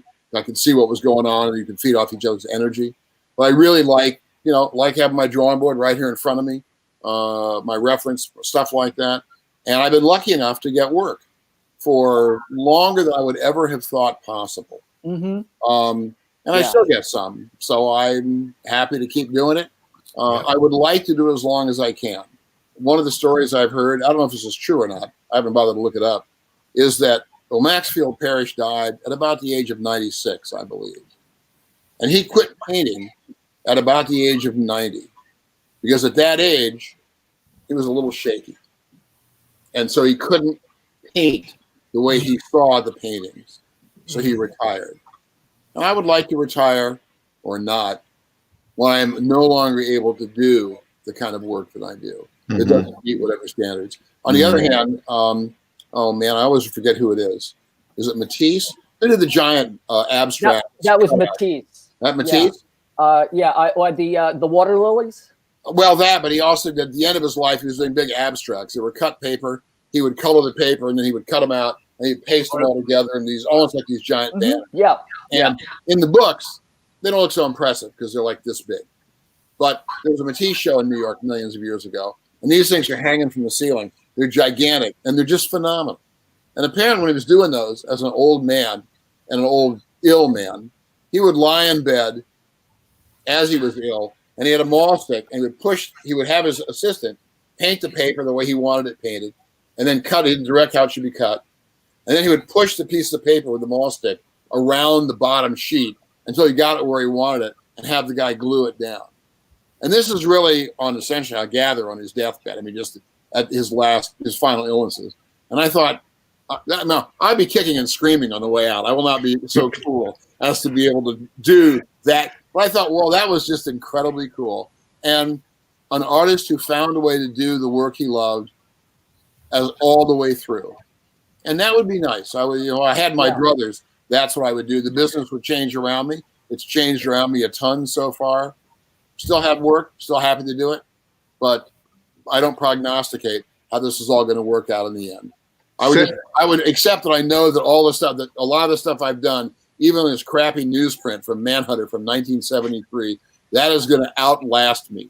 Some of those issues are still going to be around yellow when I'm long gone. Don't mention Star Wars to Howard, though. Look, I've already written my New York Times obit. Cartoonist Howard Chaykin dies. Fucked up Star Wars comics. There you go. Howard Chaykin known for his Star Wars. I miss having my assistants in the house. I mean, my office, my studio down here. I like the idea of having two guys to yell at and be yelled at by. Laurel is convinced I play my music to annoy my assistants. She's entitled to believe this. And I truly do miss having Calvin and Ramon around. I worked for years alone when I first moved to California. And then I had a studio with Vosberg and Don Cameron and Sean McManus, which is a really febrile enterprise. And I live up in, Walter's been to my place. Dennis been to my place. I live in a beach town. I'm the luckiest motherfucker, Walter. It's swell. It's just. And my office, my studio is dynamite. It's great, but I miss having my boys. Well, that was going to be a question I had for you guys.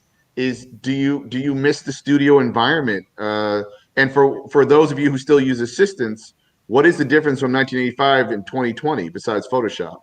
But it's mostly Photoshop. It's mostly Well, I had I've been really fortunate in terms of batting 2 out of 3. I mean, you and Amanda Connor were, it's really gratifying and to see, assistants go on to, just crush it, and just blow everybody out of the water, and certainly, but I did have one assistant who shall remain nameless, who it was a little bit of kind of an All About Eve scenario where it was like, the Robert Ford movie. It's like, I can't tell if you want to be like me or if you want to be me, and so that kind of I wanted to be you, Bill. Yeah, we wanted to be you. And I want you to just about us. Spell the name. Nobody will know. Yeah, you just I will refrain from mentioning the name because I actually had to he left a vicious stalker-esque voicemail back when there were tape machines, and I ended up having to call the police based on it. So it was I'm gonna just let that slide because I don't need a bunny boiler, Email us later. Yeah, surrogacy is not worth the time. But when I moved out here, it's like I've been used to being by myself, but having bought the house and like in the slow process of moving in, it's actually, of course, this is before COVID. But I mean, one of the ideas of getting a larger place is actually to be able to have artists come in and work in a very cool environment and to bring back some of that communal aspect. I mean, when I was in Westport, I had a studio at home, but I also had a studio where I worked with Stan Drake, Johnny Prentice, Leonard Starr, and Frank Boll Jr. was there as well. And, and comic artists would go out to lunch. I mean, Gil Fox would talk about his days knowing Jack, how he'd go to Jack Cole's house and Cole would have all of the windows shuttered because all of the heroin fucked up his eyes, those kinds of stories. So it was like a comic strip Babylon, but I love the idea of actually being around other artists and and having an assistant, because but in a weird way, it's like I'm so used to being by myself. It's almost like I have to get back into the swing of things, Dennis, Dennis and I used to work in Westport. We'd come to the studio and I take the train up and we'd hang out. I'd hang up at Bill's place days, 3 or 4 days, and we'd be working in the studio, going out, get something, go to the gym, work some more. I mean, like I said, it was going to be like that forever. So right. And you guys are such great collaborators. And I guess this will be like a final question. I think, Howard, you have to split for dinner soon, right? Yeah, I mean, I missed the 4:30 special at Wolfie's, man. Oh, okay. I mean, my wife just we're having takeout tonight. We're having time. Well, going back to 1985. I don't know how many people know this, but you, Howard, and Walter were asked to pitch to do Superman, and you both had, I think, very different takes. And if you don't mind telling the folks about your Superman ideas, and while you're doing that, to invite Dennis and Bill to just kind of make up what they would do with Superman would be kind of cool too. So, well, I'm going to go first because I'm going to get out of here after. Okay. But I came in and I was, I was full of piss and vinegar, and my pitch basically consisted of a 3 or 4 page sequence of Metropolis waking up. And everybody's just getting ready to go and busy at doing their shit and everything else. And we follow Clark Kent, and we see him getting out of bed. But then we see a double page spread of everybody reacting. The sound of, and this is it, a tone deaf version of "You've Got the Cool, Clear Eyes of a Seeker of Wisdom and Truth." That's like a sonic boom across the city. And it turns out in that splash is we see Superman wearing a Walkman, like the old days of Walkman, singing to the Frank Lesser soundtrack of How to Succeed in Business Without Really Trying. And he's flying across the city. He gets to the Daily Planet, gets to the storage room, changes into his Clark Kent outfit, and we realize very rapidly that everybody in Metropolis knows that Clark Kent is Superman. But they are so glad to have him, they're willing to allow him to believe that they don't know. That's so great. That's great. Needless to say, powers that be DC Comics looked like a Munch painting. That's beautiful. Exactly. I could just hear you gleefully pitching it too. Oh, I had a good time. It's just all in it. Well, gentlemen, I was booked till 6, so it's 6:30. I got to go. My beautiful wife is standing here. Hello, beautiful. Hey, let's see you. Hey, sugar. How you doing, Valerie? Hello. Good to see you. The woman who owns my ass. And get to work. All right, I'm out. Okay, all right. Great to see you. Great to see you, Howard. Love you all. Thank you. Love you. Gentlemen, this has been the best hour and a half I've spent in weeks. And I was regretting the fact that I had no second wind and hoping I wouldn't. This is giving me a second wind. So this is going to be keeping me up all night. Fuck that. Awesome. Get going. Be well, man. Hopefully we'll see you soon, like in real time, real life. Yeah, I'm not optimistic, but I'll go along with cockeyed optimism. I'm with you. Okay, why not? Right, have a great evening. Later, guys. Take care. Thank you. Peace out. Can I go too? You can go. You can go if you got to go. I want to hear Walter Superman, though. I'm still having it, Dennis. Can I go too? You all can. right. Dennis, take care. No, stay for 1 second. Go ahead. I want to hear the story. Hear the story. Hear the story. Then we'll wrap it up. I didn't have a pitch. I mean, not the way Howard did. I want how this actually worked. Andy Helfer was the editor of Superman at the time. This has got to be before Byrne did Superman, so 85 is probably about right, somewhere in there. And he asked me to go out to lunch with him one day, and we went out to lunch, and we talked about a lot of stuff. I don't remember most of it. Superman came up, and in the course of talking about Superman, my memory of it is not that Andy offered me the project, the book, or offered me or wanted a pitch. My memory of it, we talked about it some, and it must have included the general idea, you know, if I were going to do it, what would I want? And I gave him 3 figures. I said I would this much money. I was doing Thor at the time. It was doing well. For this much money, I would not do it. For this much money, I would totally do it. And for a figure right in the middle, I'd have to think about it. I might or might not do it. I don't know. And that was really, that's what I remember, the extent of our discussion about Superman. A couple of days later, I'm in the DC offices, and I run into Pat Bastien, who used to work with Dick Giordano. I love Pat. And she was over there at DC, because Dick was over there then. And she says to me, was passing by in the hallway, says, so I hear you turned down Superman. And I said, not that I know of, but maybe. And that was, I will, I don't know if I want to tell that story or not.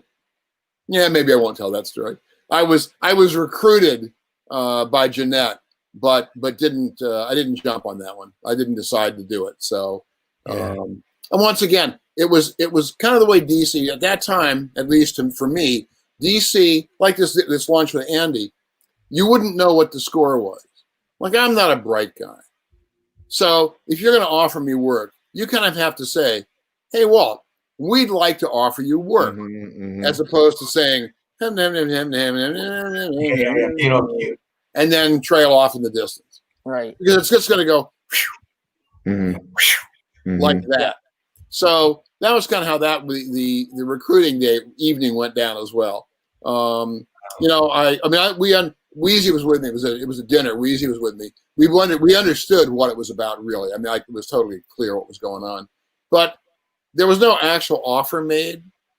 Like, if you come work for us, this will happen.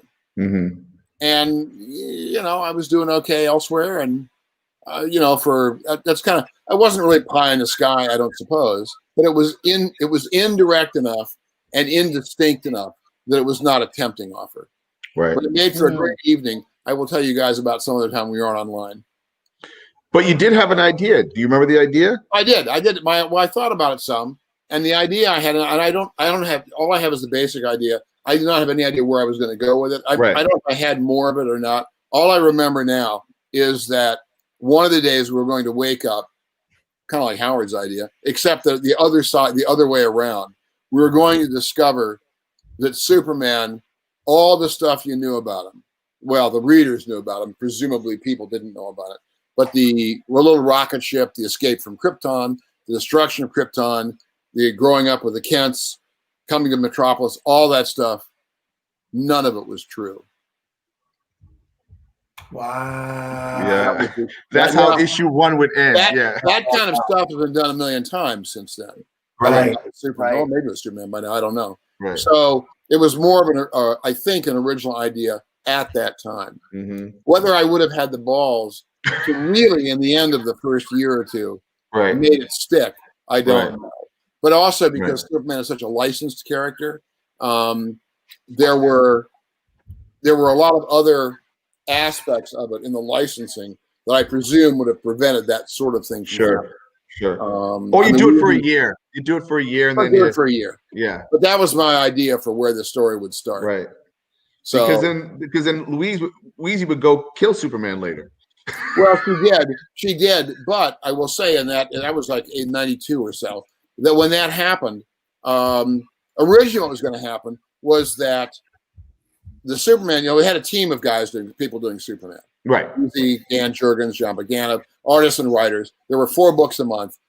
I think Mike Carlin was probably the only editor on God's green earth who could have driven those disparate teams in the same direction and got stories out of them. So every issue those guys did was like a chapter in an ongoing series. They would get together once a year or twice a year and have a big meeting, everybody, including, I think, the colorists and letterers, and they would sit down for a couple of days and work out the next year's worth of stories. They put a big whiteboard up on the wall, and they gridded out all the issues and then started adding in all the stuff that was going to be happening and work out a whole year's worth of stories.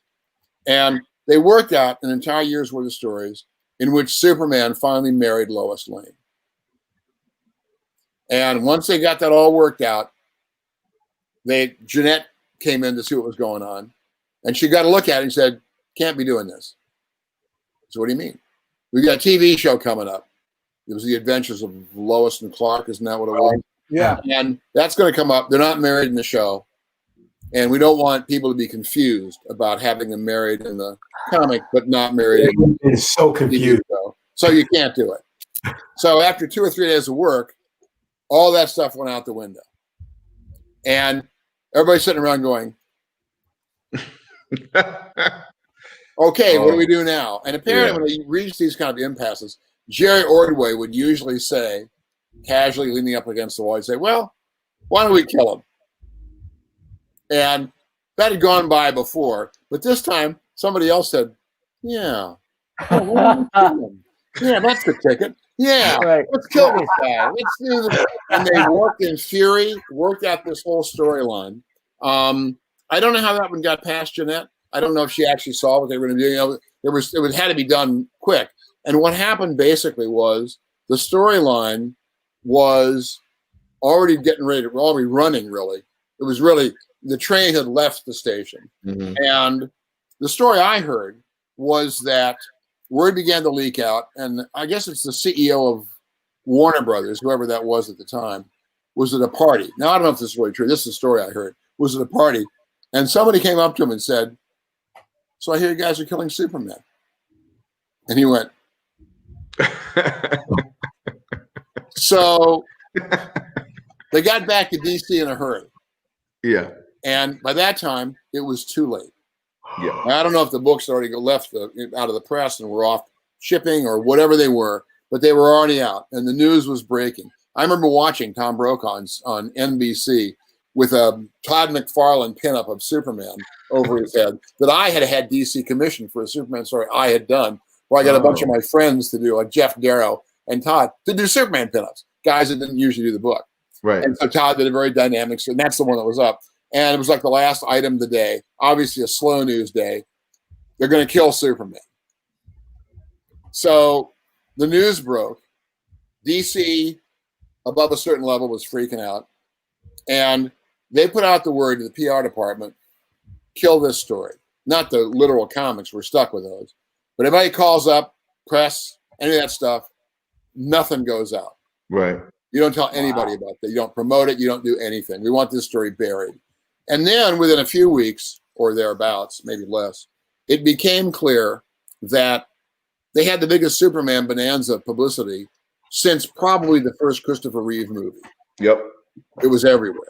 Yep. Wow. And somebody said, maybe we shouldn't be killing this story. And maybe somebody figured out, well, he won't be dead forever. Right. And so the book took off, did really well. But it was the sort of thing that if that had gotten run by corporate before they had done it, it would never have happened. Right. And that's right in the early days of creativity top down rather than bottom up. Yep. It already started by then, like Right. 89, 90, 91, somewhere in there, but it became more true as time went by. But that was how that worked out.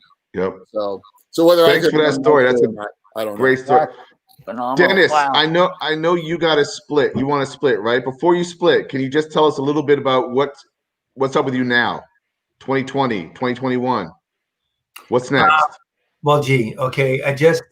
Bill and I just finished a Lobo story together.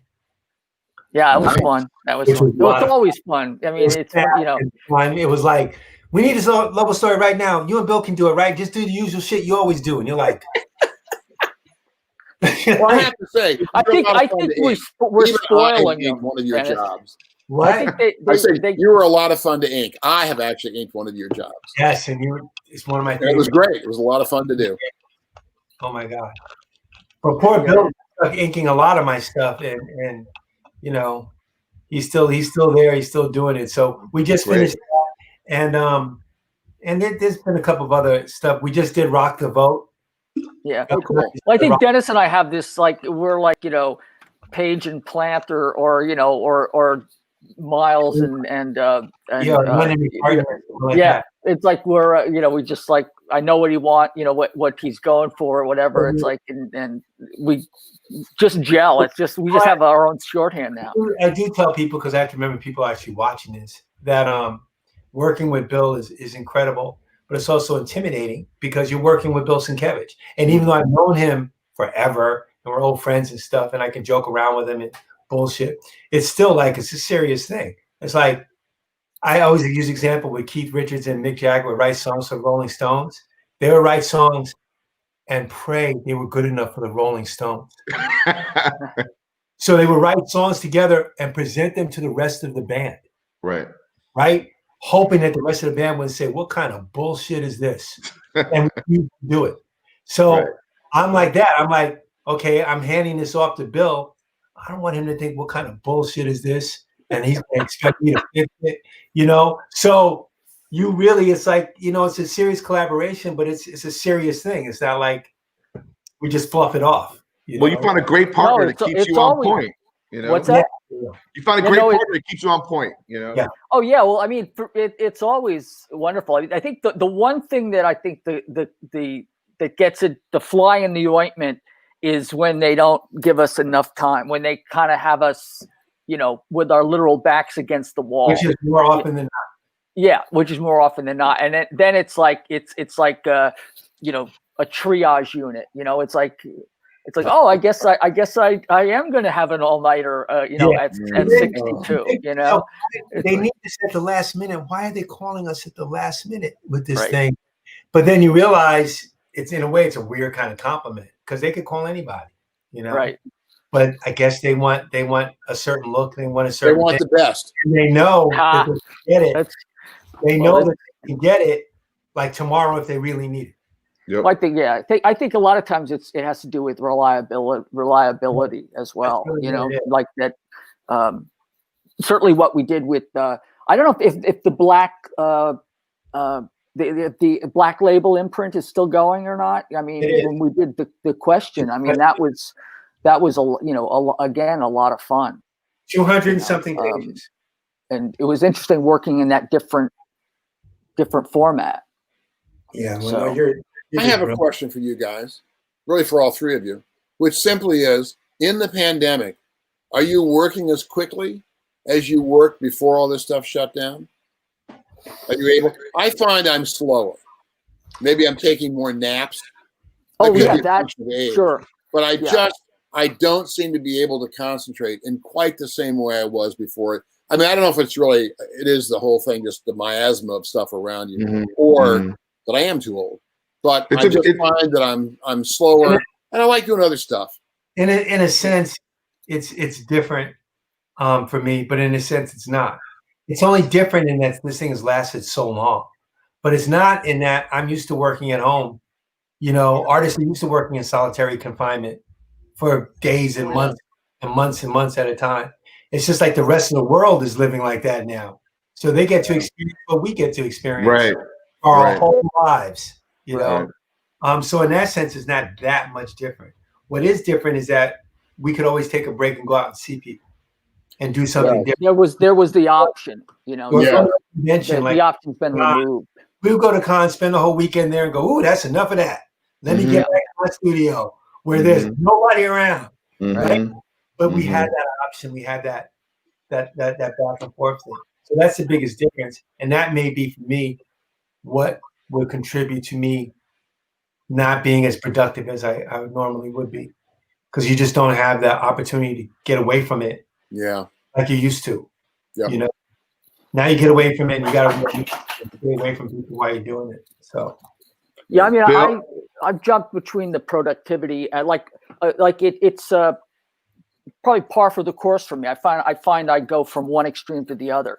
Yep. It's like, I'll just dive into it and I'll feel really excited. And of course I've been doing a lot more pieces with the memorial stuff, with the memorial portraits, and just that's been depressing, where it's been like this, I feel like a ghoul, and it's like, people are dying of their natural causes, but also COVID is added to that. And so I find that some of the stuff I'm doing is is exciting, and I love getting into it. And then it's sort of like the weekends here. Let me see how much of Saturday I can sleep. Like how much I can obliterate. I mean, I think I clocked in at like 14 hours or something like that. Wow. It was like I'm shutting down. It's like like be feeling like I'm part cat or something. But it really is like a difference, in terms of trying to manifest my own enthusiasm.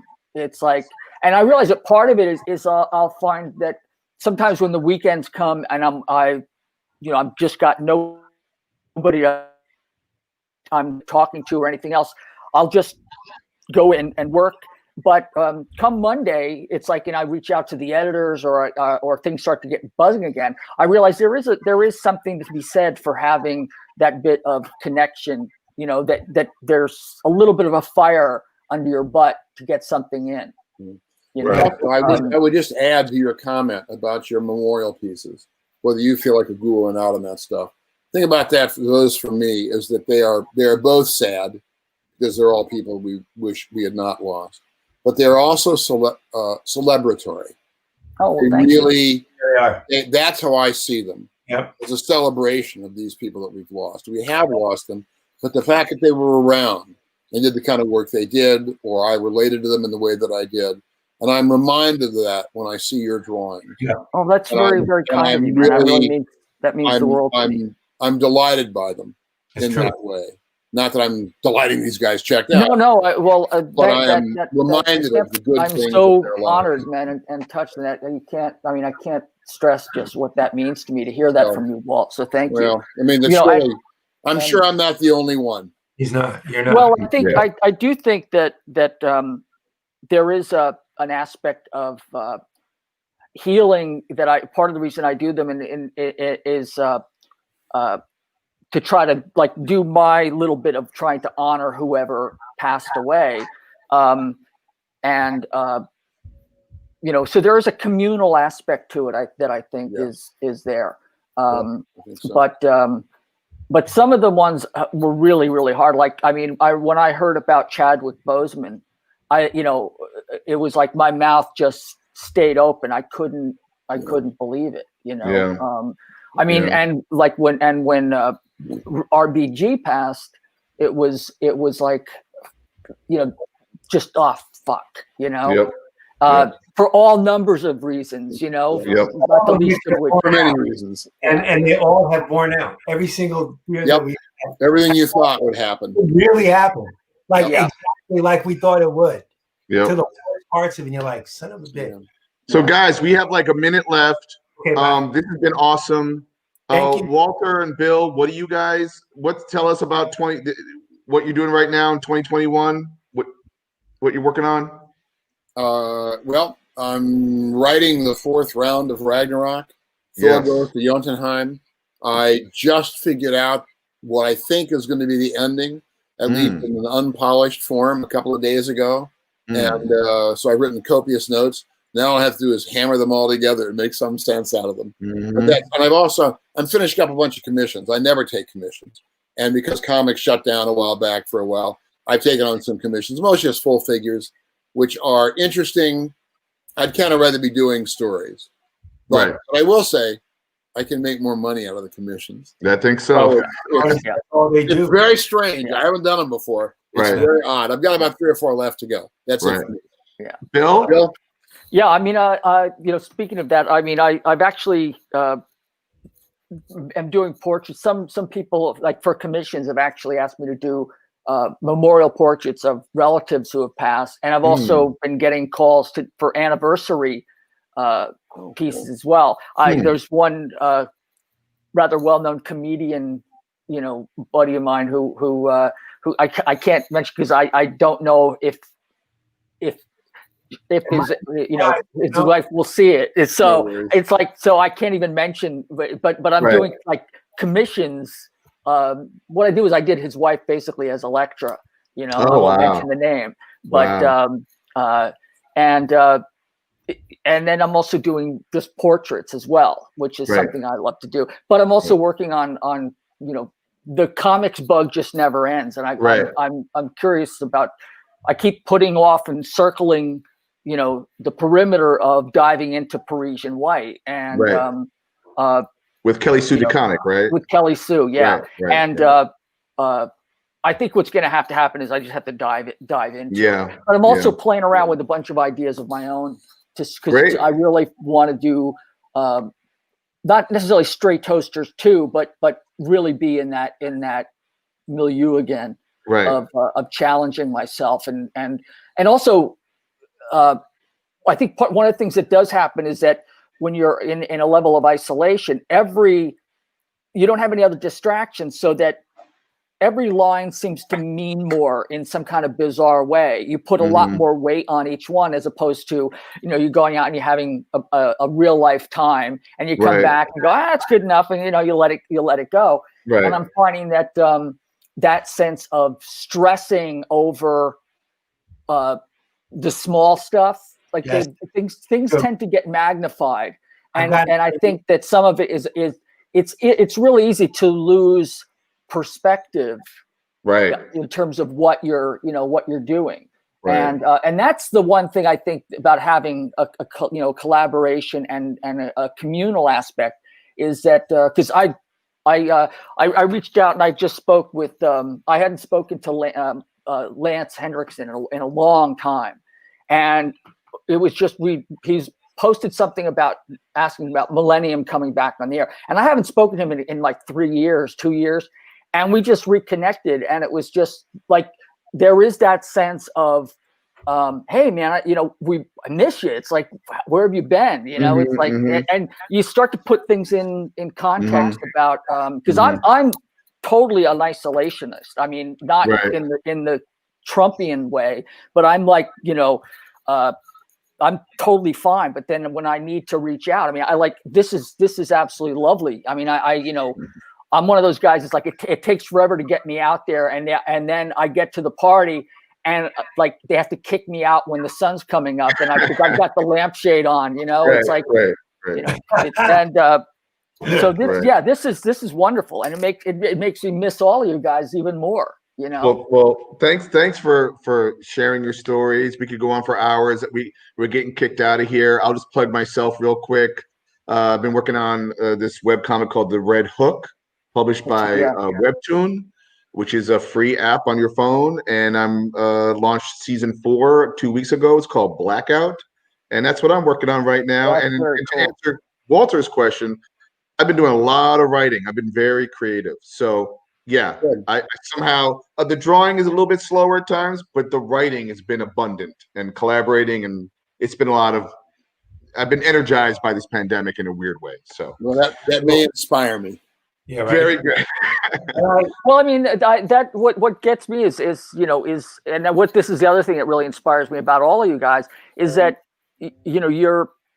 I feel really fortunate to know so many self-starters. It's like where you guys just sort of jump into it, not knowing necessarily where it's going to go, but you feel compelled and obsessed to do it anyway, to find out and what is the Gertrude Stein, what's the there, and take that chance.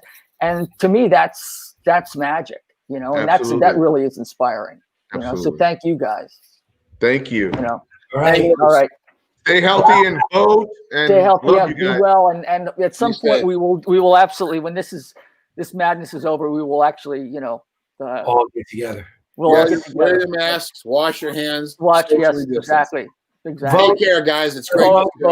Good to see you, Walt. Good to see you, Dean. Dennis, as always. Great to see you. Have a great night, night, guys. Who stopped by to watch. Thanks for coming by. Yep. Thank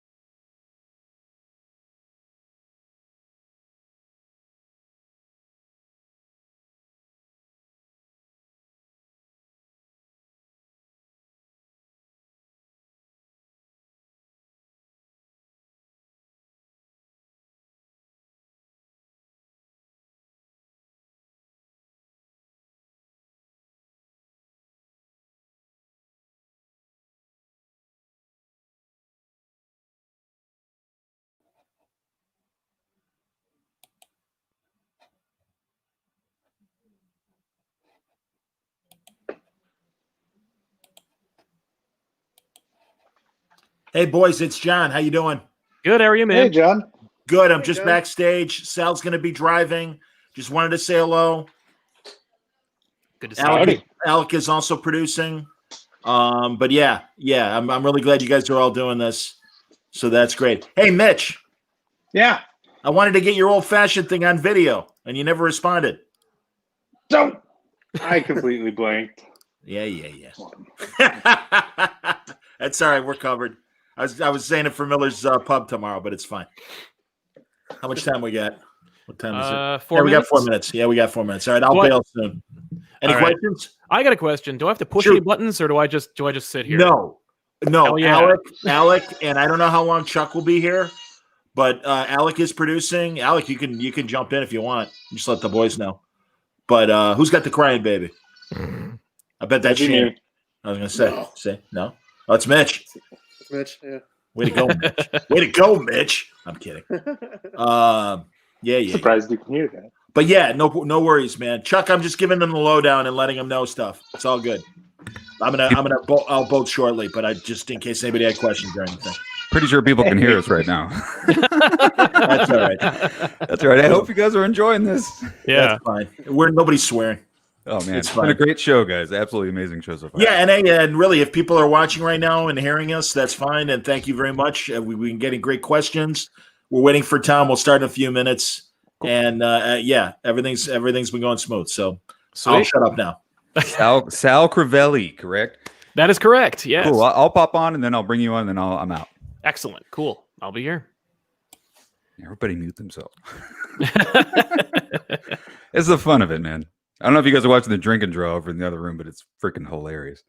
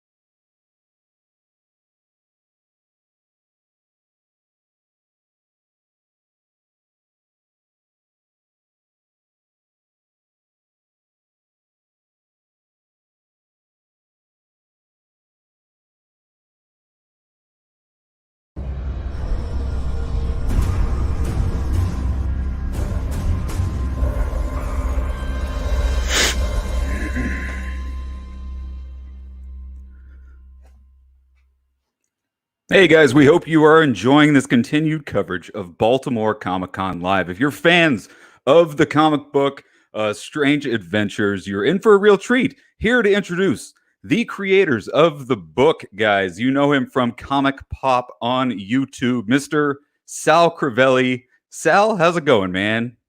Man, how about you? I got you unmuted now. I'm doing great, man. I know you're excited to talk to these guys. We got Doc Shaner, Mitch Gerard, Tom King's going to be joining us as well. Before I jump out, I want to remind you guys we have some amazing prints, signed comic books, all kinds of amazing stuff from all of these creators in the meet and greet section here at BaltimoreComicConLive.com. So check it out. And that's about it. I'm going to drop out. Sal, have a good time, man. We'll see you in a little bit. All right, sounds good. Thanks a lot, man. Thank you for throwing me the show. Hello, everybody. Welcome, and hopefully you've been enjoying the Baltimore Comic-Con thus far. It's been an incredible show. I've been watching it from beginning to now, and have not missed a thing. Hopefully you haven't either. So yeah. All right, I got my time. So I guess we'll just hang until everybody's into the chat.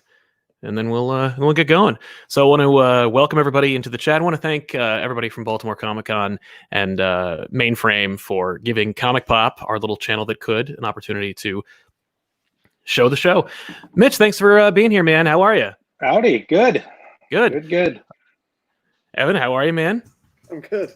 Good. I know And that Tom? guy. I know that guy too. Yeah, I'm the odd man out here. And before I start, I Wait, just no, want I to know you. Yeah, right. We've met before, kind of. We're old friends. Yeah, very, very, very old, very good. Mitch, Jared's. How do I say your name, man? The I'm first sorry. one, Garrett's. Garrett's. All right. Now I can do the smooth intro. Hey, everybody, welcome to the Strange Adventures panel with Mitch Garrett's, Tom King, and of course, Evan Doc Shaner. Thank you so much for being here, gentlemen. What a pleasure. Thank you. Happy to. Absolutely my pleasure. Hey, I didn't coordinate this, so don't thank me. But I am so thankful to be here and for having you gentlemen here. It's always not straight. It might be the camera. You don't I know. will fudge with my hat the entire time. Yeah, we'll all put on hats and put them askew. It'll look I like hit it. part of the video. There you go. Perfect. Nailed it. I think that's how the kids are wearing them these days. So I think you're Hey. definitely on point. Guys, so This is the all hat humor panel. I know that's what you guys turned in for. This is what we're here for, really. This is the jokes, folks. Hey, fellow youngsters. How you do, fellow kids? Man, Strange Adventures is an incredible series that is out right now. Issue 6 just dropped only about a week or two ago. We are halfway through, which means DC must be putting out a hardcover pretty soon. So what? I'm just making a joke at the expense of your employer, so don't mind me. But yeah, so let's talk about how this came about and what everyone's involvement started and your insights into the book.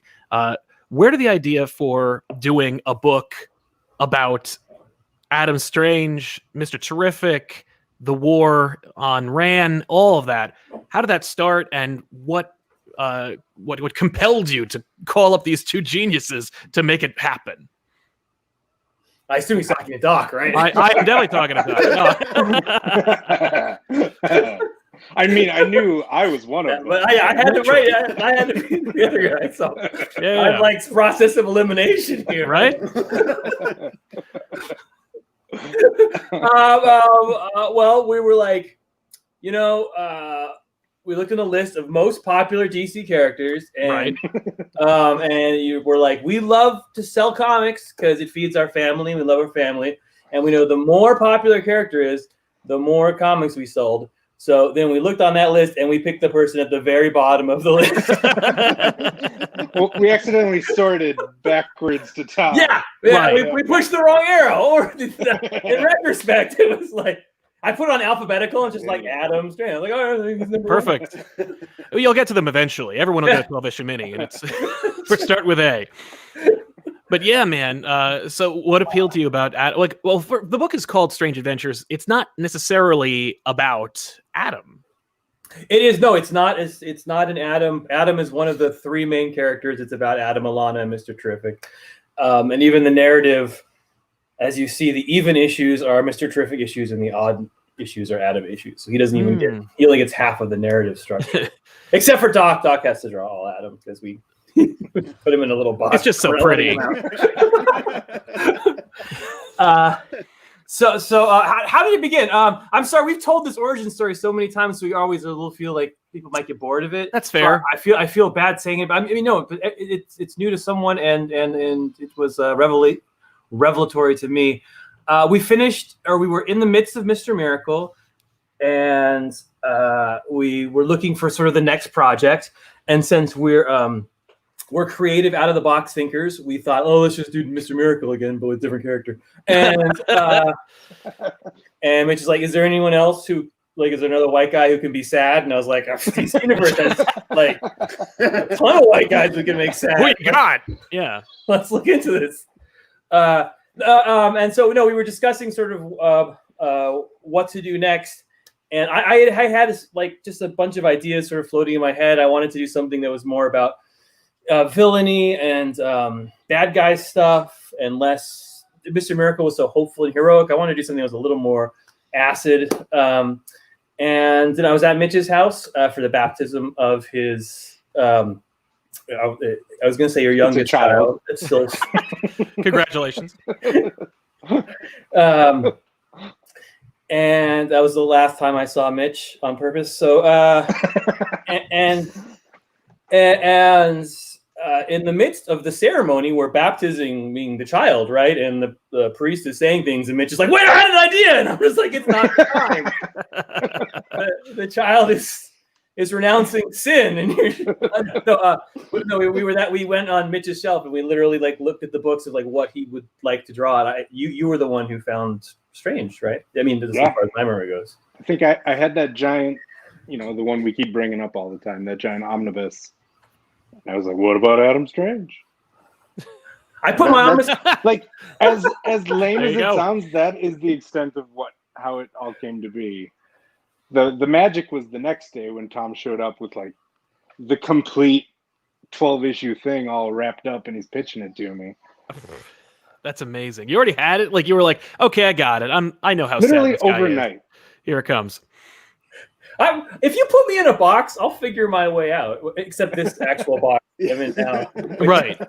There's no escape from this box. There's no. Here I am stuck. At least until about 55 minutes from now. Yeah. So Mitch said Adam Strange, and then I was with Mitch, so I'm sure we were drunk. So then I went home and I was drunk by myself. And what else are you gonna do when you're drunk by yourself except think about superheroes for 12 hours? And so in the morning, over a breakfast burrito and drive through Starbucks, I was like, all right, here's the idea. I'm gonna get a bunch of cool stuff to draw, and we'll give that a doc, and then you can draw people walking down the street. That's literally the last issue, and let me tell you something, such compelling comics, but that is exactly what issue 6 is. It is literally the first people walking. issue. The very first issue, Doc got to draw this big invasion on Ran, and I drew a bunch of hotel rooms. Yes. Think of the wallpaper. And also a few Barnes and Nobles. Oh, yeah, a few Barnes and Nobles. Yeah. There were signings. People were shaking hands. Yeah, there's real compelling drama in there. You get the real human emotion in there. I mean, you got the face of the fan that I'm sure everyone's seen, of like the dude screaming in his face, who of course loses his head. No pun intended. That's pretty incredible art there. But yeah. So not to discount it. There's some cool shit everyone gets to draw. There's an amazing part of issue 1 that I still laugh about. There is, I believe it's the news ticker underneath the shot of the guy with his head completely blown off. Yeah. I wish I had it next to me. But the news ticker says something like "man hospitalized" or something like that. He doesn't have a head. Like technically they took him to the hospital, I guess. Yeah. Put that. That's funny. Wait, time out. What is your screensaver back there, Mitch? Is Black Cat and Catwoman? Yeah, Adam Hughes. That's an Adam Hughes, man. That's dope. Oh man, you gotta be cooler than me. I get it. See, he's drinking now. This is where it all started. This is why the panels after 10. Yeah, no good. 10 p.m. Jesus. So I had always wanted to work with Doc. Doc and I did an issue of Green Lantern way back in the day, and it was one of my favorite issues I've ever done. Still one of my favorite issues I've ever done. And I always wanted to work with him again, and I was looking to slowly peel away from Mitch. So I was like, I'm gonna do this transition thing, and before Mitch notices, it'll be out the door. And so I could never quit you. I couldn't quit you either, man. So X-Men or what do you want? So I had a vague idea of someone had sent me literally a tweet and it's a Tom King just writes comics to cover up his war crimes. That's a mean. That is a mean thing to say. What to a brutal dude. thing to say to And someone. I was like, that's not what I do. But fuck, it would have been so cool if that's what I did, right? That would be a really weird That's a thing good to book. do. Be like, yeah, if I just wrote this book to cover up my war crimes, I was like, damn, that's a good idea. Thank Nailed you, mean Twitter guy, for making me a ton of money. You showed me again, got me again. When the Adam Strange movie comes out, I'm sure I'll tweet back thank you to you, and that'll be your donation. So I turned a mean tweet into this wonderful series. It's the best looking book on the shelf with these two brilliant gentlemen. Easily, yeah. Mitch, your designs for the characters iconic, yet also like has this gritty realism to it. How do you get into the mindset of drawing like real people in this fashion? I mean, that's kind of like what I like. What you're known for, like what you do. Yeah. There's just something like that I love about superheroes, but it makes it cooler when they feel real and they don't feel like cartoons on paper. So that's the only thing I have in my head, I guess, when I come up with my style. Right on. You don't want to lose those cats. That's keeping people here. Trust me. I didn't want the distracting zippity doo dah in the background. Sure. I don't think it's pretty dynamic. And then Evan gives us this incredible, like, kind of idealized version of the history of Adam Strange and this superheroics. We get like a picturesque kind of like it's everything you remember. It's like you guys play video games? I assume you do. You're probably in your 30s. Definitely in my 30s.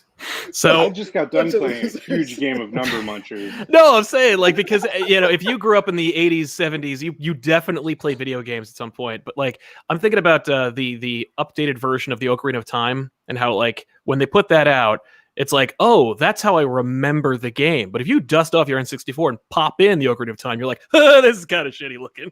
But it's like when you watch any cartoon from your childhood and you're like, ooh, boy. Literally, you're like watching Thundercats. You're like, that intro's fire, and then you're like, oh no. That's right. So, but Shaner, man, it's like you remember the heroes, but in today's like kind of like expectations, it's just this beautiful, like idealized. Who better to do an idealized version of what really happened in the Picton-Ranian War than somebody who can give you an idealized version of like, your superheroes, and it's just dope, man. Well, thanks, man. But is that the idea?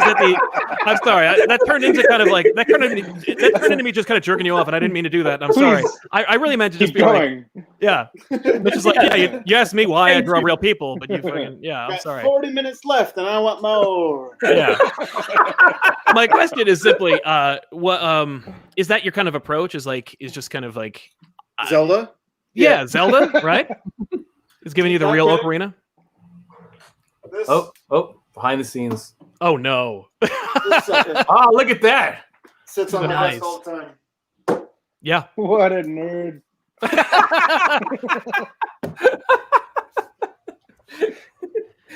Don't look at my dolly. I was going to say, who said that? Was the person with the Luke Skywalker action figure on the shelf? It's old Luke, so it's ironic. Yeah. It's ironic. That's good. So this has gone off the rails. Let's talk about what do you guys want to talk? It's Shaner's fault. He's just like interrupting us. Right. He won't shut up. This is exactly what a Tom King panel is like. So this is bringing back good memories. I'm so glad to hear. There's so many less fucks than the usual Tom King panel. Start the counter. But yeah, man. So Strange Adventures. Strange Adventures. Strange Adventures. It's the book we're talking about. You guys make it. It's great. So and we're such goofballs and we make such sad. It really like books. This is gonna. We are selling so many issues of Strange Adventures. Like this looks like fun. Oh no! Let's talk about dead children, please. Come on, man. But no, children. Oh, you don't read the text. I just draw. Are there dead children in this book? Doc only reads his side of the book. I haven't seen any. It's all going over at him. Yeah, it's just big lizards and stuff. I don't know, man. But yeah, it's interesting you say Doc is like the idealized version because his side is getting grittier and grittier. Okay, thank as you. we go forward. I've noticed that because I reread the entire 6-issue series over the last like 4 hours, and I was like, and I noticed as I was going, I'm like, it's getting less pretty but more real. And is that deliberate? Are you deliberate, like bridging the two styles together? And it seems like that's actually what you're doing. Well, yes, let's hear the master this plan. was all planned, of course. They don't call him the Doctor for nothing. They don't, and still nothing. But I mean, like Doc got the big sex scene. Doc is got the big war scenes. Mitch got the first sex scene though. Oh yeah, there's multiple sex contractually. Scenes. I must have write a first sex scene refusal. That's in his rights. Actually, my contract, not even his. It's like you must write a.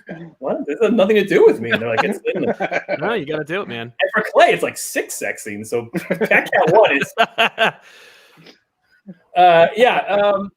So Doc's side is, it starts out as a little ideal, but it starts to drift in to show sort of what happened to Adam, sort of as he went from the start of this war to the end of the war, which is where Mitch's stuff picks up. Because the big transition, who Adam is, happens in the Doc pages. Right.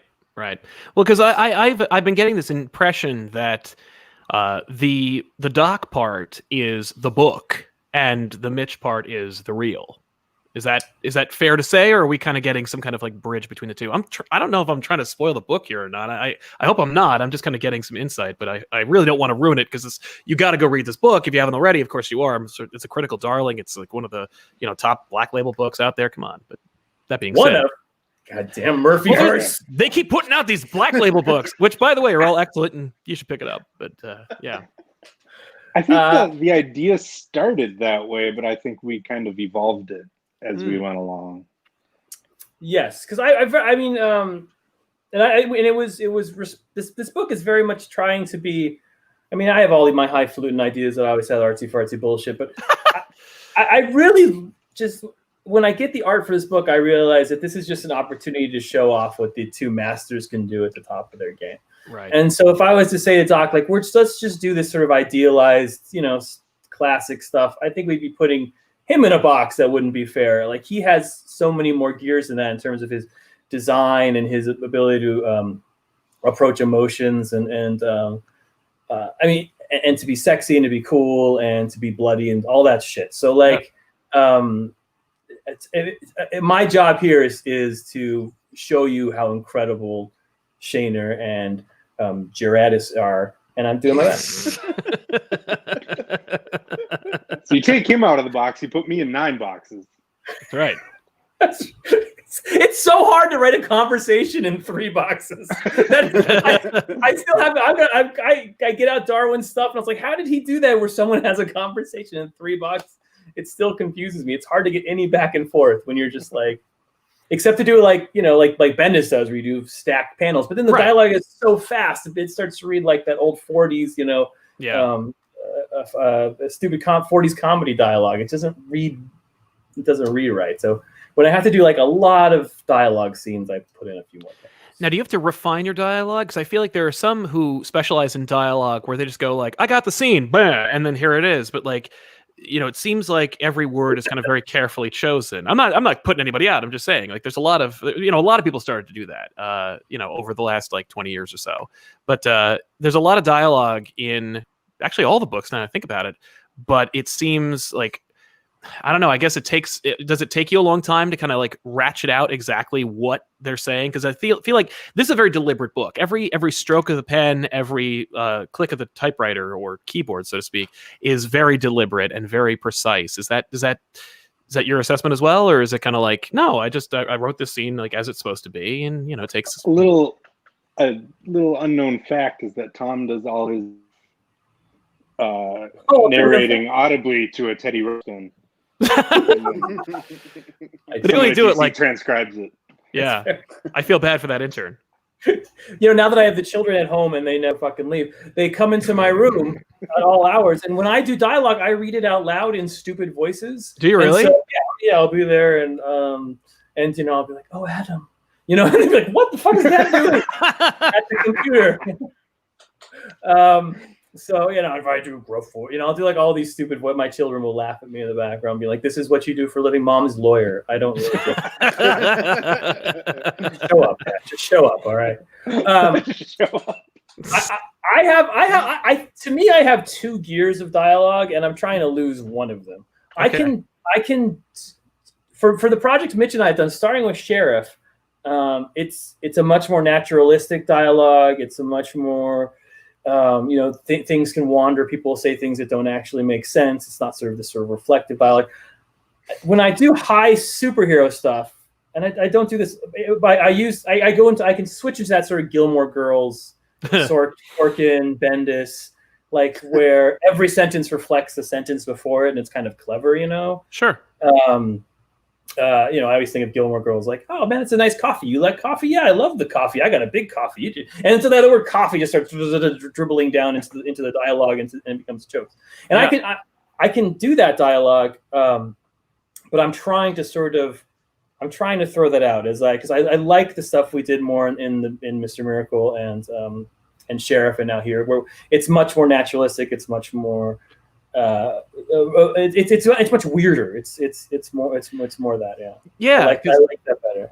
Well, because I was going to say, I was talking to my wife about this book, I guess when issue 6 dropped, and I was mentioning that like the last issue felt very natural. It felt like it felt like a real conversation between two people, but there was a line in there where I was like, that felt like I'm writing a book. And she was like, and she vehemently disagrees with me. She's like, no, Alana said that to get power over Mr. Terrific in this scene. And of course, once again, talking to my wife every time, I'm like, oh, I'm a dummy. Thank you for reminding me. But it feels like that's exactly what you're like, where it feels like it's natural, but then you read it again and you're like, oh, like you're really, you're taking your shots with this dialogue, and of course it's punctuated by the art in such an incredible way. I'm trying really hard not to be like, yeah, so the writing's great, right, you guys? Like, you guys are like, yeah, and I drew a cool lizard man, and it was really dope, and he got killed by a helmet. It was really cool. And we word for it. I've never read it. I wouldn't know. And I do. I write. And Doc's side of it gets a different kind of dialogue. I mean, I use exclamation points and I use bold words. So I use bold words and exclamation points on one side and I don't use on the other side. So you're getting if you read, it's like a little subtle thing, but it's much more. Even the lettering that Clayton does is much more comic booky. Even the shape of the bubbles is different if you look closely. Yeah. So it's two different dialect styles for both sides of the book.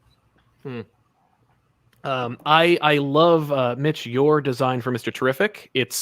It like reminds me of what I know Mr. Terrific to be, but it's just like for some reason there's some subtle differences that you've kind of infused into there. Particularly his jacket is one of my favorite things about Mr. Terrific's design. It's cool. When he shows up in my side of the book, it's gonna be even better though.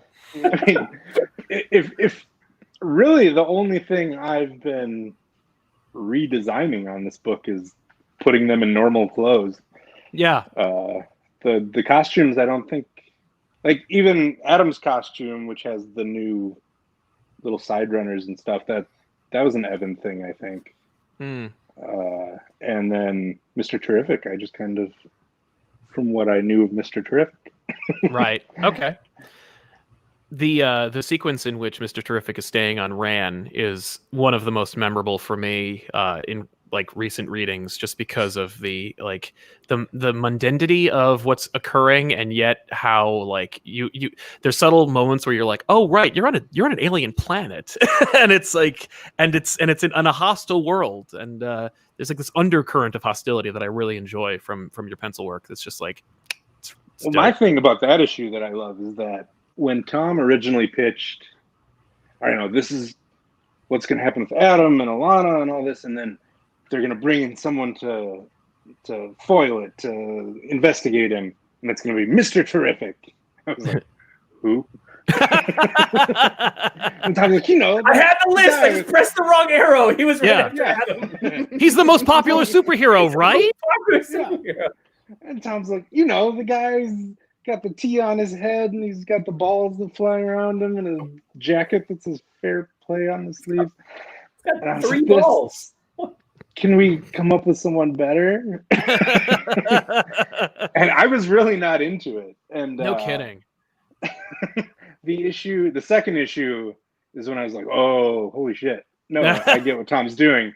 But then the fourth issue, I was like, he's the most badass character in the whole DC universe. Yeah. Yeah. I never really, I got it, but I never felt it until I'm reading Strange Adventures. Like exactly. Like I read him in other things, but he always seemed like, no offense to things in the past, but he just seemed kind of lame. Blasé, another character that's there.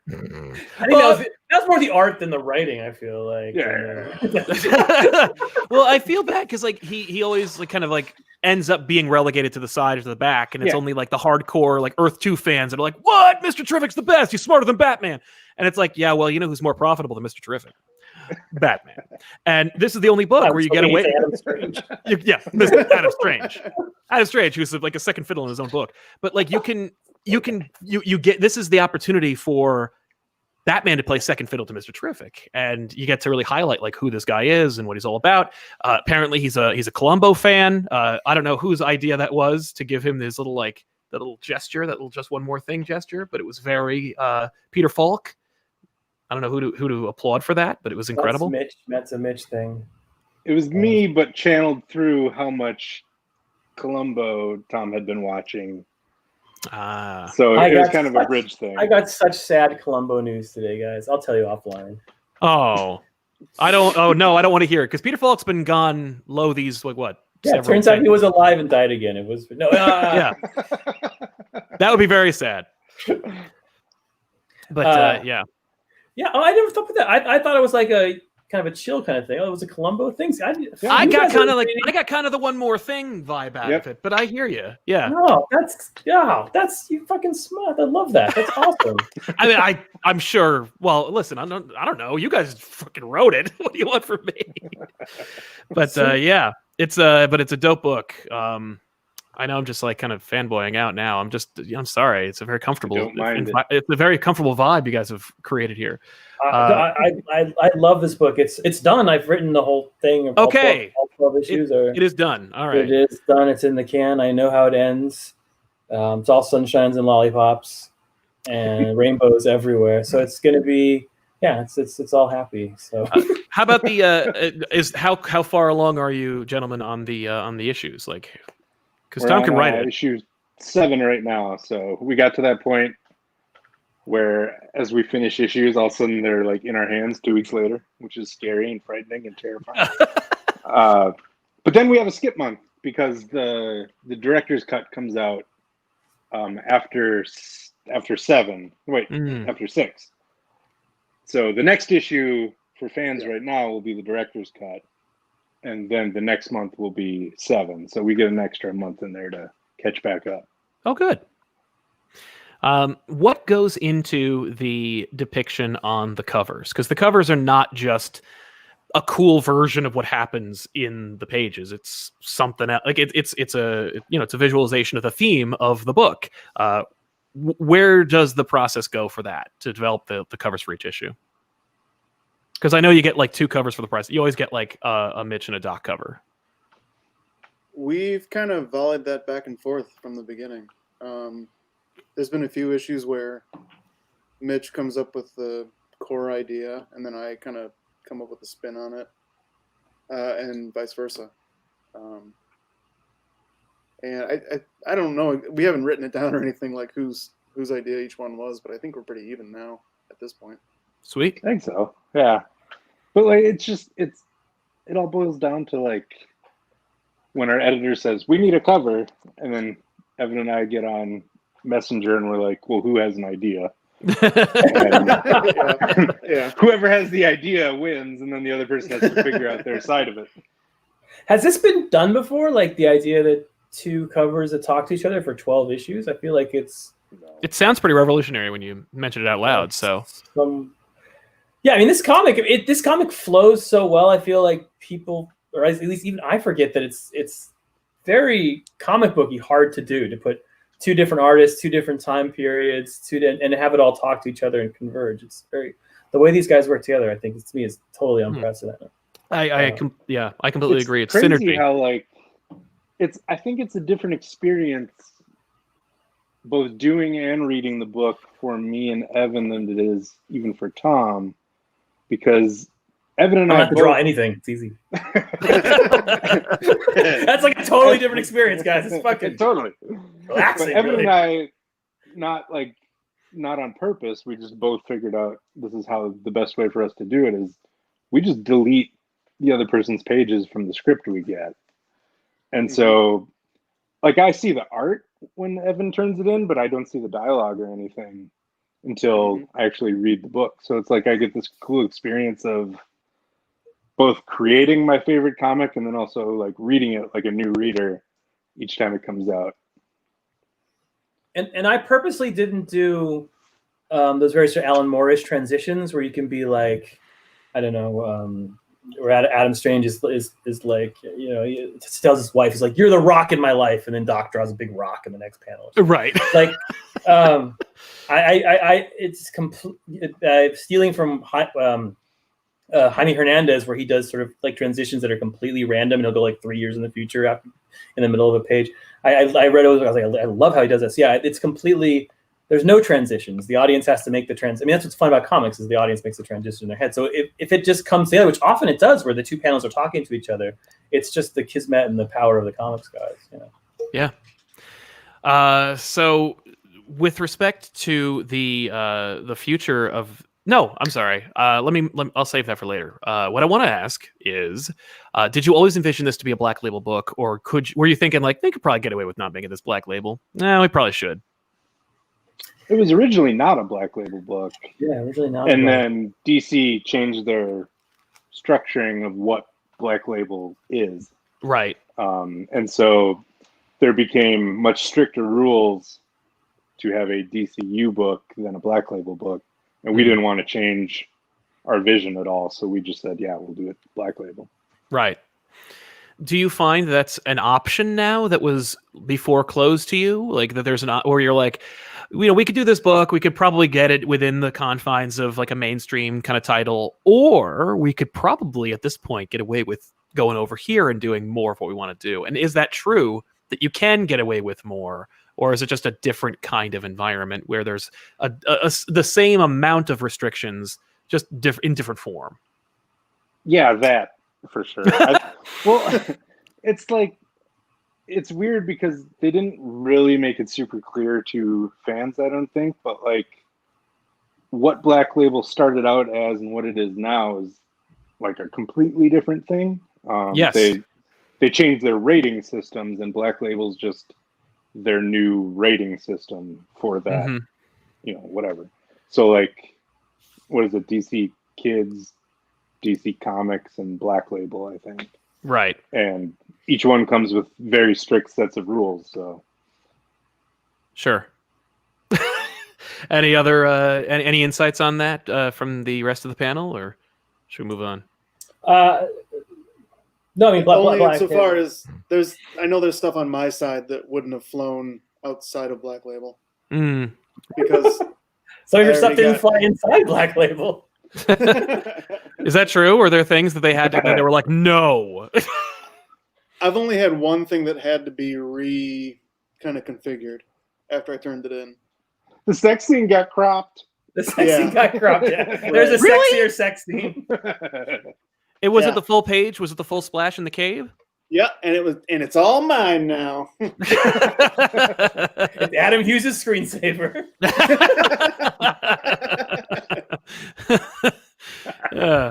I don't know. I think that's anyway. Moving on. So I was gonna say, well, it doesn't seem like there's much to crop. It's the two bodies. Like, what are you gonna? What else is there? Butts. Butts. There you go. Specifically less Adam butt, because our editor said we used our butt quota on my Mr. Terrific shot. Thanks, man. We ran over our amount of butts. So it's one. So the glass ceiling on butts in Black Label is a butt. Okay. I see. One. Oh, see, now that's interesting. That could be a different measuring system. Like one male butt, one full male ass is the equivalent of what in other more uncensored terms. I don't know. We had more butts in Mr. Miracle, didn't we? I feel like we I was had gonna a say fair I- amount of Mr. butts. Miracle. Yeah. Maybe they noticed and they were like, "That's too many. We had a can't few we can't pages have in Mr. Mr. Miracle." Miracle that got censored. Oh, sure. Oh, that's true. We had. You're not allowed to pee on people in comics. No, that one. And That's only in politics. I don't know what you're talking about. that scene where Scott comes downstairs to find Funky and all the guards waiting for him. Yes. He comes down completely naked. Originally, there were no Kirby dots. Ah. You know what's funny though? I find, and I'd like to hear everyone's opinion on this one, that sometimes restrictions and adversity breed a different kind of creativity that you never would have found otherwise.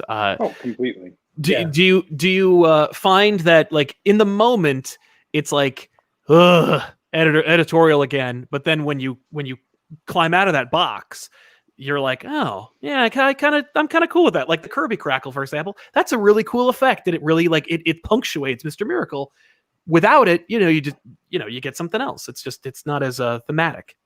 We've been working with Jamie from Sheriff on, like, Jamie's been my only editor since I started at DC, and God, if he's watching right now, I'll never hear the end of it. Every single note I've ever got from Jamie ended up being one for the positive, like after I cooled down. Yeah.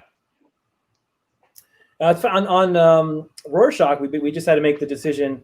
I guess they call them growlixes. I don't even know what the fence. The like pound symbols you put over swear words for fucks and shits. Yes. I kind of love them in comics. I think it's even more powerful to have like pound fuck you instead of just saying fuck you. Like fuck throws me off.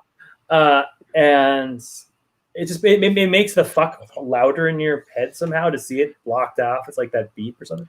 Yeah. But in Rorschach, we sort of noticed, there were some things we were blocking and some things we weren't. And we had this the most absurd conversation. Like, okay, so shits don't get growlixes, but fucks do. What about ass? Is ass? And they know. And so eventually they're just like, no, Tom, we're just pulling it all down. You can say fucking shit as much as you want, which obviously I can say as much. But I do miss it when I read the book now. I was like, why are these people swearing so much? These little potty mouths. Yeah, it's funny when you're watching, like when you find out like certain radio stations have eased up on certain restrictions, and TV show as well, where you're like, wait a minute, whoa, look, we're in a different world here. You can't just do that, can you? Could we always do that?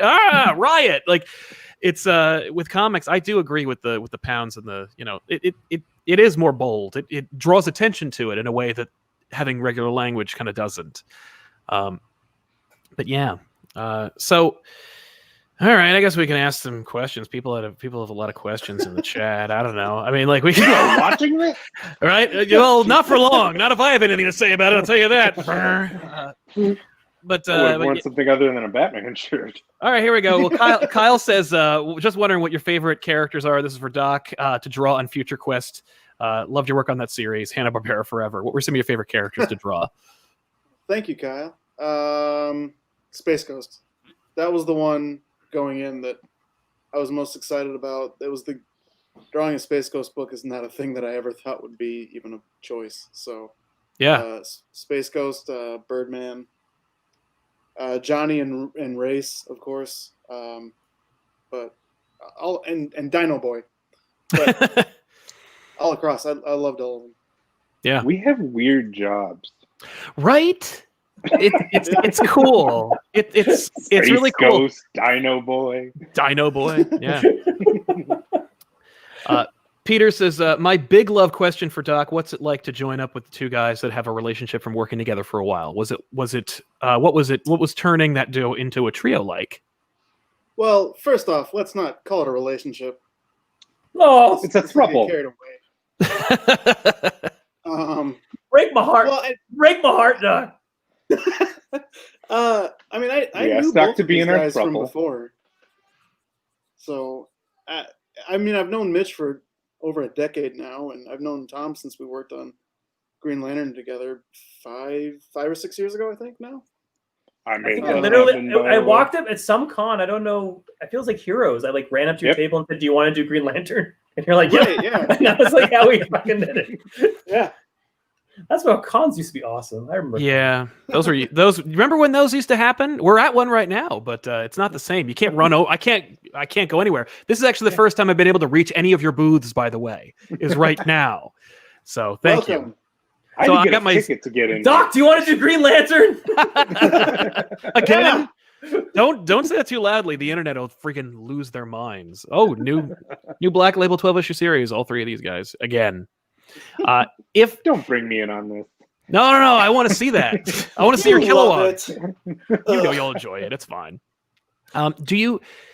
Oh, Andrew says a question for Tom. If you could write a world in the DC multiverse, which one would you choose? Oh God! I mean, I guess why get the hard questions? There's 52 of those things. Just pick a number. At least. A 37. That's the one I like. Yep. If we all know 37, right? And watch it. It's like the Nazi world. Like, no, it's Look it up right Nazis! Ah! Please let it be the Red Sun world. All right, I'm looking it up right now. Go ahead. What comes to my head, and this is a stupid answer, but one of my favorite scenes in all of comics, there's a lot of people say, but the end of Kingdom Come, we're in that restaurant and they have that conversation. I just love that scene, and I would like to write just like the sequel to it. So put me in the Kingdom Come world and put me in a restaurant and give me some more characters having lunch. And I would have a good time. Have you seen? You must have, because you are Tom King. But have you seen that image? I think that Alex Ross did, where it's kind of like a sequel that like shows you Superman through the ages after Kingdom Come. Like it's just like yes, I have seen that. It's beautiful. The only sequel I will accept from Kingdom Come is just that page, where you're just like, yes, it's just so incredible. That Batman funeral. Anyway. By the way, Earth 37 is one of the 51 divergent realities. Batgirl and Robin fight a female Joker in the 60s, while Detective Bruce Wayne becomes the Batman after Robin's death.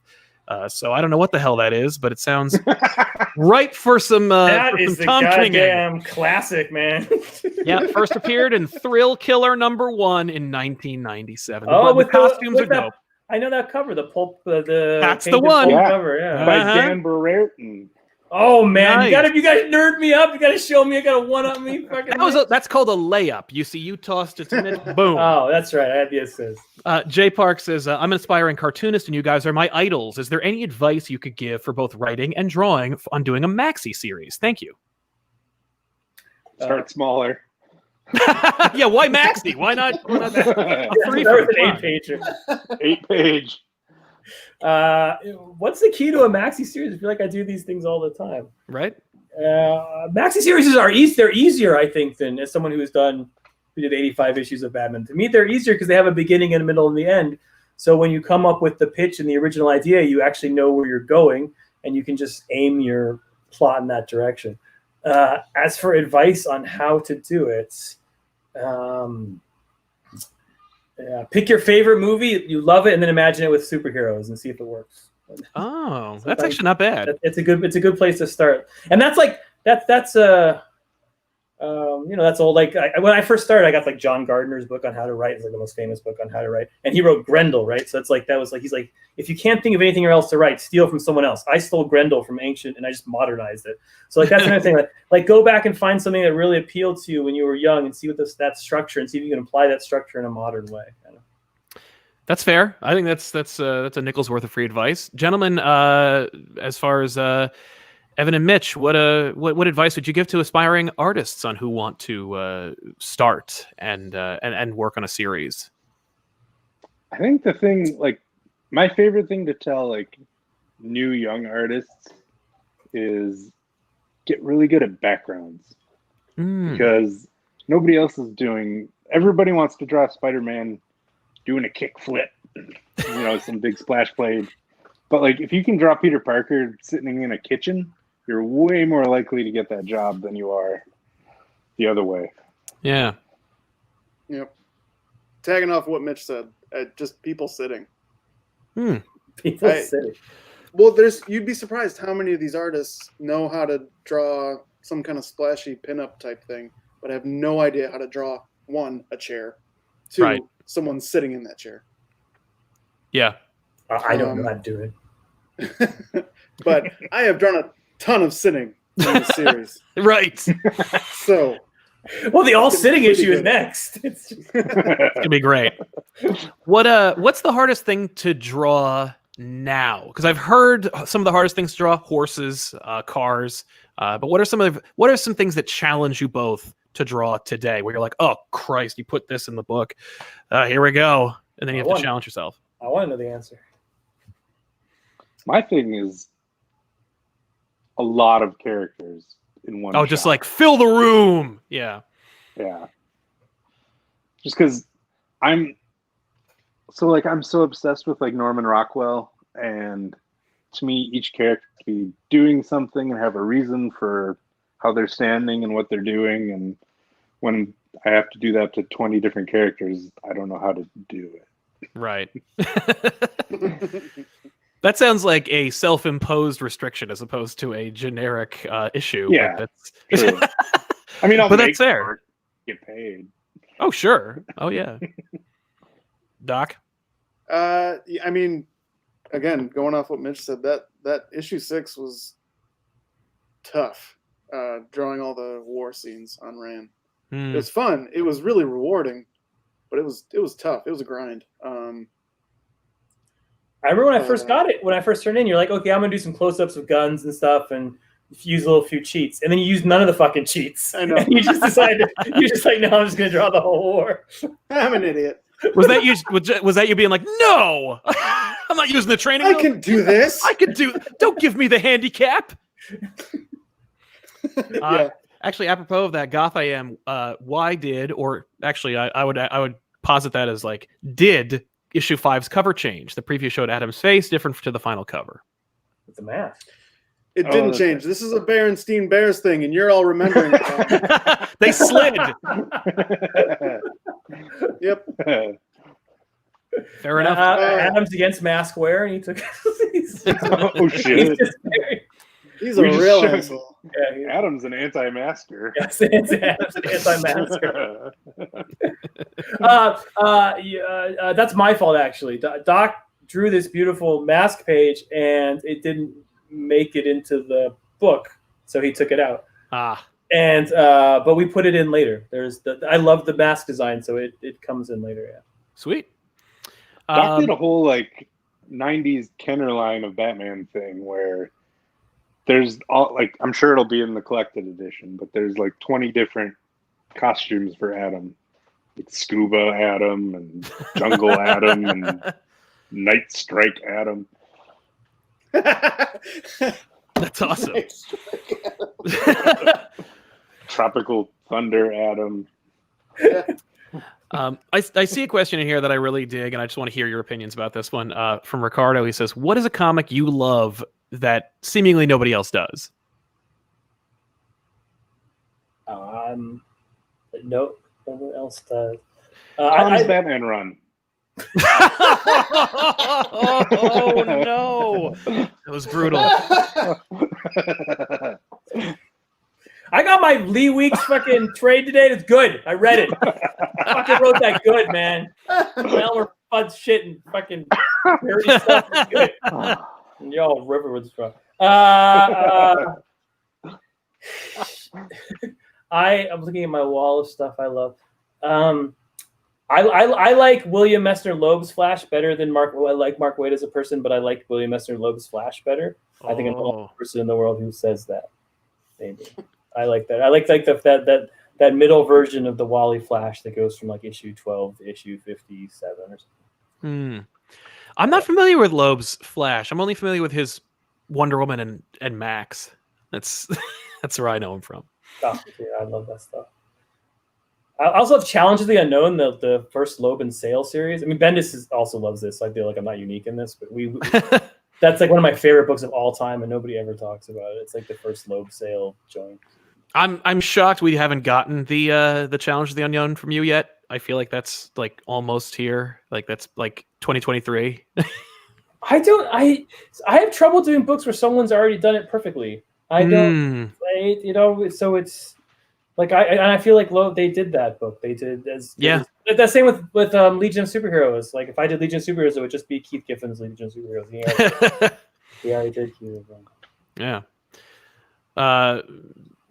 Mitch, Doc, any of your favorite books from from in the bottom of the barrel, the barrel bottom of the long box? All of mine are such crowd-pleasing hits. I don't know. Yeah, same. I just have These are such good taste. mainstreamers, man. Yeah. I just have such great taste that you make people change your What's taste. what about your hipster pick? You're like, oh, nobody reads this one. I mean, I love all of Nexus. Steve Rude and Mike Baron's Nexus. Okay. Doesn't get talked enough about. No. Of course, you never hear Mike about Nexus. Baron has become problematic, but other than that, sure. Oh, I like this one from. Unless Evan, you're still thinking of yours. No, I don't have one. Nah. Sorry. Pass. You could say Heroes in Crisis. There's still another one out there. Sorry. I meant Tom Kong's Heroes in Crying. Heroes in Crying. Heroes in Crying. Jozu, I don't know how to say that. I'm sorry. Says, who struggles more with deadlines, Mitch or Evan? I don't think that's fair. But I'm going to leave it in the air. We tend to turn things in pretty much at the same time. Yeah. We're both old dudes with kids, so. So you're home. It's about the same. Yeah. Kids in you, so fuck him, right? Yeah. Like he has no kids. He should be much faster. I have a cat. I have a cat. Never mind. I guess that's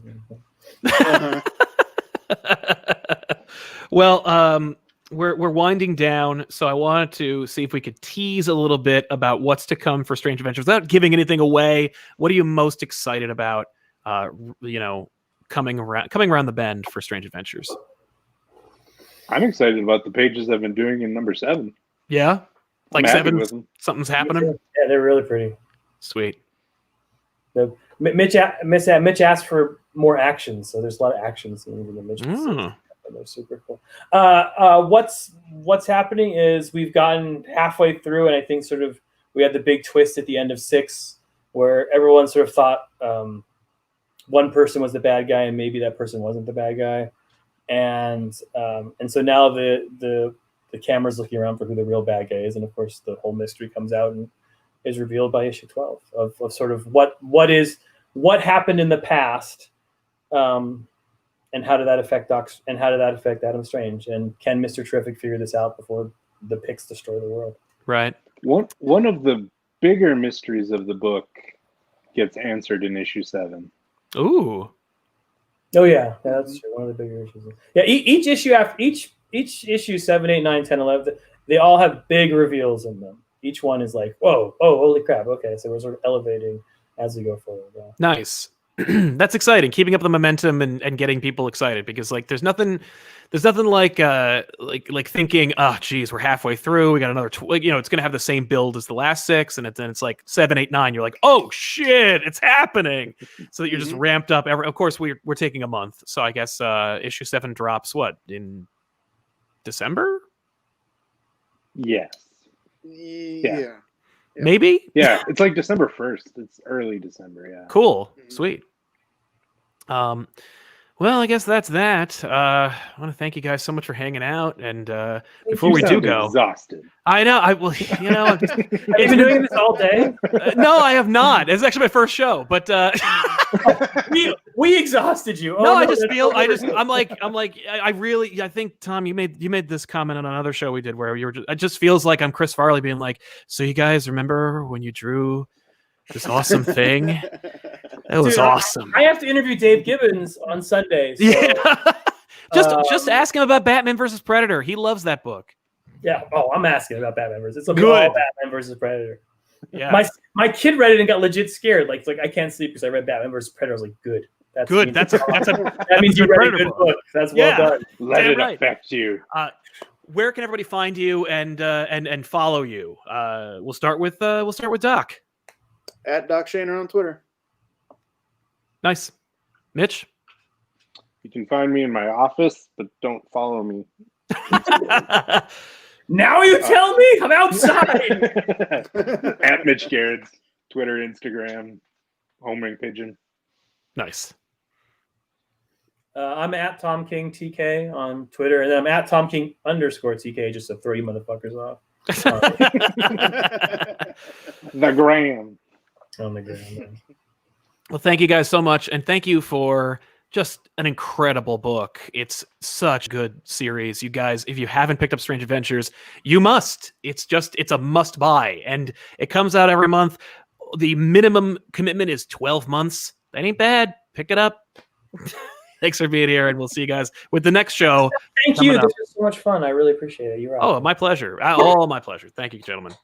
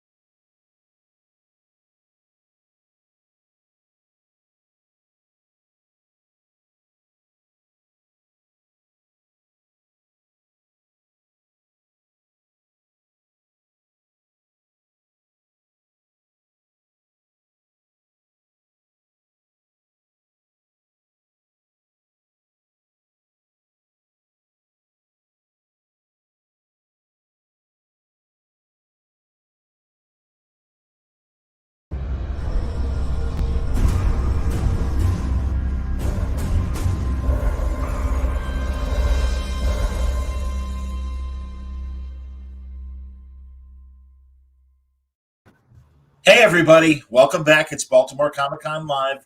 John Suntress here from the Word Balloon Podcast. And look who's with me, a guy that I've really gotten to know in the last couple of years, and it's been a pleasure getting to know him. He is a great comedy writer and a great co-executive producer of Harley Quinn Animated, the best DC animated show to come down the pike in years. It's Patrick Schumacher, everybody. Welcome, Patrick. Thanks for having me, John. Absolutely, man. No, I had to do it. Congratulations. We have not talked forever. And I am so proud of you that season 3 has been approved. I think it was a slam dunk. I think we all knew that. I'm moving my bathroom out of the way, even though we might actually dip into some bathroom humor, which might be and to show my bathroom.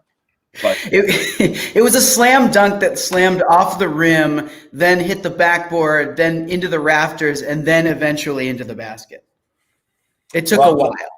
Yeah, and I'm sure it's, corporate, whatever, and that's fine. Espionage. Well, whatever. But honestly, Patrick, and I've said this before, people may not realize it, especially if they only know you through Harley Quinn. But a couple of years ago, there was an NBC show called Powerless. And it was on Thursday nights at 8:30, not the greatest time slot. And Vanessa Hudgens of High School Musical led the cast. Alan Tudyk on there. If people don't remember, it was basically like a liability company for collateral damage for superhero stuff and then supervillain stuff. And it was in another city. But Alan Tudyk played a ne'er-do-well Wayne cousin. I don't remember what his name was. Van Wayne, based on an obscure character from, I believe it was Detective Comics.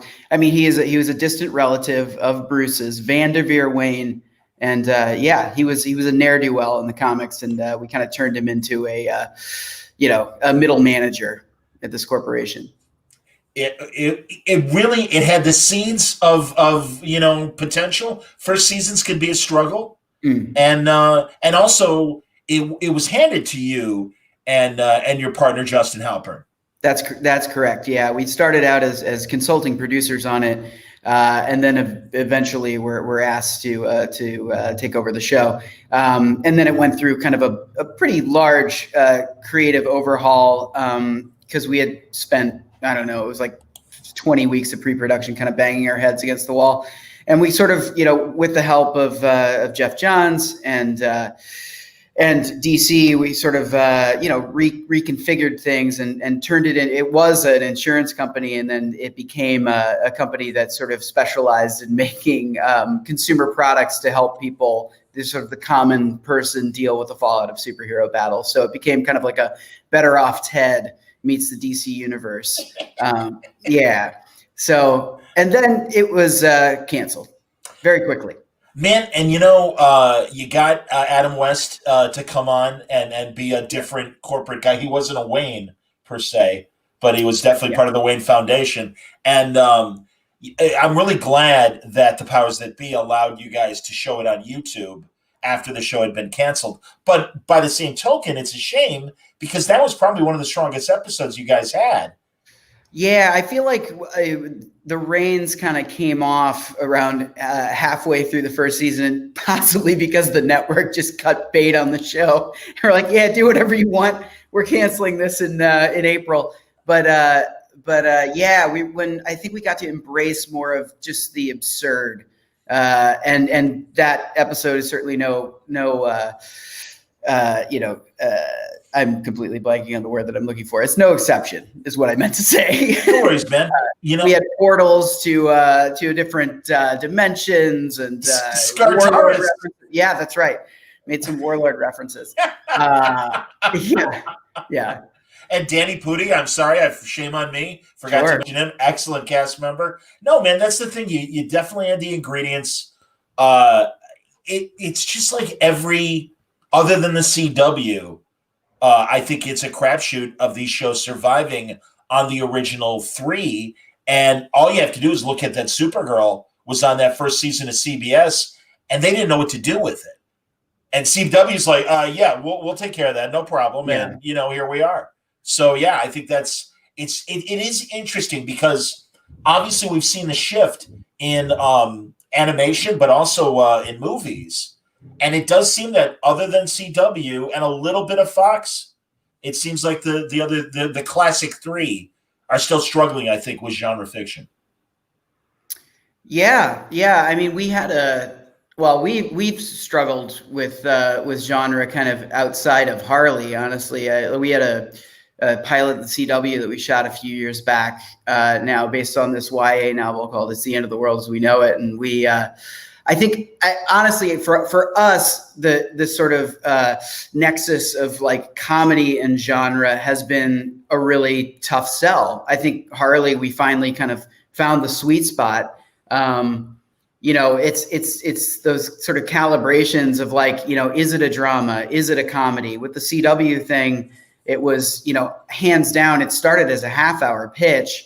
Once we decided to take it to CW, it necessitated an hour long because that's the only kind of programming that they were doing at the time, at least. Sure. And that sort of meant that we were in the domain of the Warner Brothers drama department. You know, they saw the show a certain way. We saw the show a certain way. We ended up pairing up with Rob Thomas of iZombie and Veronica Mars. We knew Rob from having worked with him on iZombie for one season. And, you know, at the end of the day, I think it became kind of a different show than we had intended. And I think everybody kind of felt that. And, you know, it didn't end up moving forward. But we had a great cast. It was Josh Hellman, Gage Golightly, and Quinta Brunson of a Black Lady sketch show on HBO, who we're now developing a half-hour single cam for ABC. Great. So very excited about that. Not a genre show. It's just it's about teachers, but we're very, very excited about that one. That sketch show is amazing. And seriously, like from moment one, I'm like, oh, this is a show I'll be watching. That's fantastic. Very funny. So that's really, really cool. You know, and I'm glad that even, you know, in between Powerless and Harley, Warner Brothers thought enough of you guys to keep you in the mix. Fortunately, they already had given us a multi-year contract, so they had to. Oh, there you. Well, you've proven your worth now with Harley, and that's outstanding. Is the new show that you're developing for ABC, is that also a Warner show? It is, yeah. We're currently under contract for the next couple of years with Warner Brothers. So everything that we do is Warner Brothers, yeah. And we should also mention, was Shit My Dad Says, the Shatner show that was based on his Twitter, the other Twitter account, not Shatner's Twitter account. Right. Was that also you and Justin? Like, were you guys day one runners on that? No. So that was an interesting one. So that was our like big break into television. You know, Justin and I we moved out to LA around like 2002, 2003, spent about 7 years, you know, trying and failing to sell stuff, mostly feature scripts. We had like a couple things get optioned, but for like no money. And then eventually I was running a website at the time. It was Screen Junkies, which still exists, but as a YouTube channel mostly. But I was running it when it was more of a failed sort of satirical movie news site. And Justin was running a sister site called Holy Taco, which does not exist anymore. And it was kind of just a comedy site. And so those were our day jobs, kind of working under the same roof, but in different offices. And all the while, you know, just writing stuff together. And then he started this Twitter account, Shit My Dad Says, which was because he had moved to San Diego, back down from LA to San Diego. This is 2009 now. Yeah. And had moved back down to San Diego to be with his then girlfriend, now wife.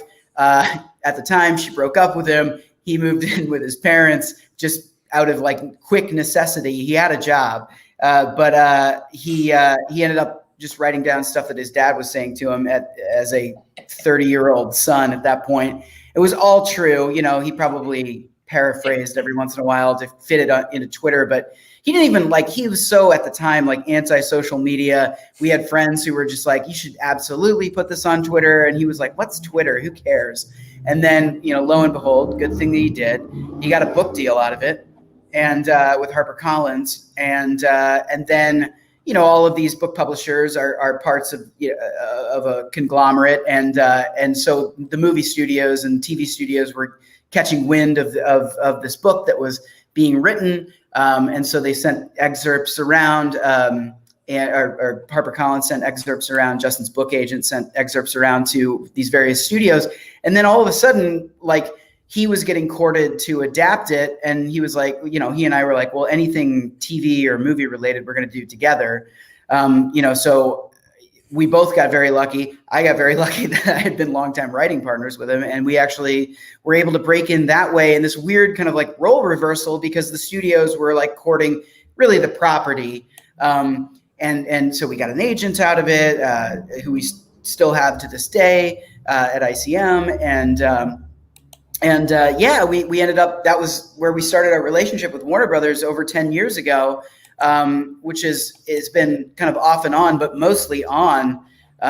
We've been on a deal there since 2014 after our Fox show Surviving Jack with Chris Maloney, which was sort of a single cam version of Shit My Dad Says, based on the exact same character, but kind of done in a way that we felt was how we originally envisioned the show, which was a much younger version of Justin and his, 40-something dad.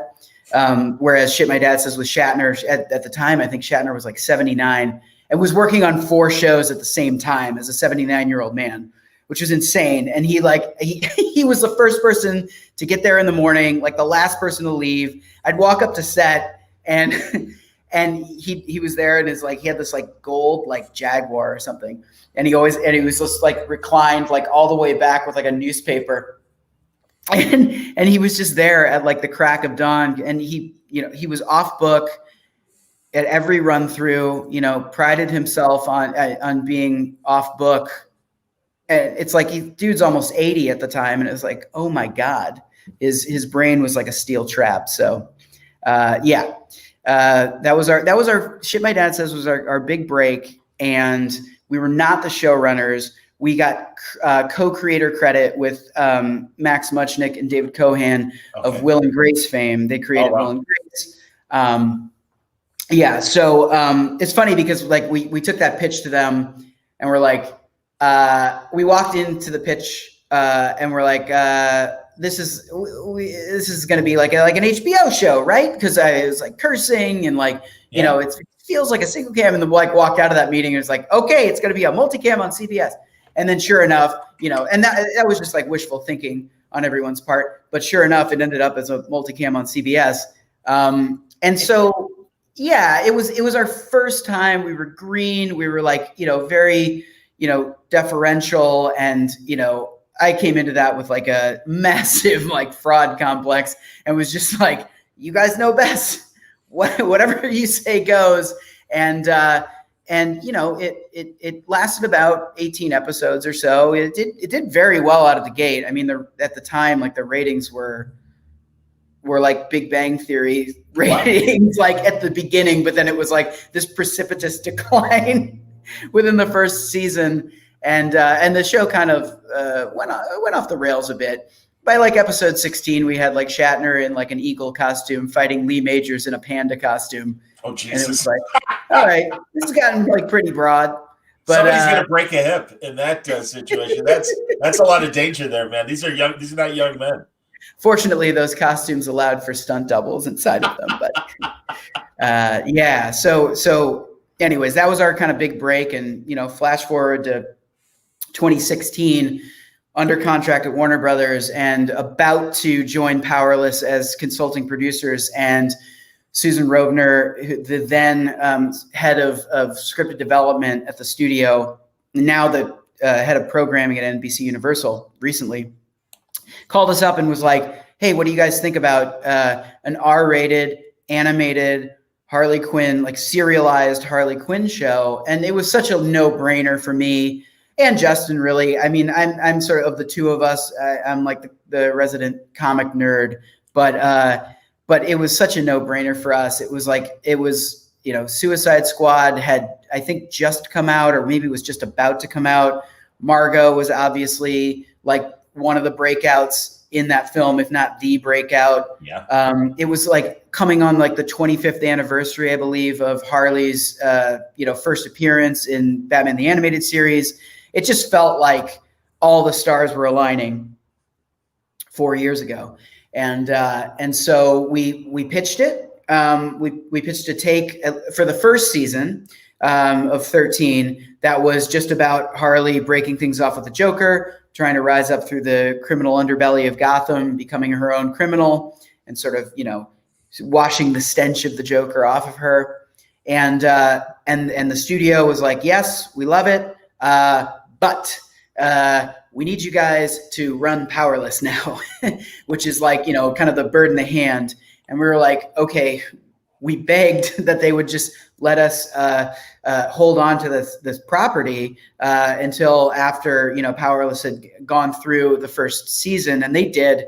And sure enough, the second that Powerless was no longer a thing, in this would have been 2017, we repitched it to them, and then yet another star came into alignment, which was DC Universe, which is the streaming service that DC and Warner Brothers created, specific to DC canon, and which is going to still exist, but is going through some major changes now with the advent of HBO Max. And so at the time, DC Universe had Titans in pre-production. I think the writers' room had started, but they hadn't gone into production yet. That was kind of the only thing, I think, at the time that they had, other than Young Justice season 4, and then they were this like burgeoning network essentially, and it was kind of the Wild West because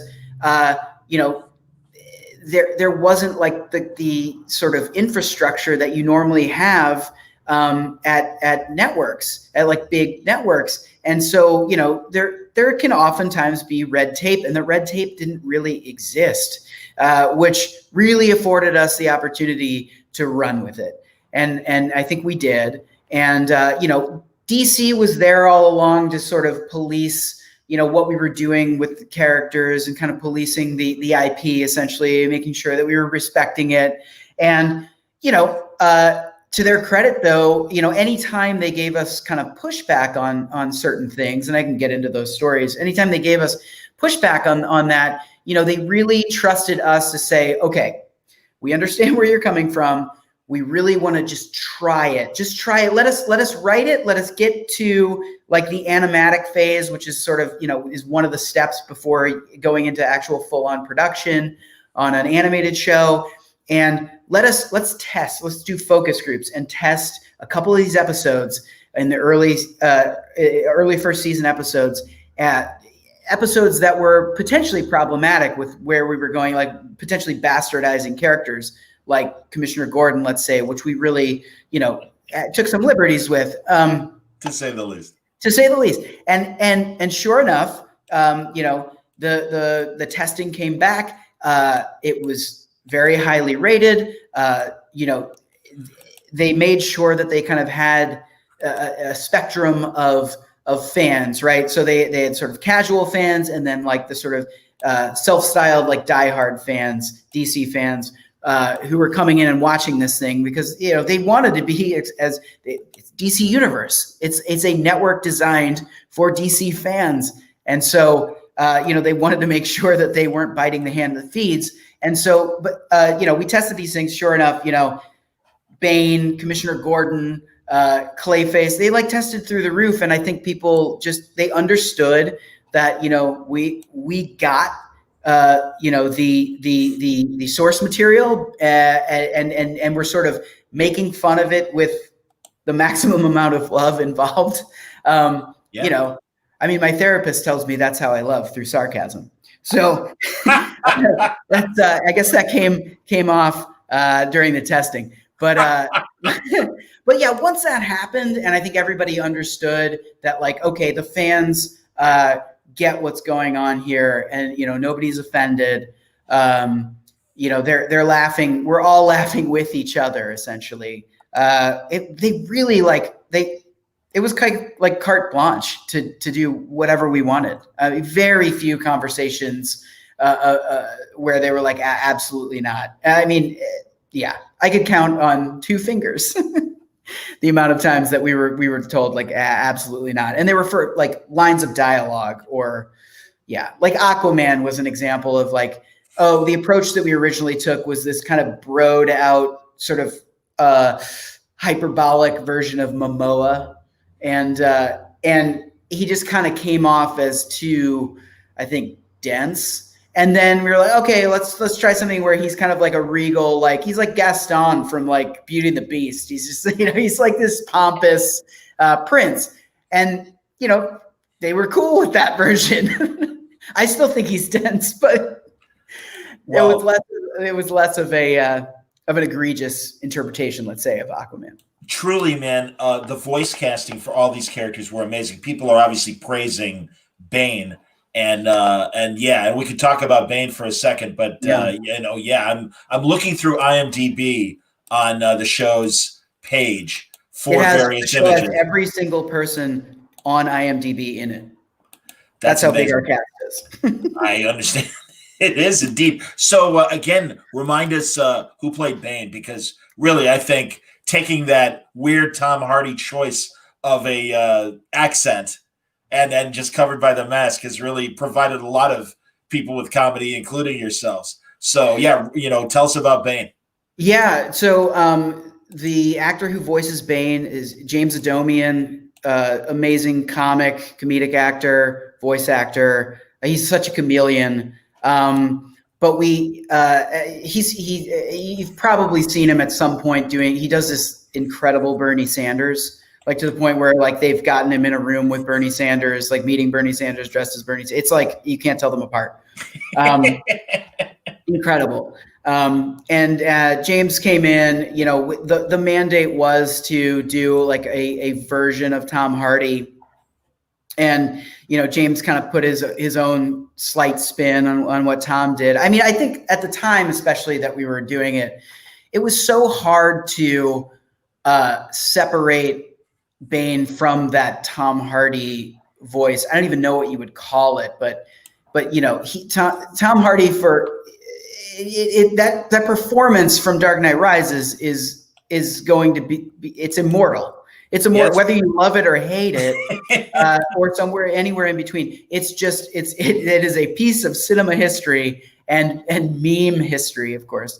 And credit to I think it was Jonah Nolan and Christopher Nolan who collaborated on that script. I'm probably getting it wrong, but the screenwriters, the dialogue that they came up for Bane in that film was incredible and poetic and very flowery. And then when you put it into a ridiculous context like our show, like in an office, coffee clutch setting, where he's talking about caffeine is my reckoning, and and that sort of like operatic quality of Bane, but in these very mundane settings. I think that's just a classic comedic juxtaposition that was too good to pass up. But we just loved the idea initially that Bane, for as powerful as he is, was kind of the butt of the joke of all of the other supervillains, the Legion of Doom in our show, and that he could crush any of them at like a moment's notice, but he doesn't want to. He's kind of gentle, and he kind of just lets it simmer, and then every once in a while somebody sets him off, like Todd at the Jamba Juice getting his name wrong, where he writes "bang" on his Razzie Zazzy smoothie, or when he gets the trivia wrong at the Wild and Wacky Wings down the street at trivia night about who won like the Super Bowl in 2013, and he gets it wrong and he's gonna blow up Gotham Stadium. There's things he holds it all in, and then eventually there's hell to pay. But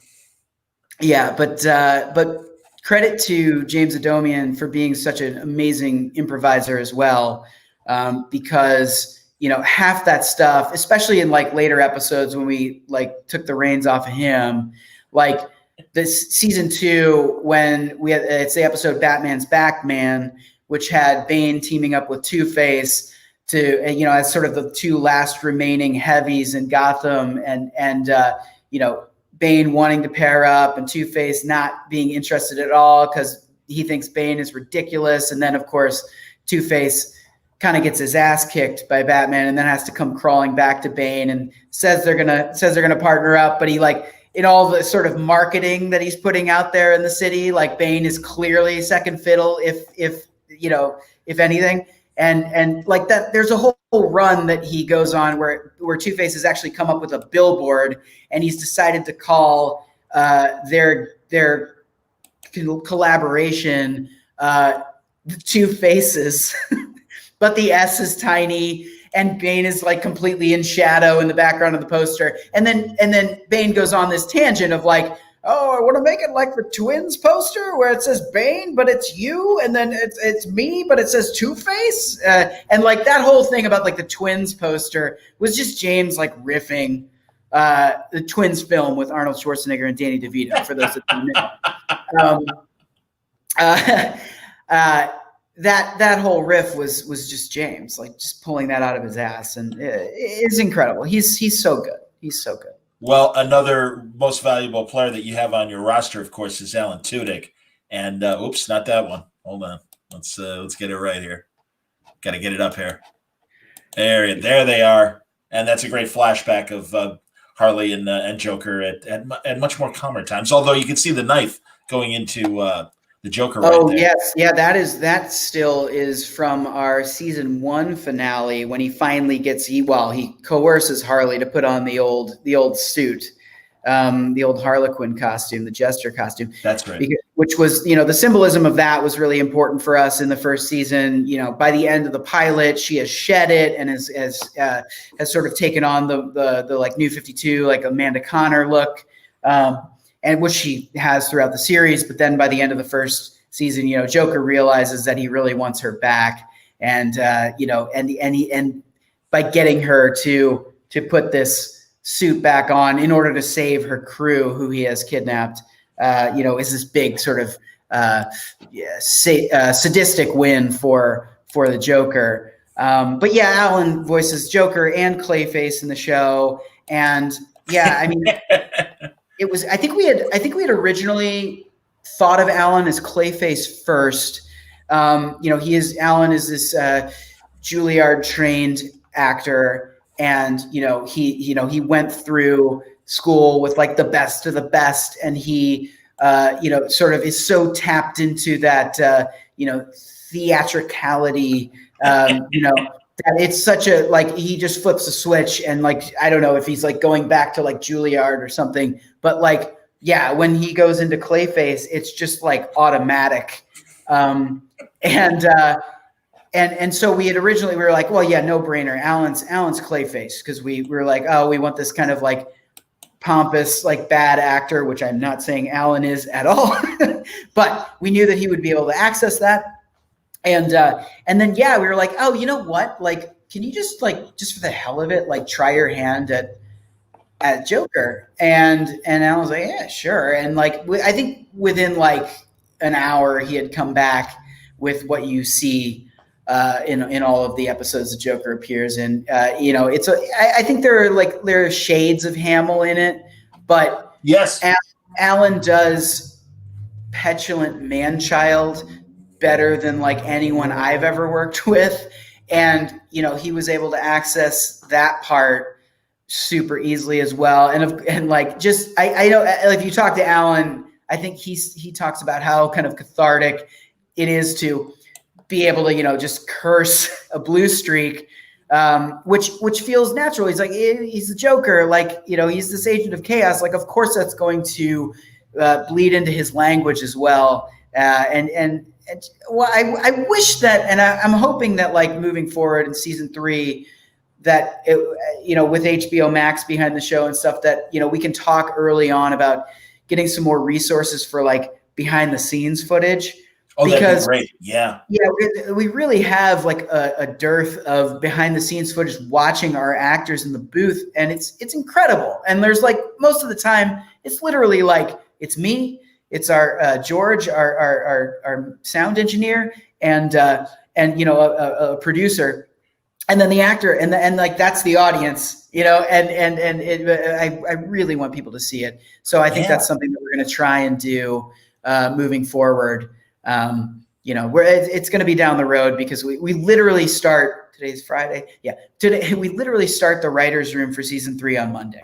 That's fantastic. Yeah. That's all right. And also, and I know that writers rotate in and rotate out, but seriously, man, and we've talked about this before on Word Balloon, you've been incredibly kind with your time, but it is so great, the amount of women comedy writers that you've, collected for this show, and especially given a lot of the women-centric humor. And yeah, man, I mean, that's great. Well, and I mean, again, the fact that Warner Brothers and the DC people were cool about it being as raunchy as it got, and also that writer's room that is like, give me the ball and let me run, coach. I'm ready. And really, these women came to play and they delivered. Oh yeah, I mean, we had an incredible roster of writers. You look at the IMDb page, and it's deceptively large because it was like a revolving door, and that's just the nature of working in animation, where most of the writers are on a weekly. They get other jobs. They're like higher paying, or they're jobs that are gonna like employ them for like another 6 months or whatever extra, and they've got to take those jobs. We never begrudged any of them, and we welcome them back if they ever become available and we have it in the budget. But yeah, these budgets for these animated shows are not big, and so we had to get pretty creative with it. But we were absolutely blessed with an amazing staff from top to bottom, and some incredibly talented female writers, many of whom are coming back to the show, and a couple of whom, actually 4 new ones that we closed deals on recently to come back for season 3. There's actually there's a pair of writers, Chrissy Petrosh and Jessica Goldstein, who we worked with 7 years ago on Cougar Town, Bill Lawrence and Kevin Beagle's show that started out on ABC. Courtney Cox. And Courtney Cox, yeah. And we love them. We worked with them 7 years ago. We've maintained a friendship. And Dean Laurie, who was our co-showrunner for the first 2 seasons of Harley, unfortunately for us, was unavailable to come back because he is working on a Disney Plus show right now that is actually in production during COVID times, which is terrifying. Yeah, he sends me pictures all the time from set where he looks like it's like the Hurt Locker. He's like, he's got like a mask and then the visor and like a jacket over it. But they're doing it. They're doing it. Wow. It's like, it's an hour long starring John Stamos that Dean and David E. Kelly are producing for Disney Plus. Crazy. And, so Dean's on that. And, we needed to find a really, really solid replacement. And we were like, it is important to us that if it's not Dean, that we have a female co-showrunner, especially now, given where we went with the first 2 seasons where we ended. This 3rd season is going to be a very Harley Ivy centric story. And so we made some pretty big efforts, I think, to try and diversify the staff a little bit more, to be a little bit more inclusive, to hire some LGBT writers. Great. That sort of representation, it was super important for this season. So we have, quite a few returning writers, but we've actually been able to expand the staff by 1 or 2 writers. And then we, of course, have Chrissy and Jess in the co-showrunner slot. So, super excited. Really, really talented comedy writers. And thank God you got great actors that can, again, take it to the hole where it's necessary. And truly, Kaylee and Lake Bell's chemistry is undeniable and really does give these wonderful characters that we've enjoyed in print and wanted this relationship to happen. And you guys made it happen. And again, they made it happen. Yeah, they made it happen. It's incredible because like the pilot was literally the pilot is the only episode that we ever had 2 actors in the booth at the same time. And that includes Kaylee and Lake. So all of, these Harley and Ivy scenes that you're watching beyond the pilot are, fully credited to the actors and our editors, piecing these things together. So I thought it came out like so many people are surprised to find out that they were not in the room at the same time. And it's just, so Charlie Adler directs like all of Kaylee's performances. Okay. So huge credit to him as well for that side of things. Kaylee and Lake, I think they know each other a little bit in real life. That's amazing. Go on. Yeah. They just I don't know. They just seem to get each other And anytime you see them, like the rare occurrences that we do, press or whatever, where we're all able to be together, like we did DC Fandom, they just they seem like they've been longtime friends, but I don't think they know each other super duper well.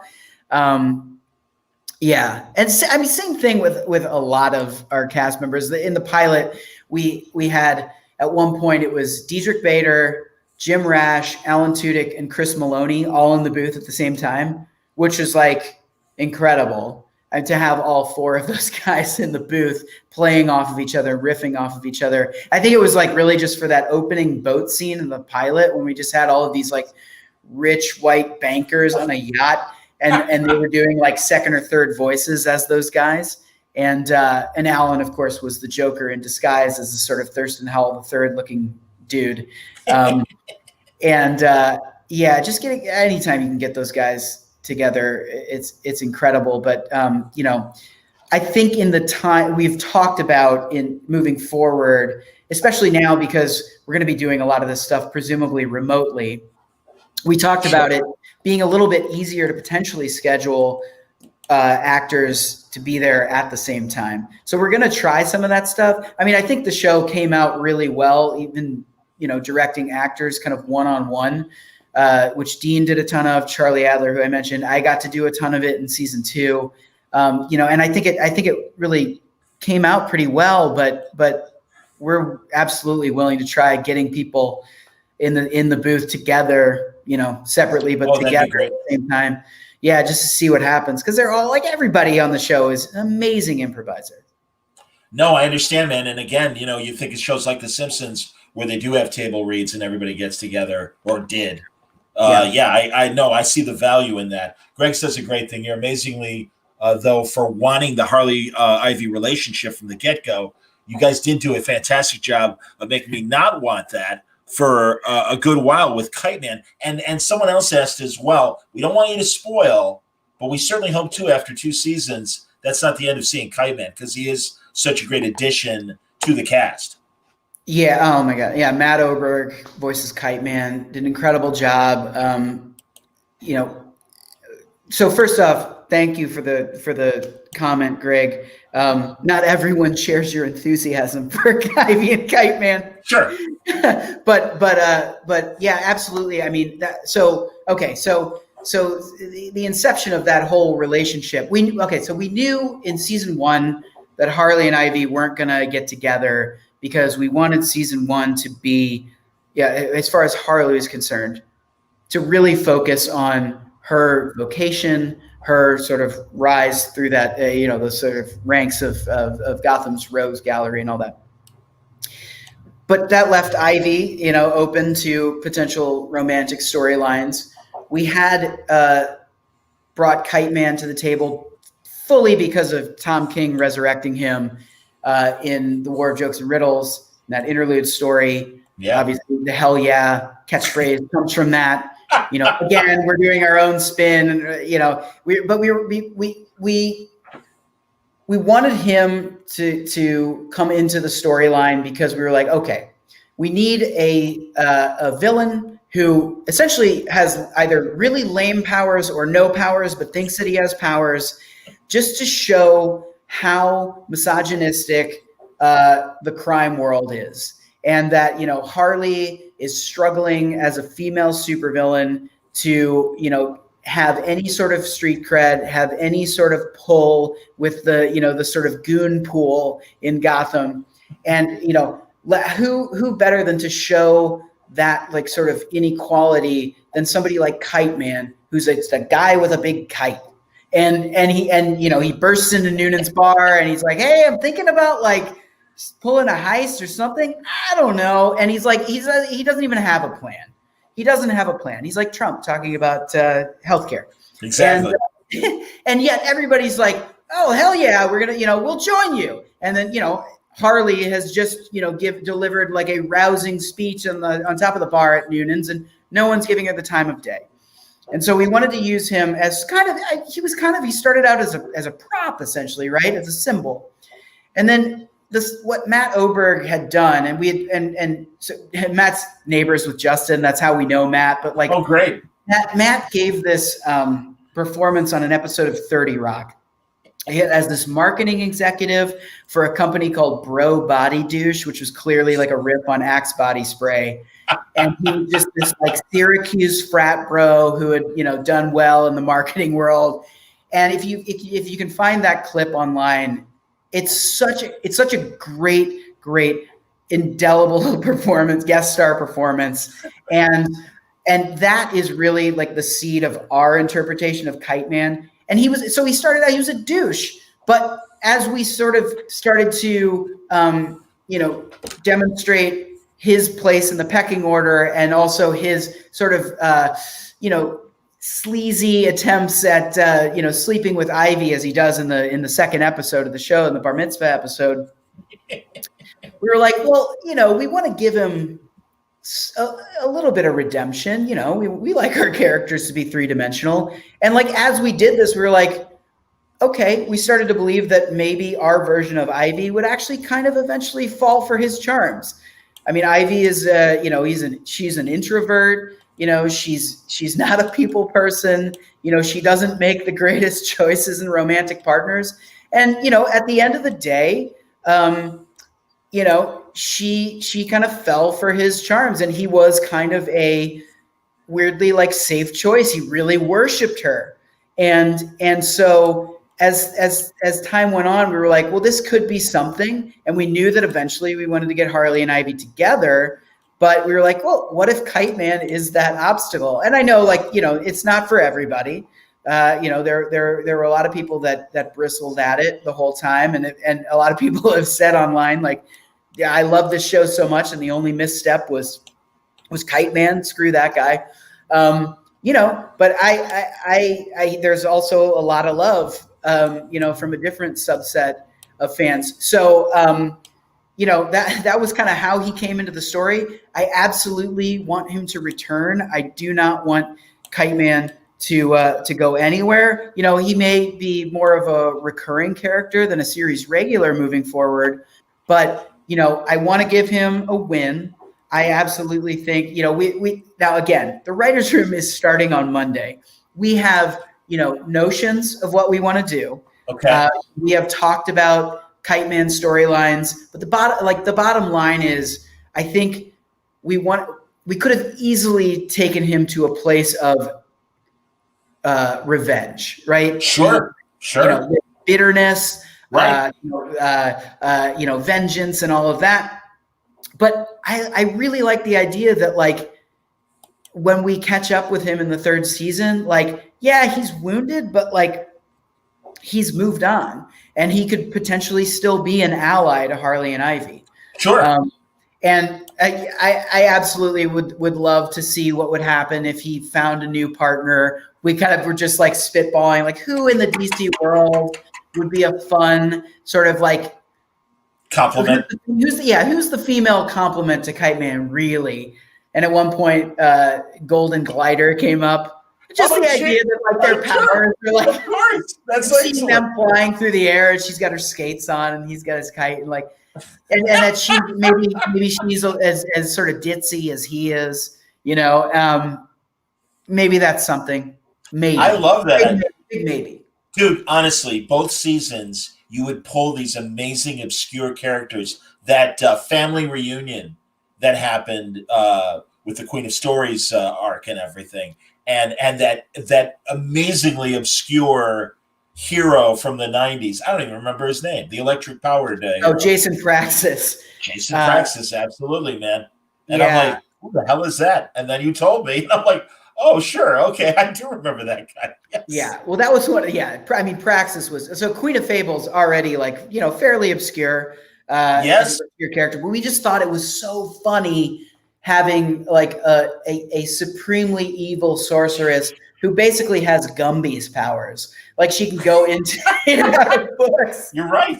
And then, of course, summon like any sort of like horrific monster from a storybook to do her bidding, her sadistic bidding. But Wanda Sykes, of course, voicing Queen of Fables. And that episode also introduced and sent off Jason Praxis. Or Jason Praxis, Like, absolutely. I also was like, when we were writing that, I had a "who the hell is Jason Praxis" reaction, because I think like we had this big tome, which is probably sitting somewhere behind me, of like the encyclopedia of the DC universe. Sure. Because every once in a while you're just like, okay, we need a character who has these powers and this backstory, and because we're gonna kill him off in like 2 seconds. But who's it gonna be? And Praxis came up, and I was like, that is the most 90s looking hero I have ever seen in the DC canon. Had like the big ponytail, yeah, trench coat, and that was a huge thing. The ponytail was a huge thing because we wanted there to be in that episode we have this misunderstanding where Harley has the opportunity to kill off the last of a bloodline at this family reunion so that there's no possible chance of revenge. This was per the advice of the very evil Queen of Fables. She's like, you got to end the bloodline. And then Harley, who has a heart, sees that there is one living remaining member at this family reunion. She sees the back of his head. She sees a ponytail and just makes the incorrect assumption that he is female. And sure enough, it turns out to be Jason Praxis, who gets powers and then tries to kill the crew. Yeah. That's amazing. Patrick, I don't want to, because, we're doing fine for time, but I also, and truly, folks, if you have great questions, wonderful comments, everybody. Seriously, really appreciate it. But I do want to acknowledge the fact, too, that not only have you written Harley as an animated character, but you've also had a chance to write some comic stories as well. So tell us about that experience. Oh, it was incredible. A friend of mine then at DC, Dan Evans, who was in the TV department, texted me one day and he was like, hey, what do you think about doing a Harley comic? And I was like, of course. I mean, dream come true. And he hooked me up with Chris Conroy and Amadea Torturo from the publishing side, editors over at DC. And they had this Harley black, white, and red,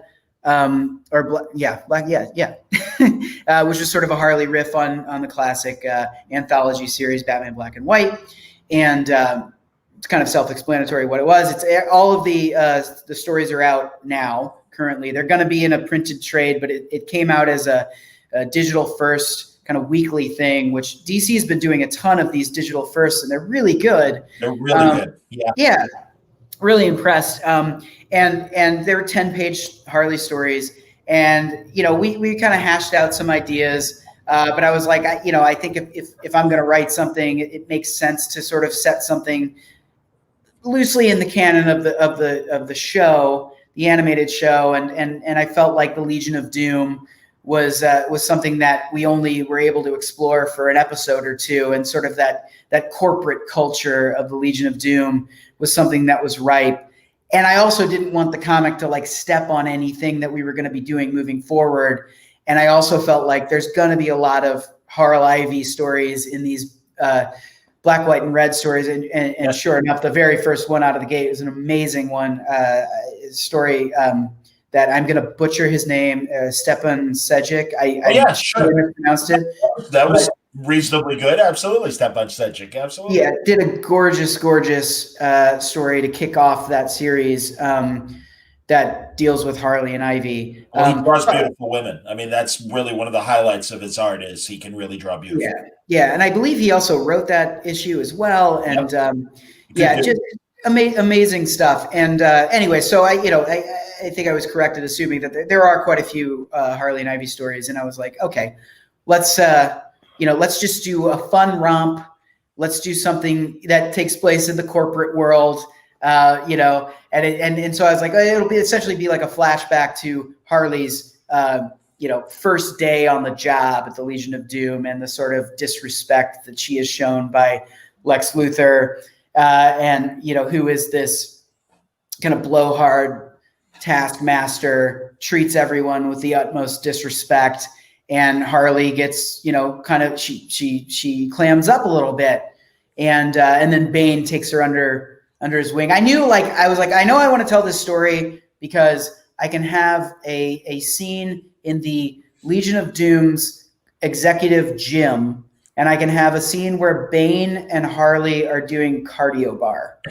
And I was like, because it's like I started writing the concepts. I showed it to a couple of people who had either written comics or been in comics before, and they're like, "Oh, you like committed the cardinal sin of like you're writing a TV show. You're not writing for comics. You're like it's too inactive. It's like dialogue heavy, right?" And so, but like totally fair assessment. Okay. And it was, and now this is the only comic I have written to this point. Would love to do it again if given the opportunity. But it was such an amazing learning curve. I already had incredible respect for comics writers everywhere, but to actually go through it and see what a math problem it is. It is such a math problem, and figuring out the layouts and I'm probably saying like the most rudimentary things, but like until you do it, you have no idea just how I had read Bendis's Words for Pictures and scribbled down. I have notes in the in the alleys on the sides, but like sure, you don't know until you do it. And I spent more time I think writing those 10 pages than I've spent writing like an episode of Harley.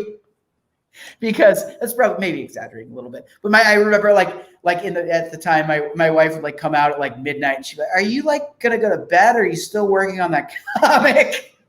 It's like it has to be perfect. Yeah, man. And of course none of these were perfect, but they hooked me up with Eleonora Carlini, who was the artist on it. I thought she did a fantastic job. It's because it's tough having to do these comedic performances with these characters as well. And I thought she really, really did a nice job with it. Well, I mean, Patrick, I'll disagree with some of the advice you were getting. I do understand it's a comic. I understand there needs to be action. But that said, I kind of subscribe to Bendis's theory of we've seen a million fistfights. What we haven't seen a lot of are great character conversations. And I really think that the audience has shifted. There's a portion that still wants their meat and potatoes, but I can only speak for myself, especially being an older reader, that it's those quiet moments where character emerges and it really gets me incredibly excited, where a writer has the right handle on two people and in a room, and all of a sudden it's this amazing conversation. Yeah, well, and fair point. And I think at the end of the day, I didn't really change anything fundamentally. Okay. It was really about where I was staging it. Like Sure. the cardio bar thing. It's like, okay, this is going to be interesting for the artist to draw, at least the poses, and making it as kinetic as possible. Even though Harley and Bane in the comic are having like a conversation about like Bane just finished reading like Bob Iger's memoir, and he's talking about applying like the tenets that Bob Iger has in the book to like his role on the board of the Legion of Doom. So it was cool being able to work in like weird pop culture stuff that you don't necessarily see, which is, I mean, that was also a function of like that project being such a freeing sort of, outside of normal continuity kind of thing that they pretty much were like, you can do whatever. I think at one point they asked me not to include a joke about, I had a joke in there about, there is a joke in there about, there's an email leak at the Legion of Doom, and Lex is pissed off because they found out that they had Michael Cohen on retainer, and that now the world knows that. But the original joke was they got Lex was shitting bricks because they had the whole world knows that they had invited Jeffrey Epstein to their holiday party. And they were like, nah, I don't think he can do the Jeffrey Epstein joke. But I was like, okay, that's fair. But I want to try and do something topical. No, I think that, well, that and, the two big, like, I can't believe they let you do it, Dr. Cyclops dropping the C word on Wonder Woman and literally the world stopping. And it was from the dog urinating to literally the world stopped spinning. And I was like, and of course, Lex's public statement, we have nothing, we don't associate with that. Certainly goes against Legion of Doom, it's. Oh yeah, well, that's what I tried to continue that in the comic, with Lex caring about optics. Even though he, one of the most evil people in the world, but he's all about the optics. But yeah, Dr. Psycho calling Wonder Woman the C word. again, like back to that sort of the thematics that we tried to bring in with Kite Man and like the gender inequality that exists even in these sort of operatic worlds of comics. And yeah, I believe that was Bruce Timm's contribution to that episode, having the dog pee and then stop peeing midstream as he realized what Dr. Psycho just called Wonder Woman. Very Scooby-Doo. You know, absolutely. Another Warner Brothers property. many of the artists who worked on the show also work on all the Scooby-Doo DTVs. Does working in animation make you want to do anything with Looney Tunes or any of the other animated characters and stuff? Oh yeah, for sure. I mean, we took a pitch out actually. I mean, I think I can talk about it in vague terms. It's dead. It actually didn't end up going anywhere. We had a version. We had a Yogi Bear pitch that we wanted to do. That the concept of it was that essentially climate change leads to Jellystone burning to the ground, and Yogi and Cindy and Boo Boo have to relocate to LA. I was going to say they have to go to the city. That's fantastic. Yeah, so it was totally just bears in the city, and was kind of like a adult, but not like adult like Harley is. Kind of primetime animated show, kind of in the vein of like Bob's Burgers. That's cool. Wow. Yeah. And we took that to streamers, and the appetite for our version of it wasn't there, but yeah, absolutely. Every once in a while we sit down with Warner Brothers Animation and talk about what may be available, and we're working hard on that Peter Potamus show. No, if only that were true. I mean, love Peter Potamus. Absolutely, man. Come on. There is a show, I don't believe it's out yet, called Jellystone that is coming to HBO Max. Wow. That uses a ton of those Hanna-Barbera characters. Sure. Yogi is but one, but it's like the entire gallery of Hanna-Barbera characters. And I think it's going to be really cool. That's awesome to hear. My God. Wow. Yeah. So yeah. I mean, we have another show in development that we're going to take out that we're doing with Shea Serrano, who's a really, really funny writer. Writes a bunch for The Ringer, does a bunch of podcasts. Fun. And it's a show about a luchador, and it's that's all I can probably say about it. But it's an original piece of IP, not part of the Warner Brothers stable. But yeah, I mean, if given the opportunity to play around in that sandbox, absolutely we would take it. That's cool. I'm excited about Animaniacs coming back very soon. Oh God, me too, man. I talked to Rob Paulson last year about it, and yeah, we're actually trying to get him from Baltimore, but New York beat us to it. Oh wow, what are we gonna do? Yeah. But that's good, man. No, it's all good, man. So Greg asks Patrick, who are some of your favorite artists that you've never seen draw a Harley comic that you'd like to see them draw in the future? Oh man. That's an interesting question. Yeah, like an ongoing series, or I guess it could be kind of anything. Man. Yeah, whatever. But yeah, I'm trying to think of because obviously like Amanda is such a great, I think, female artist. Adam Hughes. Although Adam Hughes, it would be too pretty. I don't know. It needs that comedy bent as well. I'd love to see it though. I just bought an Ivy commission from him. Really? Matthias. I was about to say. Sorry, Matthias Bergara, who did this incredible watercolor painting of Ivy that just came. I posted it to my Twitter account. I'd love to see what he could do. That's cool. With Harley. Yeah, I mean, there's a million. I love what they're doing in the new Harley Quinn spinoff of Batman White Knight. And I'm completely blanking on. He did Black Science. Yeah, Sean. Sean did the original series, but the artist on the new spinoff is the artist from Black Science. I'm completely. Is that Jerome? No, that's not Jerome Pena. He's doing Seven for Trinity. Italian artist. I'm completely blanking on his name. Yeah, shame on me. And I love Ricky's all of Ricky's stuff. Rick Remender.